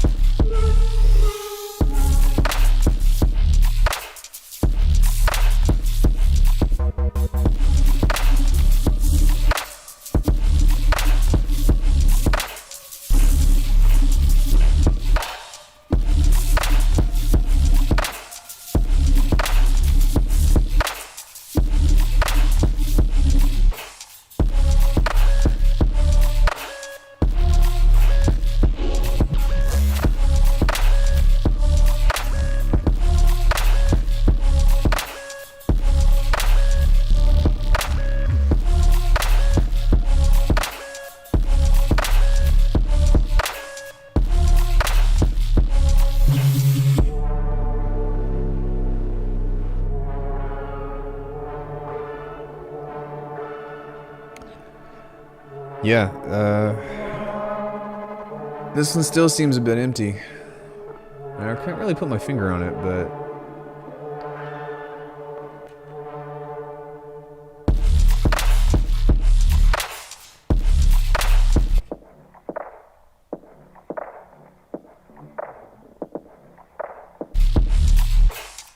I'm kind of curious to see what would happen if I would... I think that I've cut some frequencies out from there. From 250 to 3K, but where's this at? 26 semitones. 180. Around 600. So I'm kind of curious as if I were to back off of this, if that would help fill out the track a little bit more.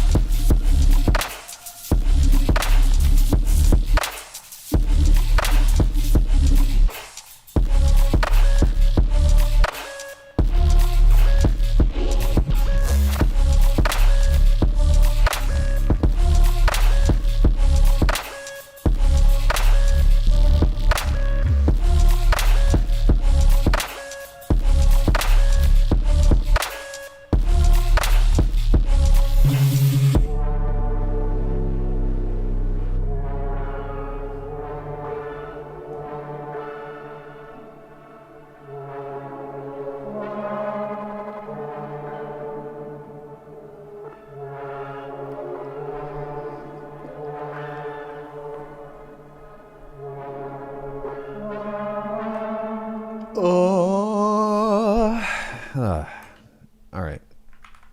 Yeah, we did the thing. Okay. Does anybody have any questions about anything, or anything that you would like to know about, or like to discuss, or talk about? Tell me your feelings. Tell me your problem. No, don't tell me your problems. There's a video that I wanted to record today. What was I going to do? At some point, I'm going to do a faceplant versus vital video, because I keep getting questions about it, and they shouldn't really be compared, but I'm going to do it anyways because people keep asking me about it. Bitwig vocoder is God. Yes. Hi, Skylar. Yep, I agree. It's pretty damn good. No arguments there, for sure. Yep. Totally. Quite.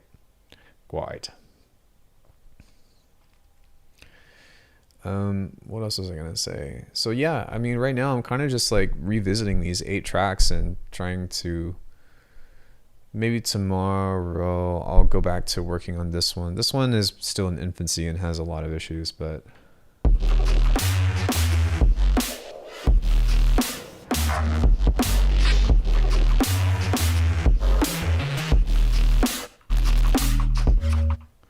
I don't know. I like that, but I don't know if I'm gonna. The one thing that I cannot live without, probably, it's a tie. No, I can get by without them. They're great, but I would say the biggest thing for me is Bitwig's audio workflow. The way that you can just bounce on the fly, the hybrid tracks, and the audio processing is just so far beyond every other DAW in its own way. And don't get me wrong, other DAWs have some cool audio editing features too, but as far as what makes Bitwig stand out for me is that this DAW caters towards a resampling workflow, and it optimizes it so well. And then a close second to that would be the modulators. I will say that if Bitwig didn't have the Ableton approach, doing effects like this, then I probably would also not use it. There are some deal breakers for me that I really had or some check boxes that I really had to make sure of before I decided to switch over. And it hit a lot of marks moving from Ableton to Bitwig, and that's why I did that, because I was like, does it do this? Yes. Does it do this? Yes. Does it do this? Yes. And at the time, nobody was using Bitwig, and they're still hardly not really doing that. You just have to do it with audio events inside the container. I just hold Option and Command if I want to scroll. That works really well for me, because it makes no difference as long as I have that. But if I need to grab it and move that over for whatever reason, then I'll just do it like that. But balancing in place, being able to resample the master on the fly is fucking, oh god, that is so slept on. So slept on. Just being able to put your entire master through a huge chain of effects and then start to resample and use that for curating content has been one of the most beneficial things I've ever been taught, because I'm no stranger to resampling, but Cage showed me this workflow to how he does it in Ableton. Yeah, infinite time stretching is also really cool. Just audio editing in general, man. The clips within clips, or the audio events within the clips, and then the warp modes. There's a couple of things that I miss from Ableton, but it's fine. It doesn't really bother me that much. But even still, man, it's just, yeah. If I need to bounce this out and do a quick fill, I can just hit Command B and then still have the MIDI. If I wanted to do formant shifting or change a bunch of clips and move them all together, or let's say I wanted to edit the fade of this or something, I can do all those at the same time. I can change several warp modes of different clips. I can change different parts of an audio clip into different warp modes within the same clip. So if I broke this up into different pieces, I can highlight this and be like, that's going to be in this is going to be in stretch mode. And then let's say I have some audio right here. I can make that into, you know, like, I don't know, like complex mode or elastic or slice or cyclic or any of that stuff. So it's just so ahead of its time. And then you have operators. So working with operators here of like doing chants and then doing repeats, I pretty much only use this for exponential rhythms. But if you're trying to do some cool looping stuff, then there is that. But man, I could go on about why I love this program so much and about why it fits me so well. And that is a personal thing. It fits, like, quote me on this, but it fits me so well. And that's why I chose to move over. And it keeps giving back to me. I will say, after I took Cheese Masterclass for like halftime beats or heavy hip hop or whatever the fuck ever you want to call it. And not just that, but also after I took a few lessons, like I took a few lessons with Cage, who has a very similar workflow. And then I was like kind of like playing around with getting shit. And then I took Cheese Masterclass and I was like, oh my God, this is so much easier to do in Bitwig. And it's already along the same lines of everything that I'm already doing anyways. And I was like, fuck.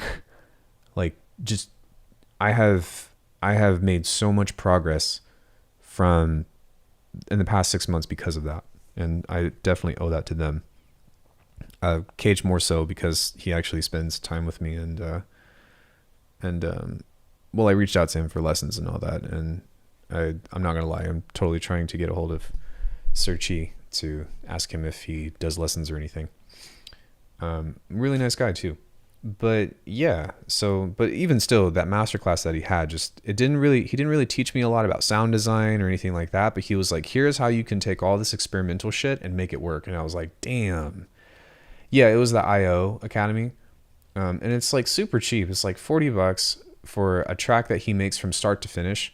And it's like, I probably should do a review on it, because I think that I love to think that, you know, I have a super useful information channel or whatever, but man, the amount of shit that I learned in that masterclass was absolutely essential. I snagged it on sale for like $15. Hey, Styles, by the way, definitely worth it. Yeah. And like, watch it again. And like, if you've seen his masterclass or you've seen Cage stream, like, and you see the way that I work, like, by no means am I saying that my music is anywhere near as good as them. But as far as contextualizing all of the sounds that I learned to make and all that, man, I've learned so much fucking shit. Like, dude, bruh.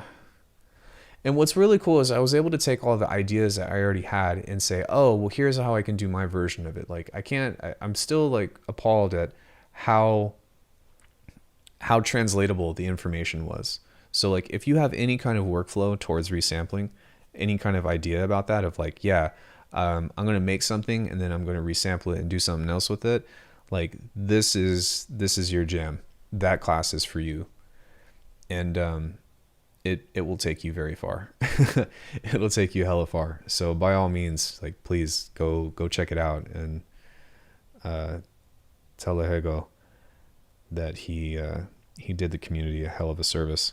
And then I'm working with Cage right now to try to get his channel up, because he's wanting to get into content creation and stuff, and I'm waiting for him for whenever he's ready, and that's his own journey or whatever. But man, he's got so much amazing information to share as well, and these people are just so kind, just willing to be like, hey, what's up, how's it going, you know, all that stuff. And that's something that I appreciate about the producer community so much, is most people are like that. And hopefully you guys feel like I'm like that too. Will I feedback your, you know, your song on stream? No, but you know, that doesn't mean that I won't listen to it or I won't answer questions. And that's part of the reason why I stream too, is for one, to answer any questions that you all have. And then, you know, also Dash came into the channel earlier and I was like just picking his brain on how to like fix my mixes and shit. So I want that. That's a healthy thing, I believe, for the producer community, but just as far as like finding a place where it's okay to exist, because that seems like an ever decreasing thing in the world. Hey, it seems like a lot of people use Bitwig for sound design.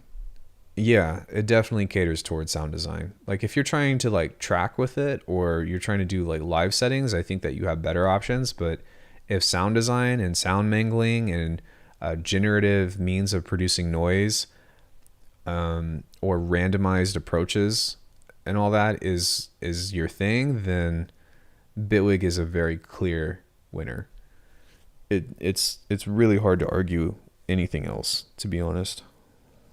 And it just so happens to be that I am a creature of randomization, and I like to, instead of surf for billions and billions of presets and samples through a sample pack or whatever, I just make a few like key sounds. So I make a bass, I make a snare, a kick, percussion, or sorry, hold on, let me back up. I make my kick, snare, bass, a clap, and then maybe some kind of pluck or whatever. And then I'm off to the races with resampling. And all of this percussion that is in this track is actually from the neuro bass that is playing over it. So everything that you hear in this, and this isn't me bragging, but just talking about like how integrated this is. That's all from neuro bass, 100%.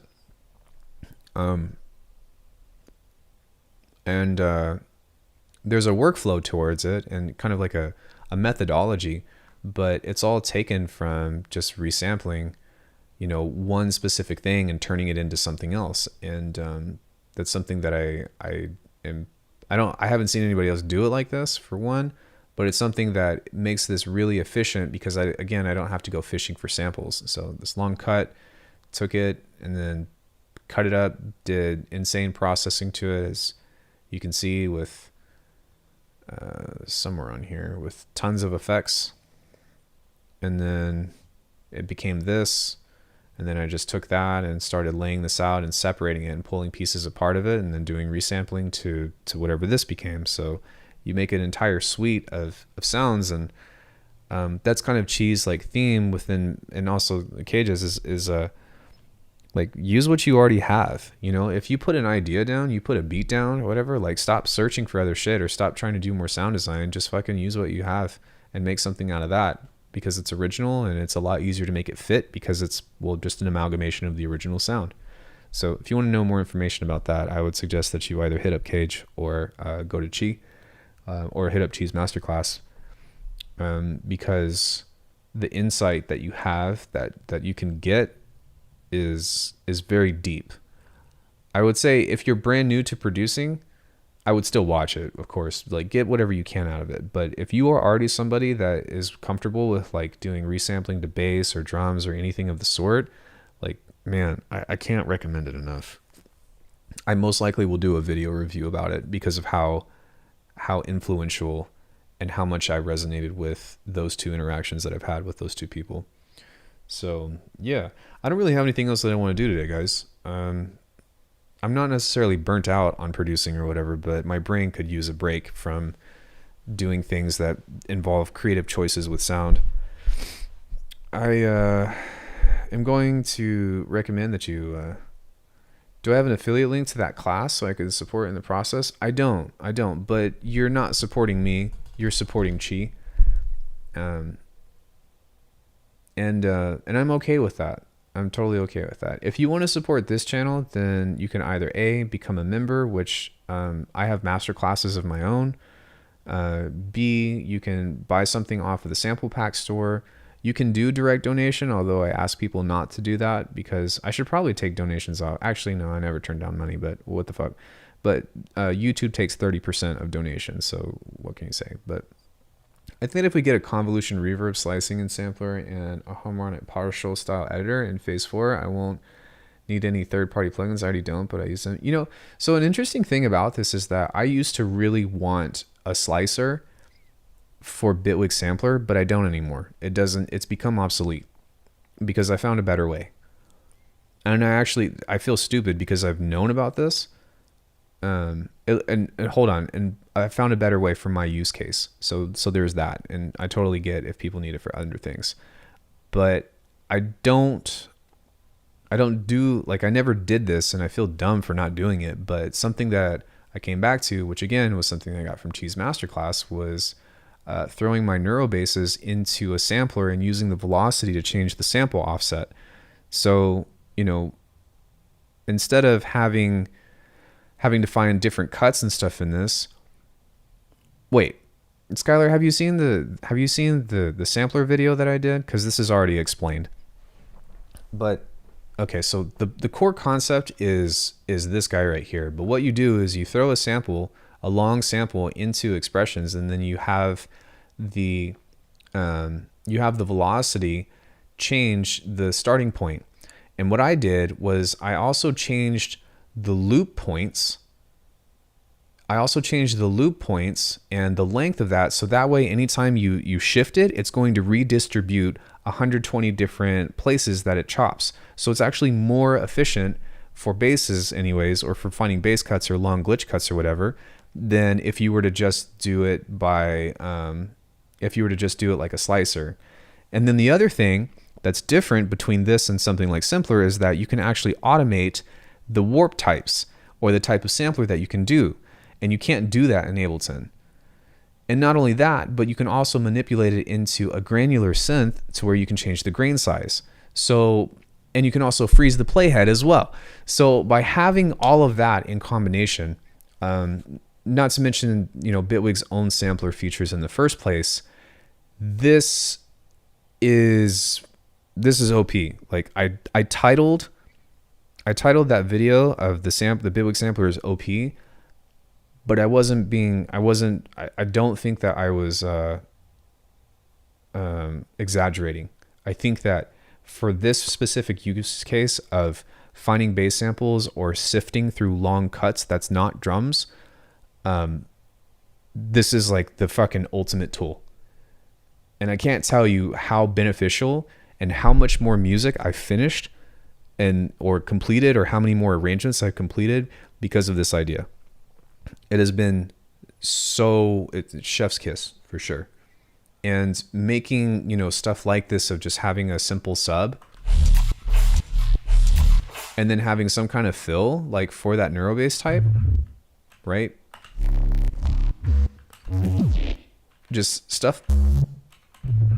Finding those cuts is so much easier to do as opposed to sifting through, you know, as opposed to placing a moment like this and then scrolling through audio. Like I don't do the scrolling through audio thing anymore, unless if I'm kind of scrolling through like percussion up here while I'm first making a beat.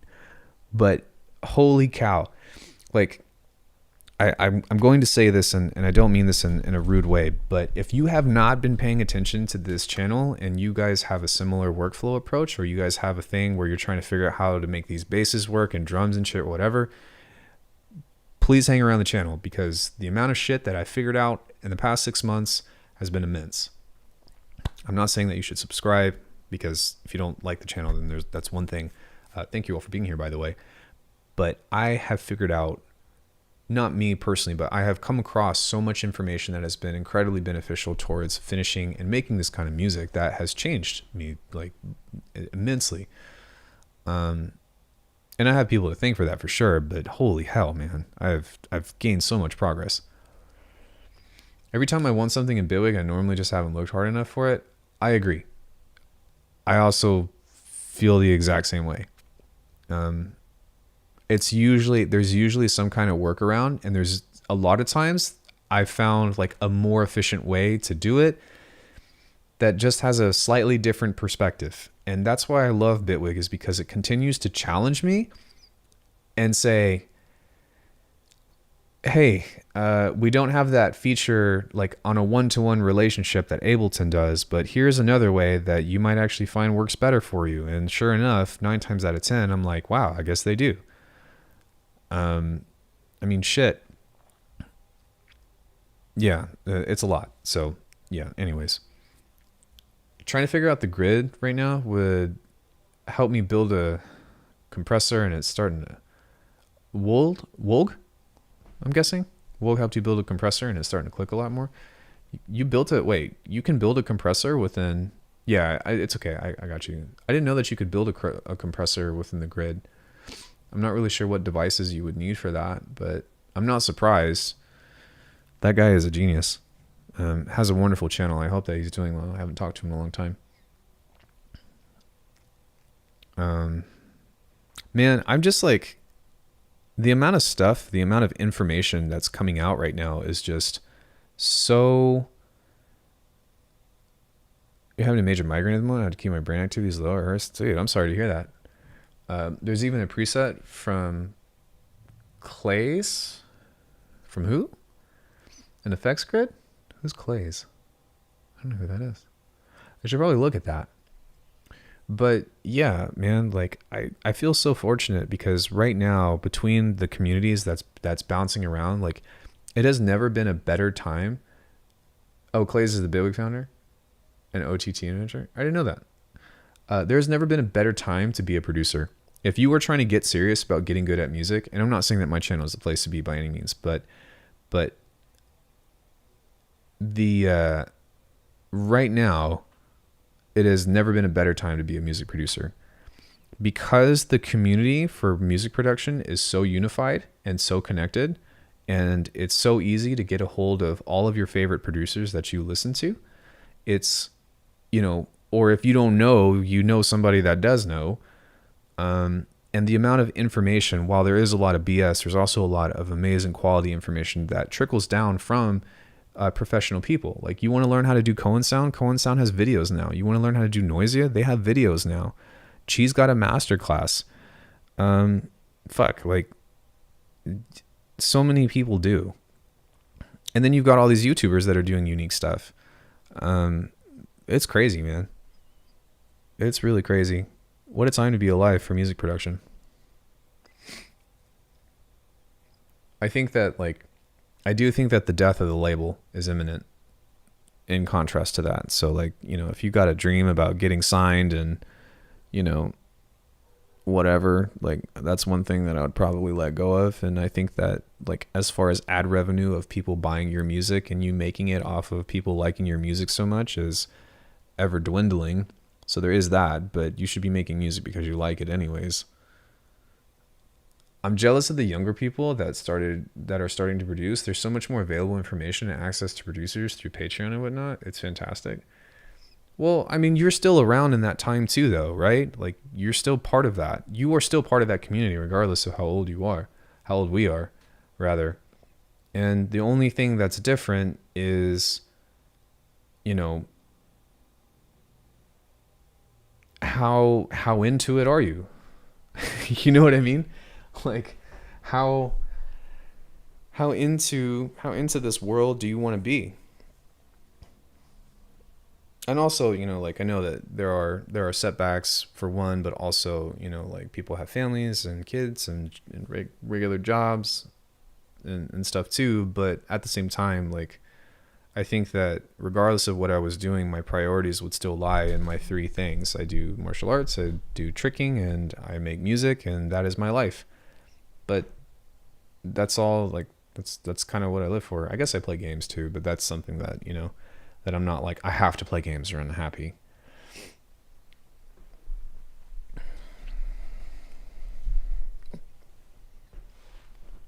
Yeah. I don't know exactly how I see it. I see Fellow's point, but yeah, I'm happy to be living in the now. Yeah, and I think it's only getting better. And I hope that it's only getting better. The internet has brought a renaissance to music production, and I'm so glad that people are stepping into this idea of, like, instead of it being this aspect of, like, oh no, it's a secret and I'm not going to teach anybody anything. It's kind of come to the point where people are more open because it's overwhelming how much information is out there. Overwhelming. And there's no possible way that people are going to find the same path, the exact same path or whatever. So, yeah, I don't know. It's interesting though. Does anybody have any video requests or, like, tutorials that you would like to see in the future?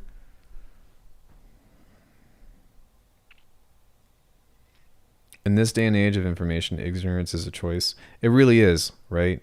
And I also think that that's okay, right? To choose not to know is like, you can't really fault somebody for that. Unless if you're like, oh, I want to know this, but I'm going to ignore everything. You know, I want to know something, but I don't want to go look for it. Then that's when stuff flips.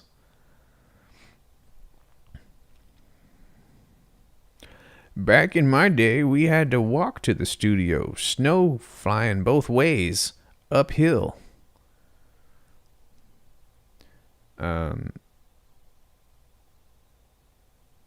Yeah, I don't know. But yeah, guys, I think that's it for me today. I'm ready to eat something.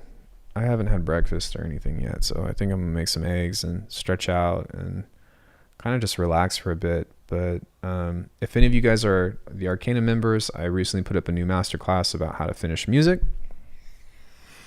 I've got tons of really awesome packs on the sample pack store. Lots of stuff that's free. Man, I recently posted a new video to the gaming channel. I've also got a martial arts channel that I run for my instructor that's got lots of martial arts stuff. And I am just wiped, my friends. I have been working my ass off, and I hope that you guys have been getting tons of value, but I am outputting as much as one person possibly can. So I'm going to take care of myself and eat some food and maybe work out. But if anybody has any questions about anything, then hit me up in the Discord and let me know what I can do for you. Much love to you all. Thank you so much. And I will see you guys not tomorrow, but Wednesday. Bye, everybody.